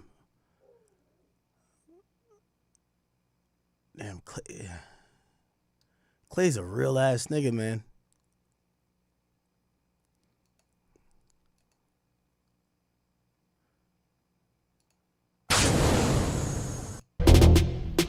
Of cheating. And I ain't trying to ruffle no feathers or nothing, but look, Beyonce got cheated on. Shit. Anybody you could think of got cheated on, brother. Is it Jada Pickett? Yo, cut this. Yo, Shorty isn't getting cheated on. We got to be accurate. It's not that she's getting cheated on. She said it in the message. The dude told her he can't be monogamous to her. So at some point, he's basically telling her, you're going to either, like, he's doing some, like, fresh and fit Andrew Tate shit. He's telling her, I can't only stick this goddamn dick in you. I need to be able to fuck other bitches. I don't also want to lie about it. So you're going to know that I am non-monogamous, and you could be cool with it, and potentially we could stay together. If you don't accept the fact that I don't want to be monogamous, I guess it's over. So I don't think it's cheating at all. You gave her a chance. Yeah, I don't want to be monogamous. Now, of course, she's going to be like, well, you lied to me at first. You said, you want to be monogamous. All right, cool. But this is not really cheating to me. Like, he's telling her, I need to fuck other bitches. If she said yes, they can still be in a relationship. It's just not a monogamous one, at least on his end. I'm not too sure if she wanted to fuck other niggas. Cheated on. You know what I'm saying? The baddest J-Lo got cheated on. You know what I'm saying? The baddest women got cheated on, man. Y'all acting like y'all f***ed up about Klay Thompson, cheating on Meg Thee Stallion. Now, I'm not clarifying the shit, because I ain't saying cheat, but shit, it happens. You know what I'm saying? Yeah, the fact is, I'm going to be honest with you, dating is so scuffed these days that men are more likely and are more demanding, just like how women are more demanding. So you're having these men basically say to women like, yo, I'll do a relationship with you. I just don't want to only have sex with you. Like, I think in previous times that was a little bit more taboo. It wouldn't be that much upfront. It was more of you act like you're down with the program, whatever she is, and then if you kind of do what you do it on the side, and you make sure she don't know. These days, these chicks, they're proud about them being a hoe whenever they're hoeing. They're proud about, going for certain type of men. And I think men these days are returning the favor by saying, yeah, I'm not going to even lie to you and say you're the only one, right? And I would imagine, honestly, like on some real shit, no more trolling, right? I would think Meg Thee Stallion would respect. I'm not saying she should accept, but respect someone who would tell her that. Because she's a woman, if you listen to her music, her messages are progressive. I'm a hot girl. I'm outside. I'm doing me. I'm popping this pussy. I'm being promiscuous, basically. So when a guy is saying, hey, listen, I want to fuck with you, I just can't fuck with only you, just like how people accepted you for expressing your desires to just wanting to pop pussy at a time. If you could be tolerant of that, you should accept the honesty. So I think she should accept the honesty, but not if she's not with the behavior. I get that though. You never know what that big ass girl turned around and said to that man in the morning, man. She probably said, that's why you can't shoot better than Steph Curry.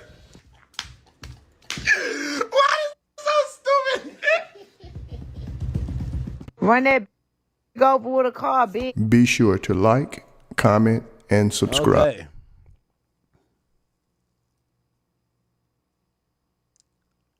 Shit, that's what she's on.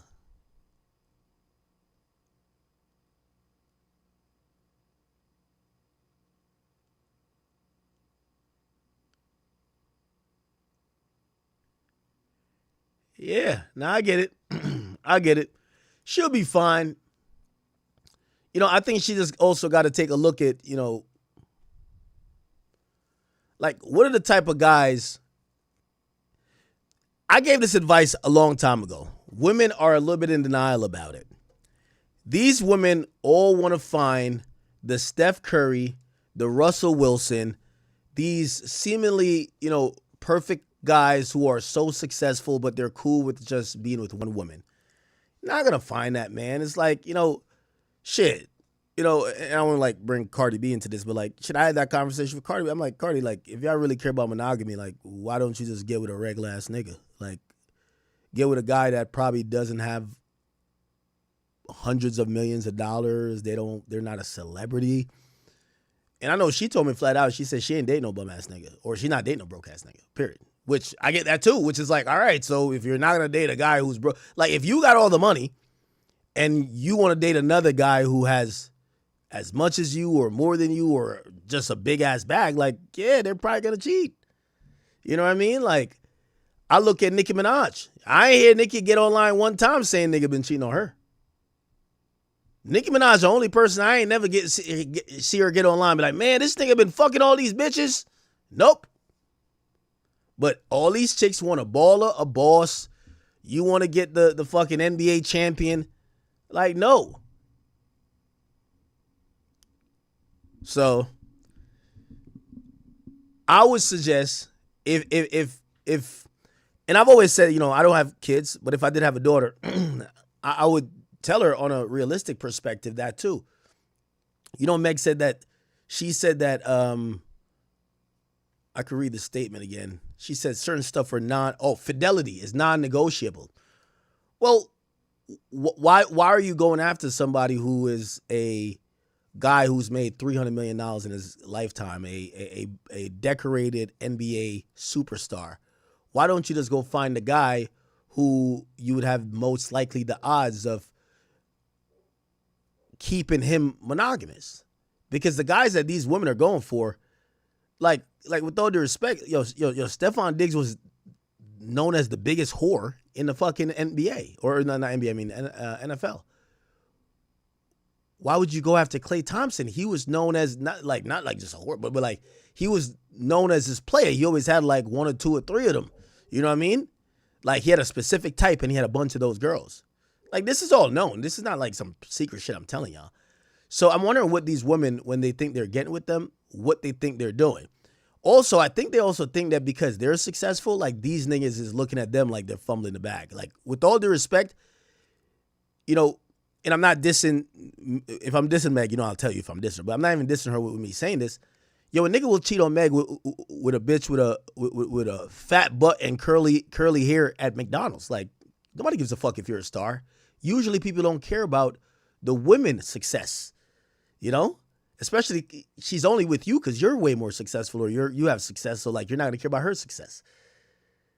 So I guarantee the women who she's like, put like this. We don't know if this Lexi whatever person was a real person that he was cheating with, but bro, she's probably making $13,000. She's in the WNBA, nigga. Like they get paid like minimum wage.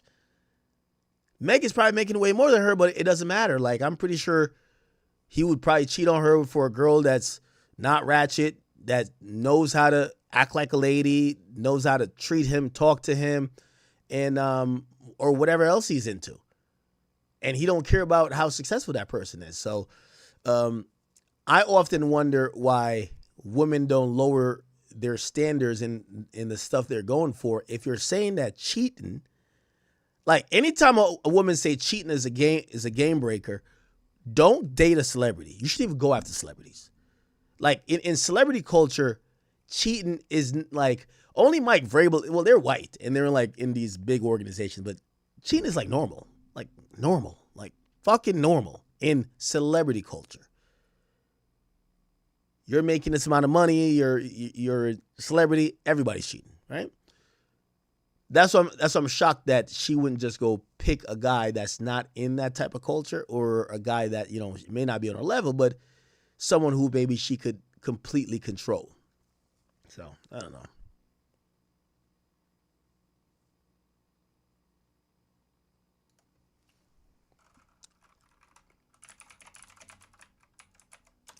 I don't know why Lawyer for Workers. He did something on this too. Everybody was really talking about this today, huh? This quote from Megan Thee Stallion really got me thinking. So she says about breaking up with Klay Thompson, trust, fidelity, and respect are non-negotiable. So I got to thinking, what if you were really drunk and your best friend tells you she's hooking up with your boyfriend? What does non-negotiable mean in those circumstances? Do you just break up with her? Now, mind you, you're mad drunk. Might you start a fight? I'm just wondering. This quote from Megan Thee Stallion really got... He's back talking about the trial and shit. Okay. Yeah, it is what it is. I seen Lil Duval. Even he chimed in. He said, man, I ain't gonna cap with you, man.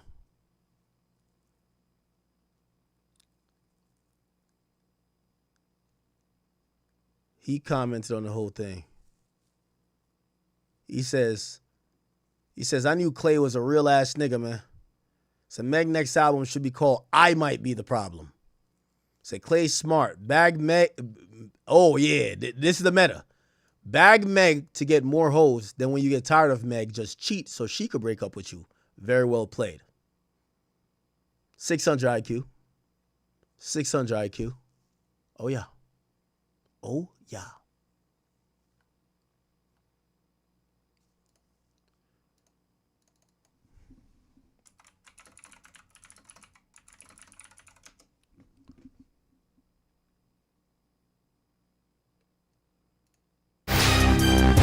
At first glance, it feels like rapper Megan Thee Stallion and NBA player Klay Thompson's world. And by the way, I'm pretty sure Klay was telling these other girls like, yo, yeah, now we have a fake relationship, you know. Do I think it was fake? I guess it could be considered fake, but like I think what he's telling her is real. I don't think she's also under the impression that it's fake. Are colliding in a way that could almost make sense. They're both tall, attractive, and famous, but if you look beneath the surface, the entire thing starts to unravel quickly. What we're witnessing might not be a romance at all. It might be a calculated trade deal between two brands that desperately need something the other can provide. Now, you're probably already calling us haters, but once you give us a chance to tell you why this relationship might be bogus, it will all start to make sense. Before Megan's fans come in here and tell us we're just jealous because our knees haven't been strong since the Obama administration, don't forget to scoop up something to munch on at rrgsnacks.com, our online concession stand that has an assortment of Applewood smoked bacon jerky, freeze-dried goodies, business venture. All right, let me grab my dog real quick. Watch this for like 2 minutes. She's giving more elegance at award shows and less twerking on yachts. However, there's just one little problem. I knew you was gonna find something wrong, bestie. You always do, girl. Bring it on. Bring it on. Public memory is short, and while Megan has shed the baggage, she hasn't fully rewritten the narrative. Despite Tory's guilty verdict and 10-year prison sentence, there's still a segment of the population that blames Megan for his incarceration, as opposed to looking at her as the victim. In their eyes, Tory didn't ruin his life, Megan did. It's a twisted form of gaslighting that's become all too familiar. People cherry-picked court clips, clung to inconsistencies, and spread conspiracy theories online like wildfire. Some fans insisted she was lying from the beginning because they couldn't fathom their favorite rapper being held accountable. So the trauma didn't end with the shooting. It evolved into a slow public unraveling where she had to fight for her credibility.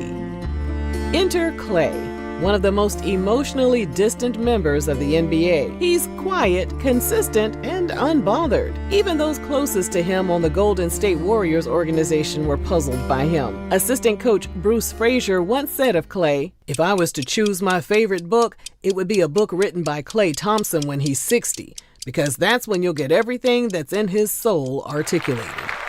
And that's where this relationship with Megan comes into play. The fiery party girl meets the cool, calm, collected, and disciplined athlete. This is the perfect pairing in the PR world and the best rebrand for Megan.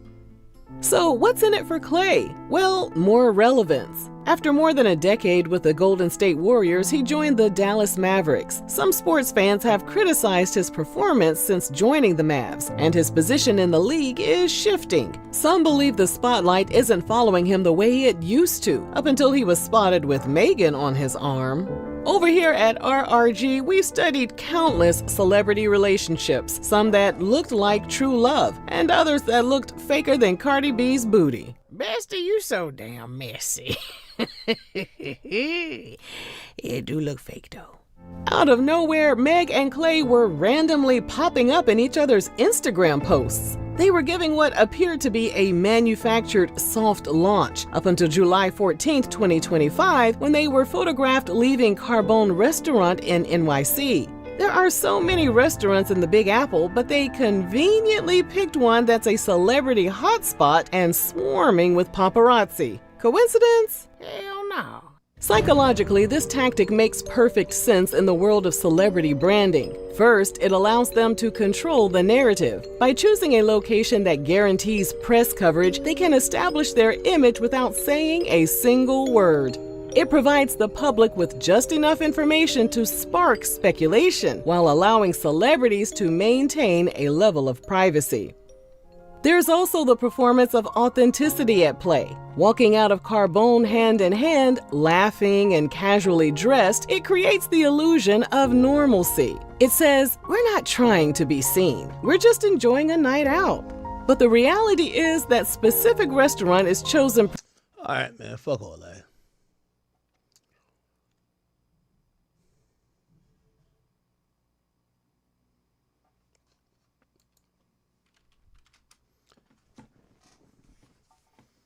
Klay is a dog, man.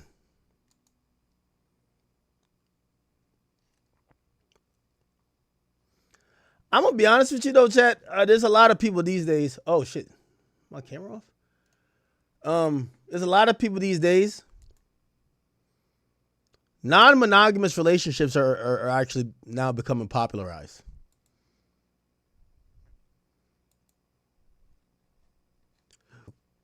I feel like sex is so devalued these days that men and women are looking into like, hey, listen, all right, maybe emotionally I could be with you, but sexually I'm not gonna fully only be with you. Usually, most men than women, obviously. Your girl telling you she want to fuck other niggas is crazy. All right, let me see. What I'm trying to see the latest on this. All right, did we cover everything about it? I think we did, right? Think we did. Oh, this is Trump? Oh, look at Trump. It said Trump took back the state after niggas was trying to bust their guns at the White House Correspondents' Dinner. Here we go. Well, thank you very much. That was very unexpected, but incredibly acted upon by Secret Service and law enforcement. And this was an event dedicated to freedom of speech that was supposed to bring together members of both parties with members of the press.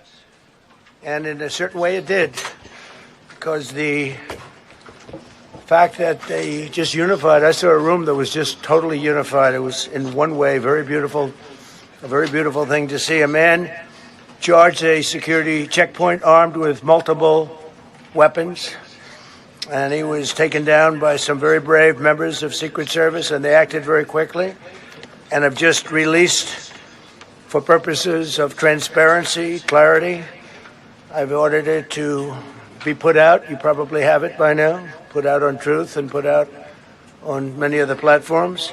A tape showing the violence of this thug that attacked our Constitution, and also showing how quickly Secret Service and law enforcement acted on our country's behalf. Really did a great job. One officer was shot, but saved by the fact that He was wearing obviously a very good bulletproof vest. He was shot from very close distance with a very powerful gun, and the vest did the job. I just spoke to the officer, and he's doing great. He's in great shape. We looked at all of the conditions that took place tonight, and I will say, you know, it's not a particularly secure building, and I didn't want to say this, but this is why we have to have all of the attributes of what we're planning at the White House. It's actually a larger room, and it's much more secure. It's drone-proof, it's bulletproof glass. We need the ballroom. That's why Secret Service, that's why the military are demanding it. They've wanted the ballroom for 150 years for lots of different reasons. Yo, Trump is like doing politics in there because he was trying to get a ballroom like built at the White House, and I think it got stopped by like the courts, and now he's using the fact that somebody was shooting to basically say, give us the fucking ballroom.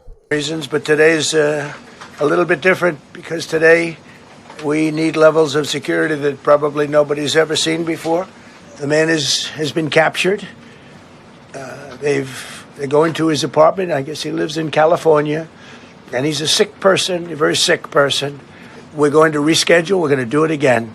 We're not going to let anybody take over our society. We're not going to cancel things out because we can't do that. We wanted to stay tonight. I will tell you, I fought like hell to stay, but it was protocol. They said, please, sir, because they didn't know there was a lot of action going on, and they didn't know could there be probably a lone shooter, but we'll find out. We'll find out very quickly. Okay. This is the guy? Oh, fuck. This nigga's black? Waste, man. Yo, is this guy black, bro?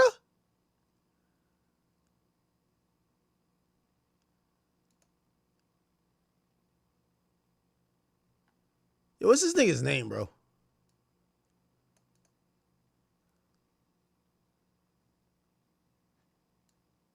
Yo.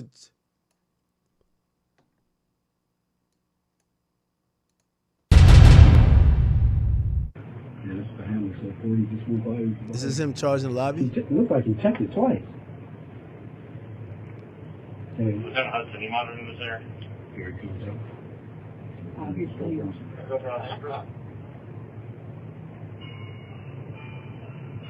Shall I post it as soon as he passed down? Obviously. Yo, why this nigga ain't tackle him?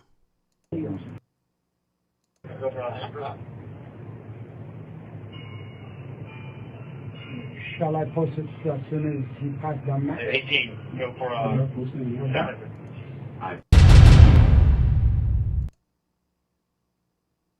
This nigga literally just ran in?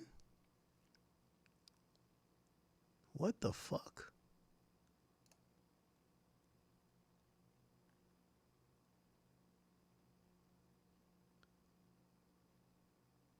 The niggas just ran in. It's a 30-year-old male. Once I see his first name, nigga, I'm gonna be able to tell what the fuck going on. Dude look like he black though, huh? This shit is crazy.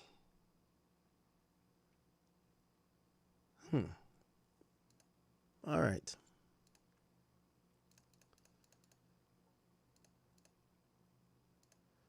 Let me see what's going on in the latest with this Davis situation.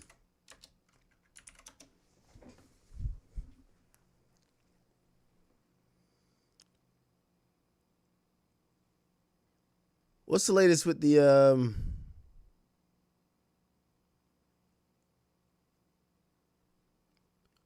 what's the latest with this Davis situation?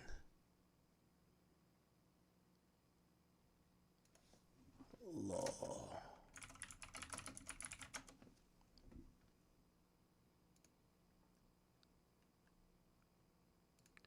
It is the weekend, so things are a little bit slow. Everybody's going to resume on Monday. Yeah, it looks like there's not really any update. We played this already, so we're kind of caught up to speed. Singer David charges. If those no cameras in the courtroom. The good news, we have our own eyes and ears, okay? About it, and that's exactly what they did, scheduling it, and most importantly, talking about the discovery, the transferring of what seems to be a mountain of evidence from the prosecution to the defense, and the logistics of how that's going to happen. And I want to get into that because quite the headline, what was allegedly found on either David's phone or his devices, which we'll get to. But the preliminary hearing is scheduled for next week, right? And is this because there's just, like you said, there's so much evidence to go through, there's so much data to go through? Well, this is significant. They have not waived their right to a speedy preliminary hearing. The very last day it could be under law was May 4th. But the judge said, I don't like to schedule it that last day because there could be unexpected circumstances just with the court system in general. So they have scheduled it for May 1st, but significantly, they will all be back in front of the judge the afternoon of April 29th in order for the defense to determine whether or not the prosecution has handed over enough evidence where they think they can properly defend. All right, man, that nigga is fucking guilty. But anyway, I think they're going to talk about the porn. I didn't want to get into that. Let me just cover another topic real quick. Yo, we're going to shift on to my man Wayne, man. Yo, chat, y'all all hated on me like, this is months ago. I told y'all, Lil Wayne, like, honestly, Lil Wayne is like the Allen Iverson of rap. Like, when you look back at his career, culturally, we all love him. He's one of the best. But his legacy has never fared well. It's the same with Allen Iverson. Allen Iverson legacy doesn't fare well because we live in a society now and the league is all about championships. So because he's never won a championship, yeah, people know the razzle dazzling. Yo, yeah, he was great with the crossover and this, that, and third. But unless you were there and you lived through watching Allen Iverson play, Allen Iverson sometimes is an afterthought in some of the conversations about the greatest. Why? Because what people value later on beyond your era is them rings. And I told y'all, that's what Lil Wayne has always been to me. Lil Wayne, most of his greatest material came on mixtapes that basically are lost in the long-standing history of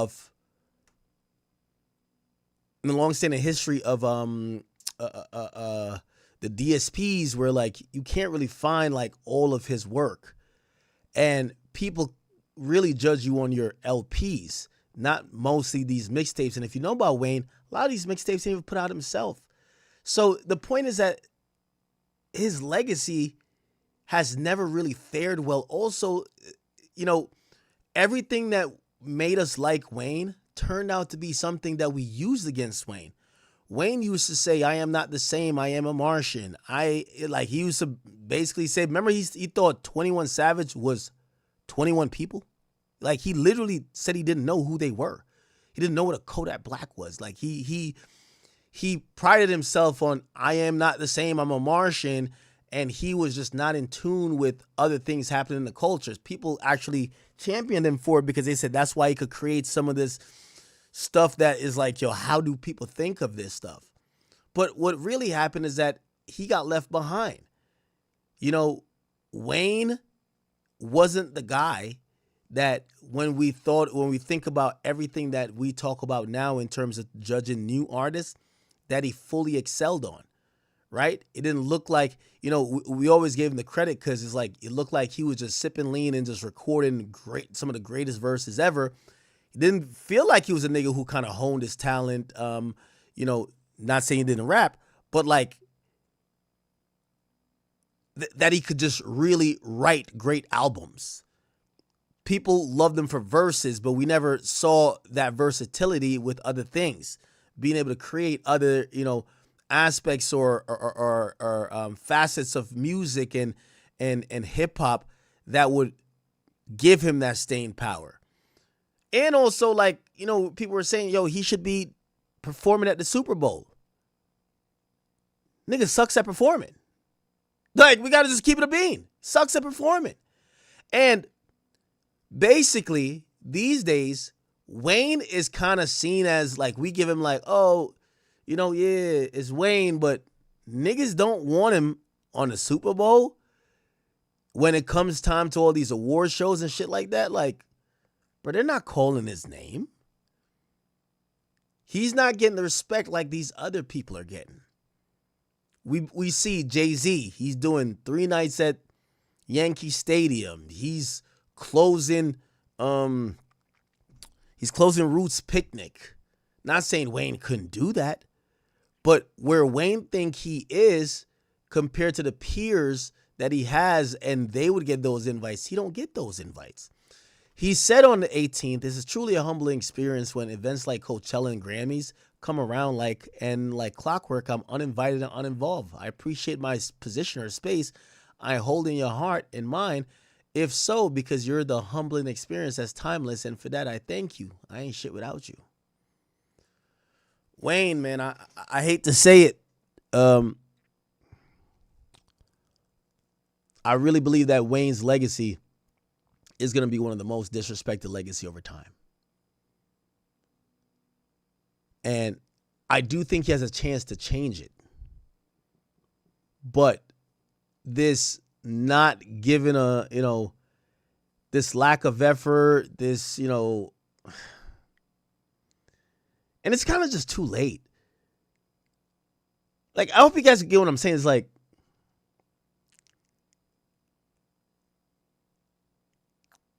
people really are not looking at his catalog like it probably should get some type of credit, because he does have a pretty good catalog. But he's overlooked because I think he's lacked the growth and he's lacked the work over time. And he's now an act where it's all about nostalgia.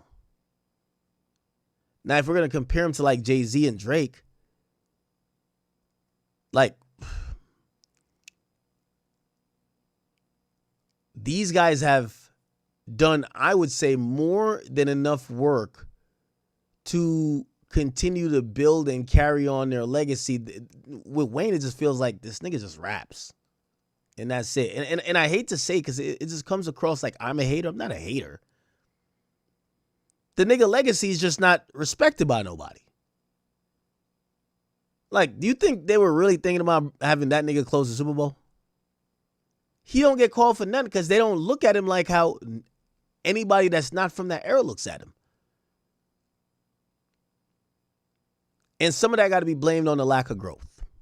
All right? I hope this changes for Wayne, but I think Wayne has his opportunity to reshape his legacy by taking shit serious. If we're talking about Coachellas and Grammys, they're not going to just get a guy who's just going to smoke some weed, walk around without his shirt on, and basically just kind of like, I'll give you, like, this is going to sound crazy to y'all. It's going to deadass sound crazy. Bro, when I went to Drake's tour, that's the first time I seen Wayne perform. Bro, they had to put the lyrics on the stage for Wayne, bro. Wayne don't remember his lyrics, bro. Like, bro, come on now, bro. Like, I know, like, we love Wayne. Like, I ain't even trying, like, bro, imagine having a nigga come to perform at the Super Bowl and he don't remember the lyrics to the song, bro. Come on, man. That's what I'm saying, man. Wayne got some development to do, like, if he wants to be serious with this. Like, some of these venues, yeah, you have that nostalgia feeling, but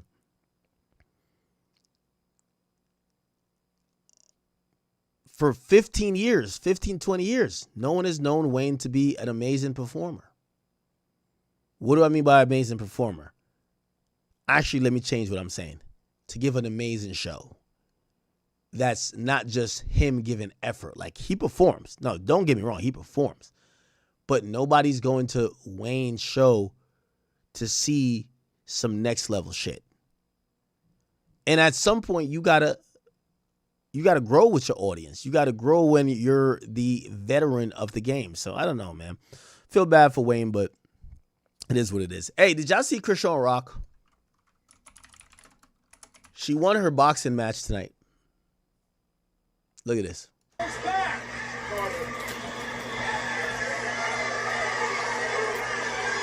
Jab from Krishan. Why she didn't fight on Zeus? Oh, shit! Nah, that was a good knockout.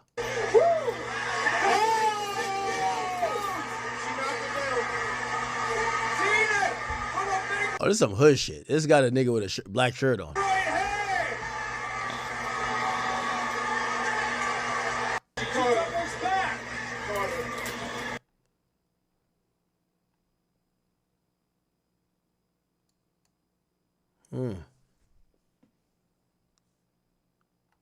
She look in shape though. I'll say that. It's working.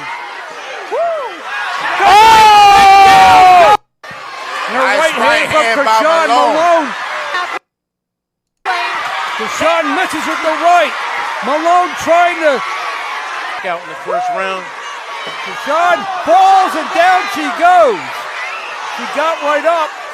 Round 3 has gotten herself back in this fight. Yeah, they fight like they on Zeus. Right, and right hand from Krishan. Krishan landed a nice right hand by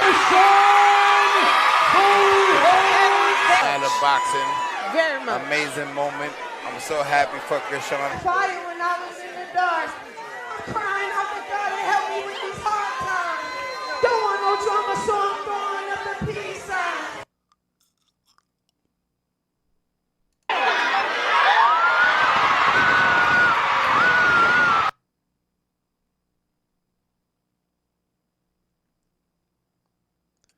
We need Krishan Rock versus Des Dior.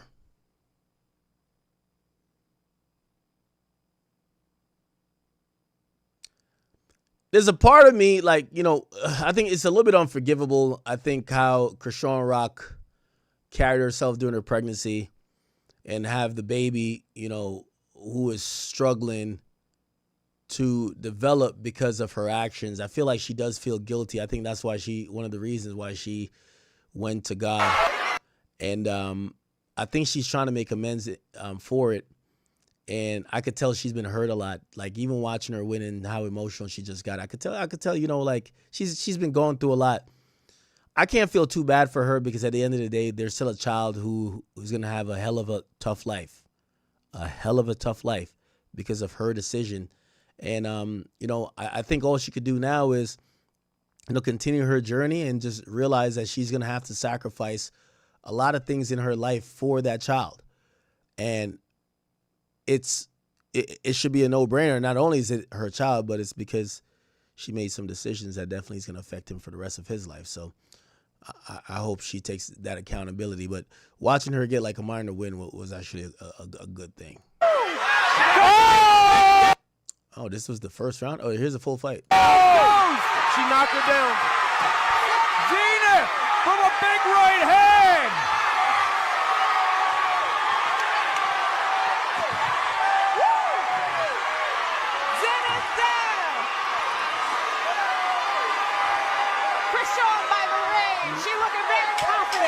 She knows that she just knocked out her opponent. This crowd is on fire. She took a knee to say a prayer. She's saying a prayer. Not being thrown in the ring now.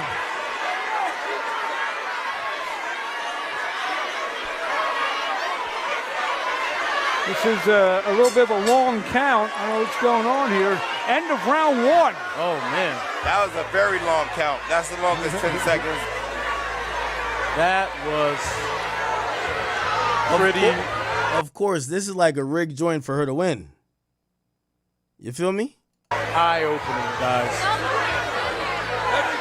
Shout out to this boxing league though. Like, I'm glad they did what this is what's the name should have did. Aiden, like, yo, you gotta make her win. You know, you gotta make her win. I won't lie and say I saw that coming. I did not. No. We begin round 2. Krishan scores the knockdown in round 1. Now, how does Zenith Zion respond to that adversity? We're about to find out. Jab from Malone. Whoa, the jabs are coming. The push up.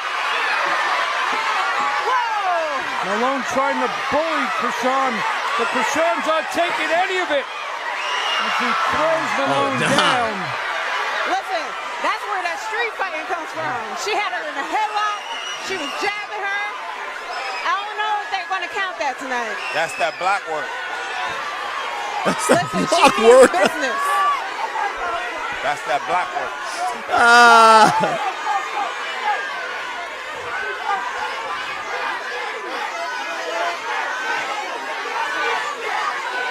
Krishan very focused. Maybe she's looking for another right hand.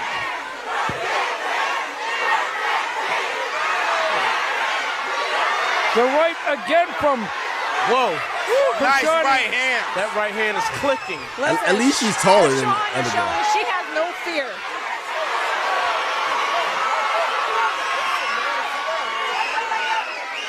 You know what? The size difference is showing up right now. Very much.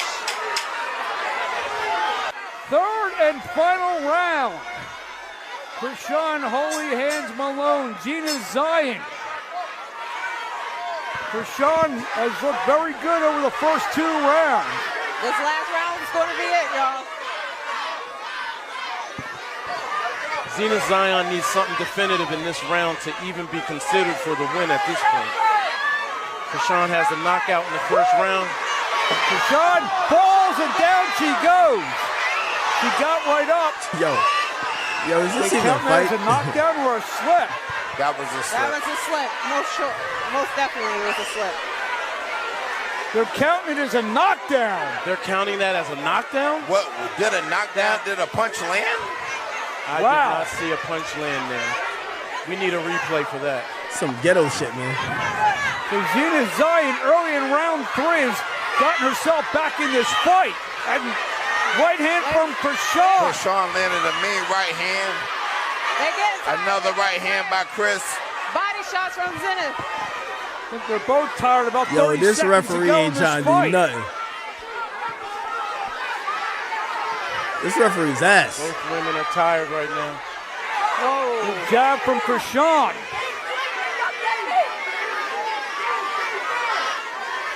And another right hand. Here comes Malone.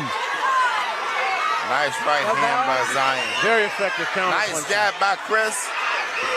Zion is so short, she's having a hard time closing the gap. That's the end of the third and final round. The crowd, Woo! y'all, the crowd is going. Okay. All right. All right, man. Let's see.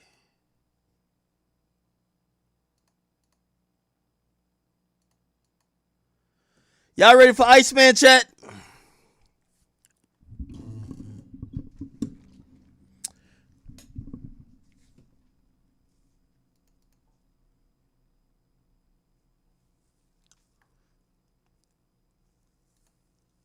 I gotta figure out. Chat. I gotta figure out if I could Chat. Do you think I could use like the prediction market for Iceman, or I know too much shit? Really, I don't know.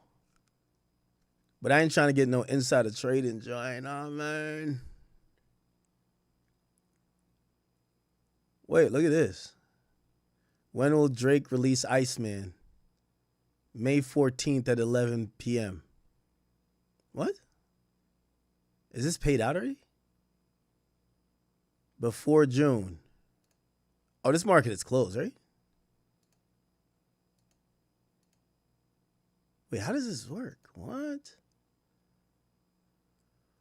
Who will headline Lollapalooza? Aren't these things already like determined?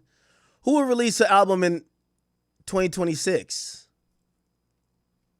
Doja Cat, Polo G, and Taylor Swift? I'll tell you all the people that's dropping an album. Oh, Meg Thee Stallion? Shit. Travis Scott?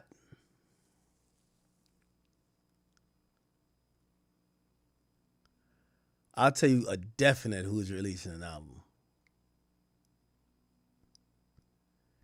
Actually, I feel like this...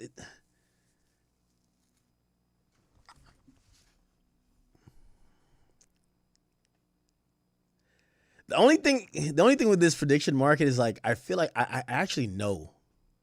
So I don't want to like fuck up the market by actually saying something. Like I was gonna do some shit with like Iceman or whatever. But even though I don't know everything, I probably kind of know too much.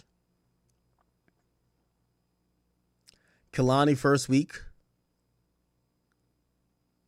Definitely over 30K. When did Kalani drop?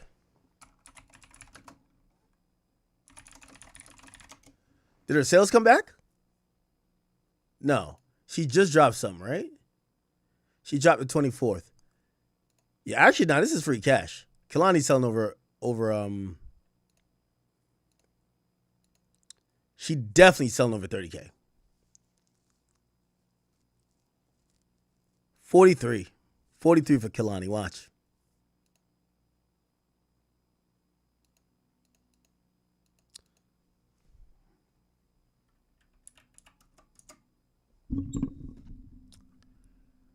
Oh, it's 80% chance? Oh, nah.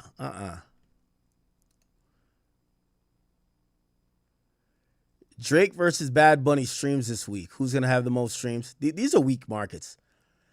Bad Bunny's winning every stream argument. Did y'all see Drake just have the highest streamed day of any rapper? And even then, look at this.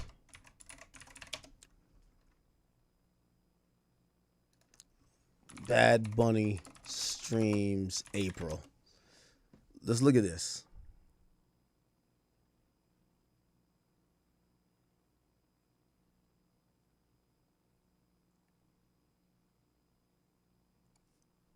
Where's his numbers for April? Fuck.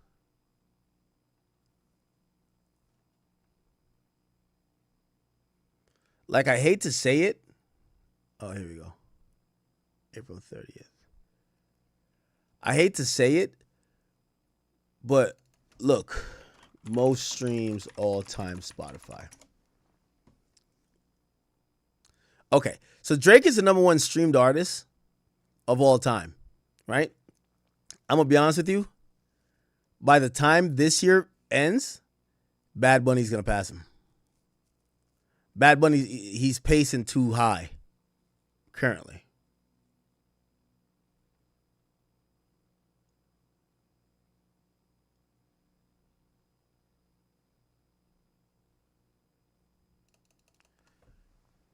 Bad Bunny daily streams. I want to show you. Look. No. Fuck. That was 2025. These numbers are so hard. Well, I could go on the website and actually figure it out, but all right, yes. So currently, Bad Bunny is number 2 on daily streamed artists on Spotify, 64 million. Drake is in the 50s range.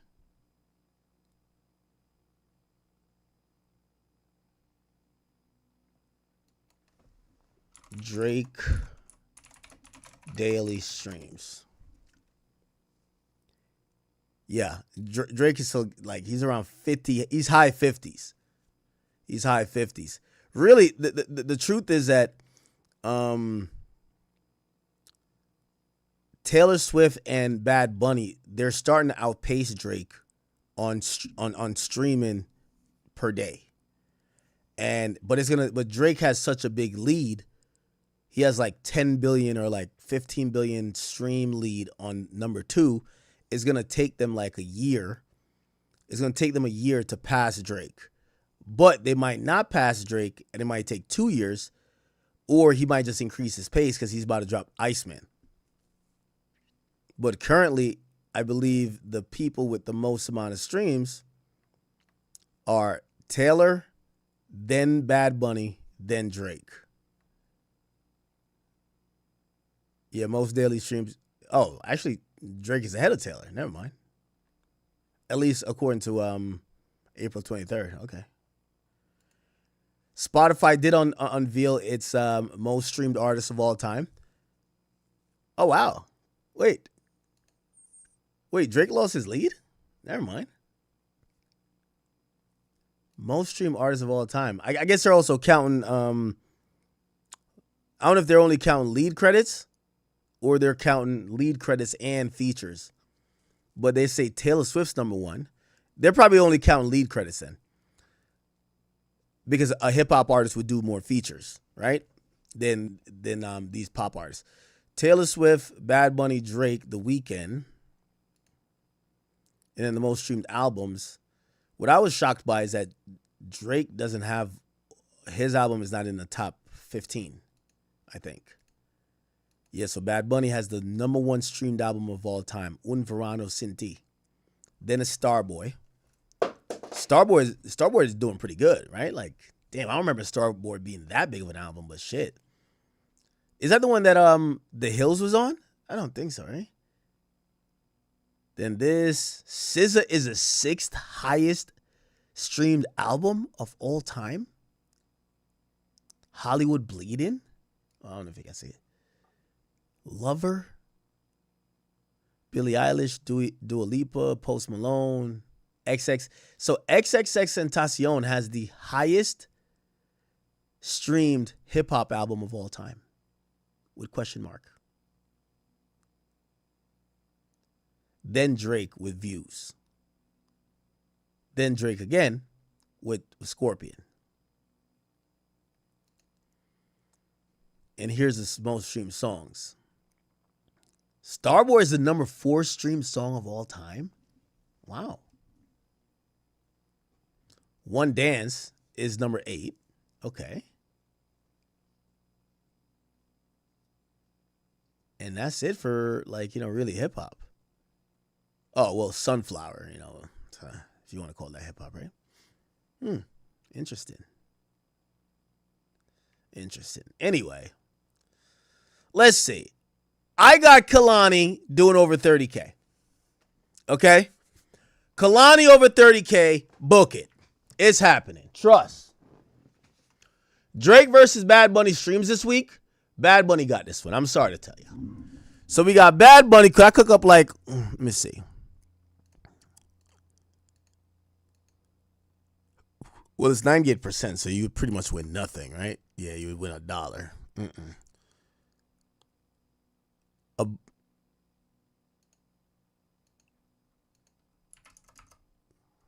Yeah, nah. Kalani's going to sell over 30K. Bad Bunny's going to win that. Bad Bunny versus BTS. Bad Bunny again. Bad Bunny's just going to be a king of streaming. Only Taylor Swift could take him down.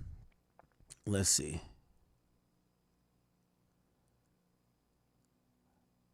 Kalani first week sales. I would not go above 70K. I don't think nobody in music that isn't like super lit. I say no to this one. Above 60K? Nah, no. I say no. Ooh, that's attractive. That's attractive. I might do that. So basically, if you think Kalani's going to sell over 60K first week, where do I have her at? I have her like 45. 60 look like it's pushing it, but you never know. I've been hearing a lot of people talk about her album. It's good things too. I got to see if there's some bundles that they're doing. Kendrick Lamar versus Don Toliver streams this week. What? Kendrick Lamar doesn't even put out music no more, man. Okay, some of these prediction markets, like, they're weak.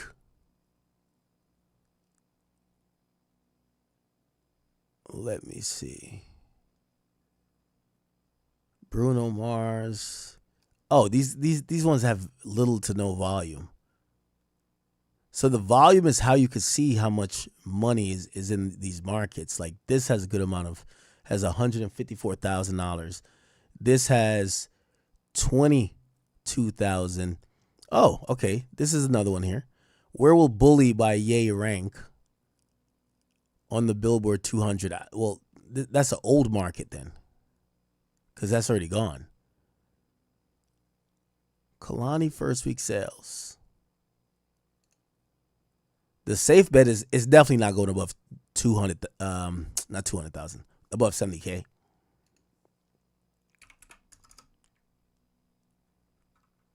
Oh hell no, I'm not betting on that.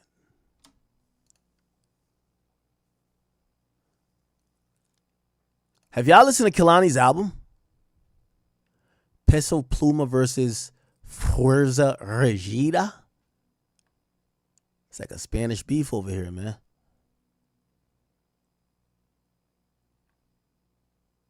Rihanna versus Sabrina Carpenter. The thing about it is that Rihanna doesn't drop music, but she's still one of the most streamed artists.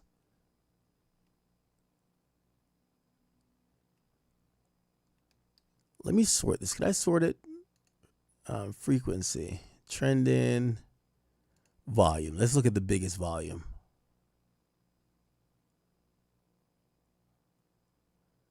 Okay, Great Divide, we don't care.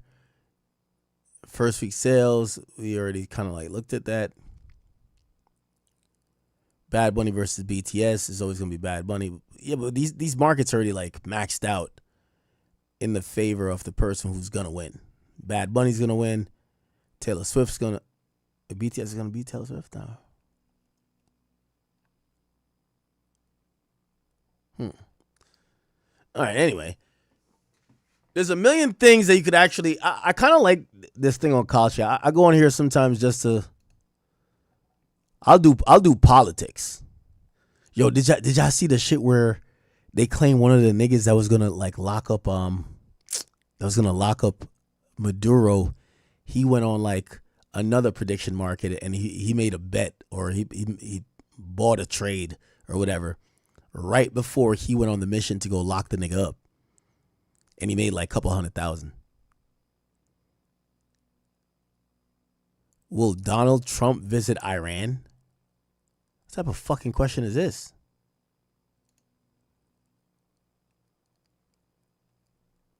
Before this date, yeah, it's no. He's never going to Iran.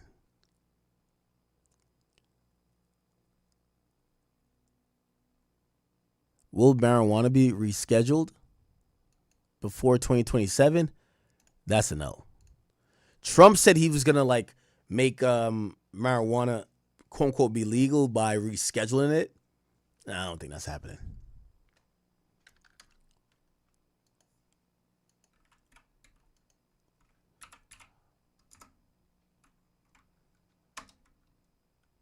Yeah, before 2027, will it be rescheduled? Yeah. I'm going to place that position. No.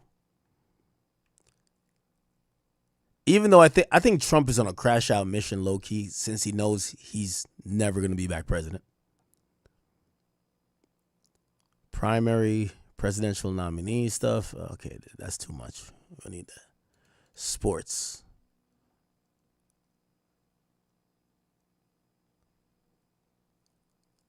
Mike Tyson versus Floyd. Is this match even happening anymore? Let me see.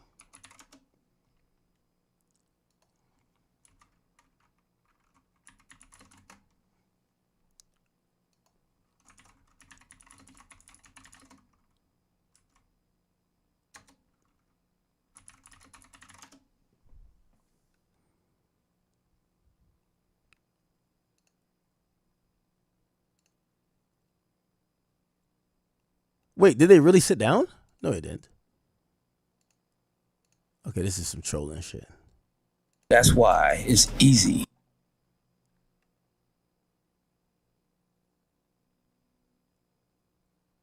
There's so many fake videos nowadays. You can't really like do nothing.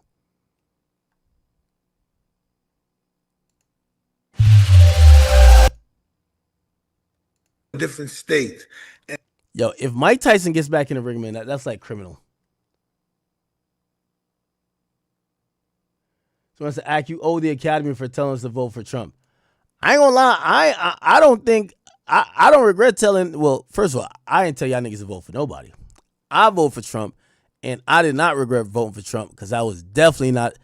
Nigga, I'd rather go live in Iran than have Kamala Harris run this bitch, bro. Send me to Iran, gang. I'm not. Trump probably not moving the best right now, but I ain't gonna lie. The other alternative was just too bad, bro. I do not want no country ran by Kamala Harris. I'm good. Okay, let me see.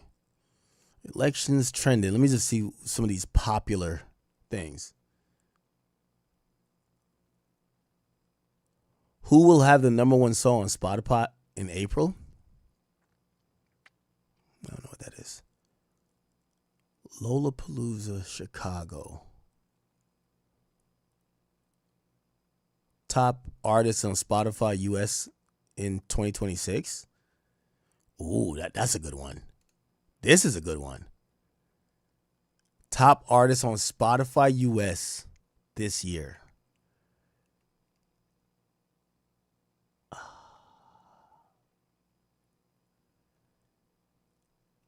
I hate to say it, but it's going to be Taylor, bro. Wait. I got to look at Taylor Swift. Wait, is The Weeknd dropping?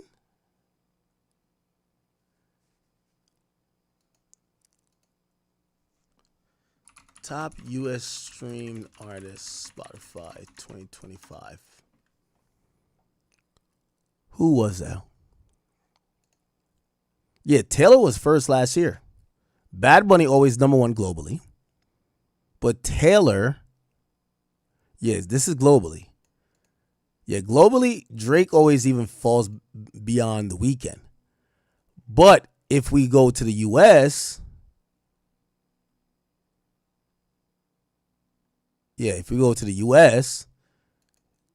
last year Taylor beat out Drake. Did Taylor drop last year?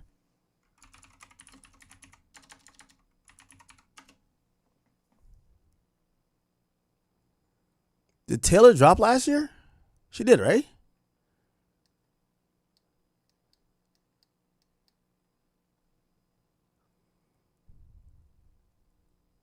Yeah, The Life of a Showgirl. Ooh, okay. But that dropped in October. I'm gonna be honest. I'm still going with Taylor. I think Taylor is going to be the most streamed artist this year.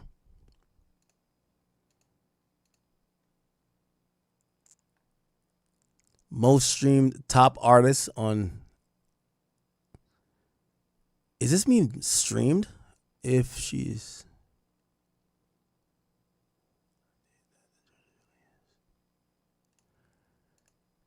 If you see, you got to read like the fine print. If Taylor Swift is the #1 most streamed artist on Spotify's Spotify Wrapped. Oh, okay, yeah. I think she's gonna be #1. I think Taylor gonna be #1. Yep.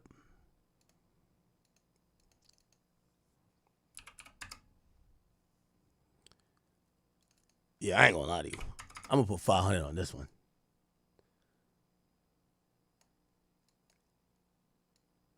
Why? So Taylor is gonna put out a bunch of like deluxe and all that type of stuff. Drake is gonna absolutely kill. Actually, give me 1 second. I gotta figure out who's getting streamed most right now.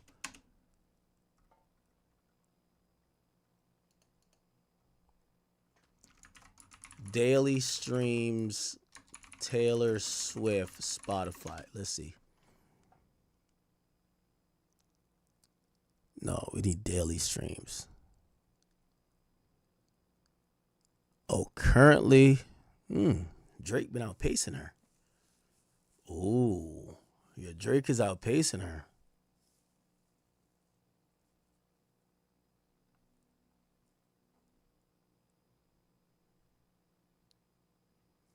Yo, unless Taylor drops something, Drake might got it. He got Iceman coming out. I think Drake might have it.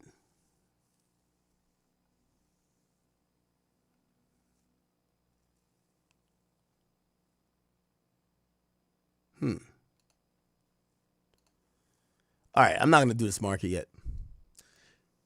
I think Drake might have it, but actually taking that position, you don't really get nothing. So if you put $250, you only get like $315. So I don't know about this shit, man.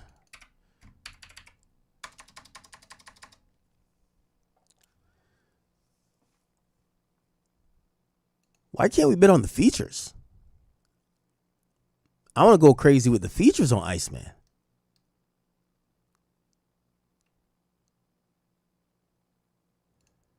Kendrick Lamar versus Future streams this week. If Kendrick Lamar has more worldwide streams on Lumina than Future, then the market results yes. Yeah, Kendrick is going to have more than Future.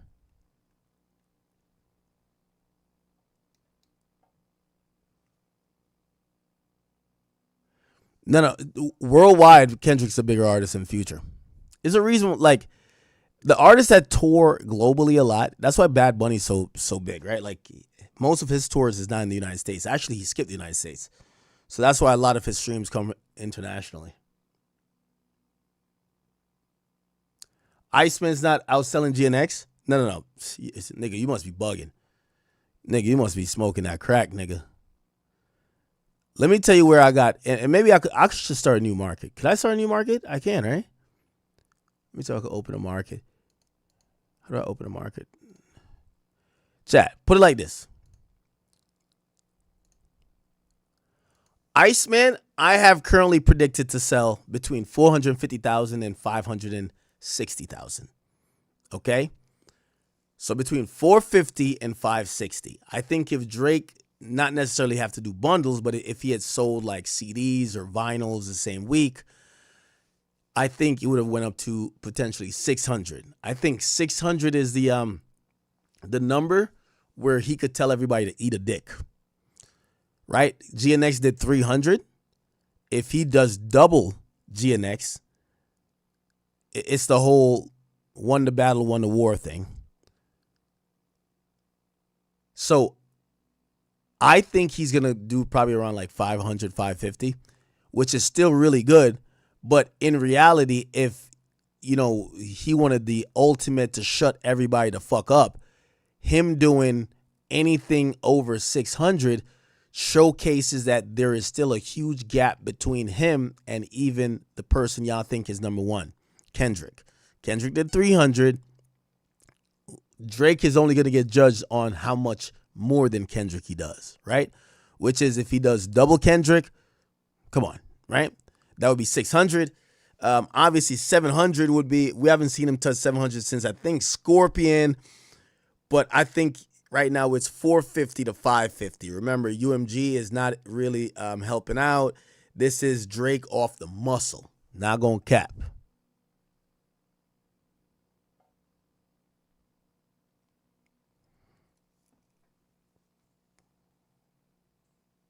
Yeah. All right.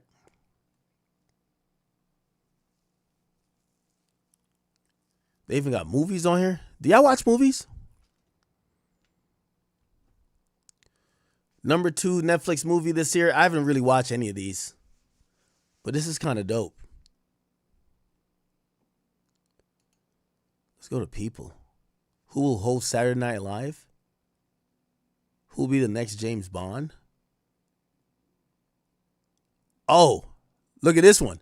Will Klay THompson and Meg Thee Stallion be engaged this year? Tuh.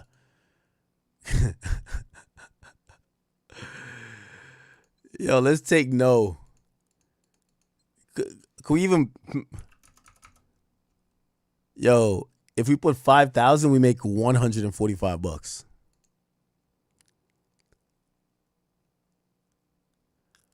Will Travis Kelce and Taylor Swift be married this year? Fuck no.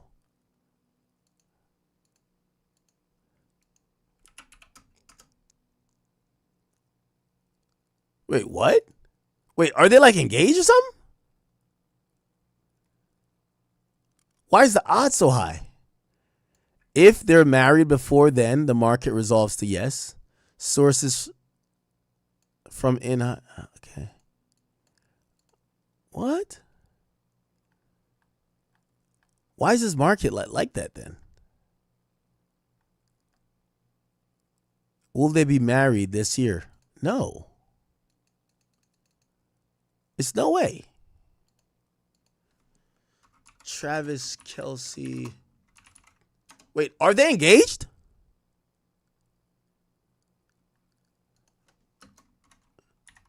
No, they're not engaged, right? Oh, shit, they're fucking engaged. Oh, shit. I didn't know they were engaged. Nah, no way they get married this year.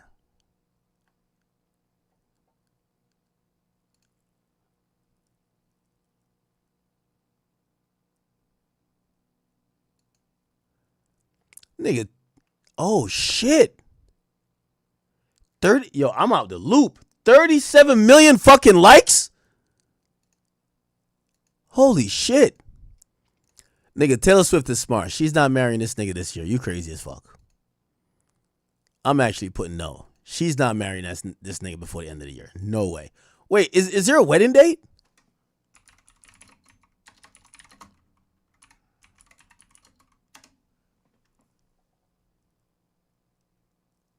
Oh, okay. Good thing I ain't bet. Okay, fuck. They're about to get married in July? What? I didn't even know these niggas was engaged.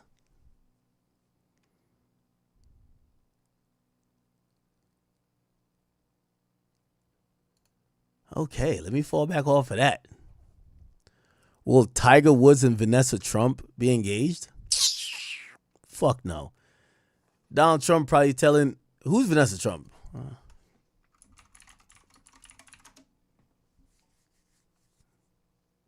Vanessa Trump. She's... she's an ex-wife of Donald Trump Jr.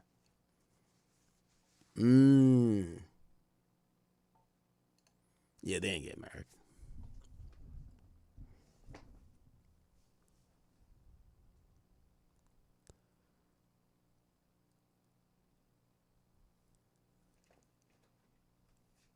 You get to realize, even though there is no odds maker, people are smart with their money and it kind of creates the actual odds. Will Cardi B and Stephon Diggs get engaged? Fuck no.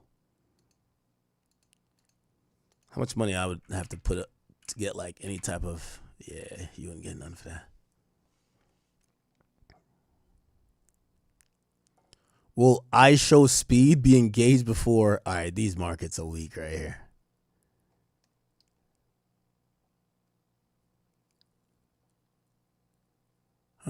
Whatever.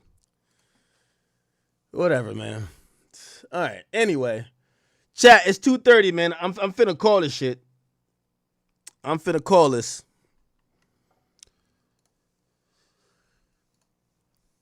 I didn't know I got on the stream this late. So I thought I would be at 6 hours by now, but I'm not. But it's all good. We're going to call it for today. We're going to call it 2028 presidential nominee, J.D. Vance. I could definitely, it's J.D. Vance. Yep. But I don't want to wait till that amount of time to collect my money.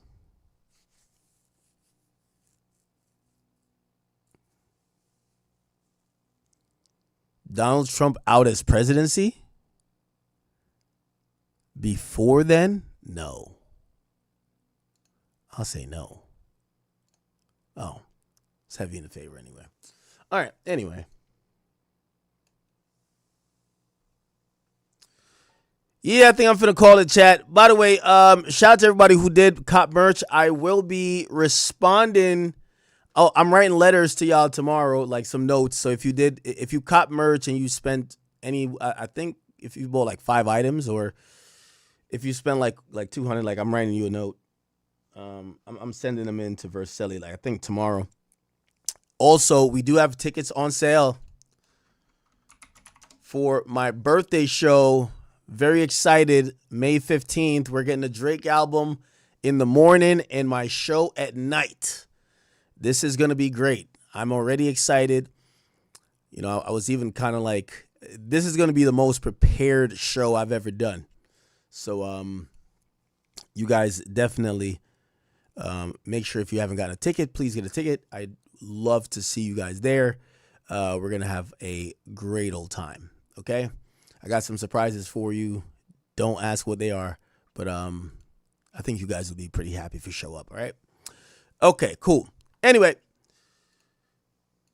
Yeah, I think that's it, man. I think that's it. I think that is it.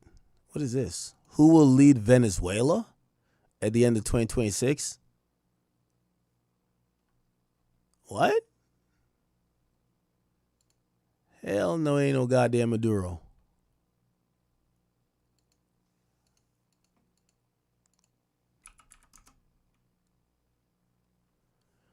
Wait, who?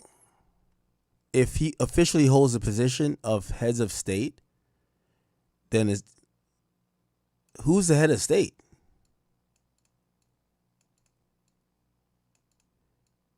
He's actively serving as head of state? He's in jail.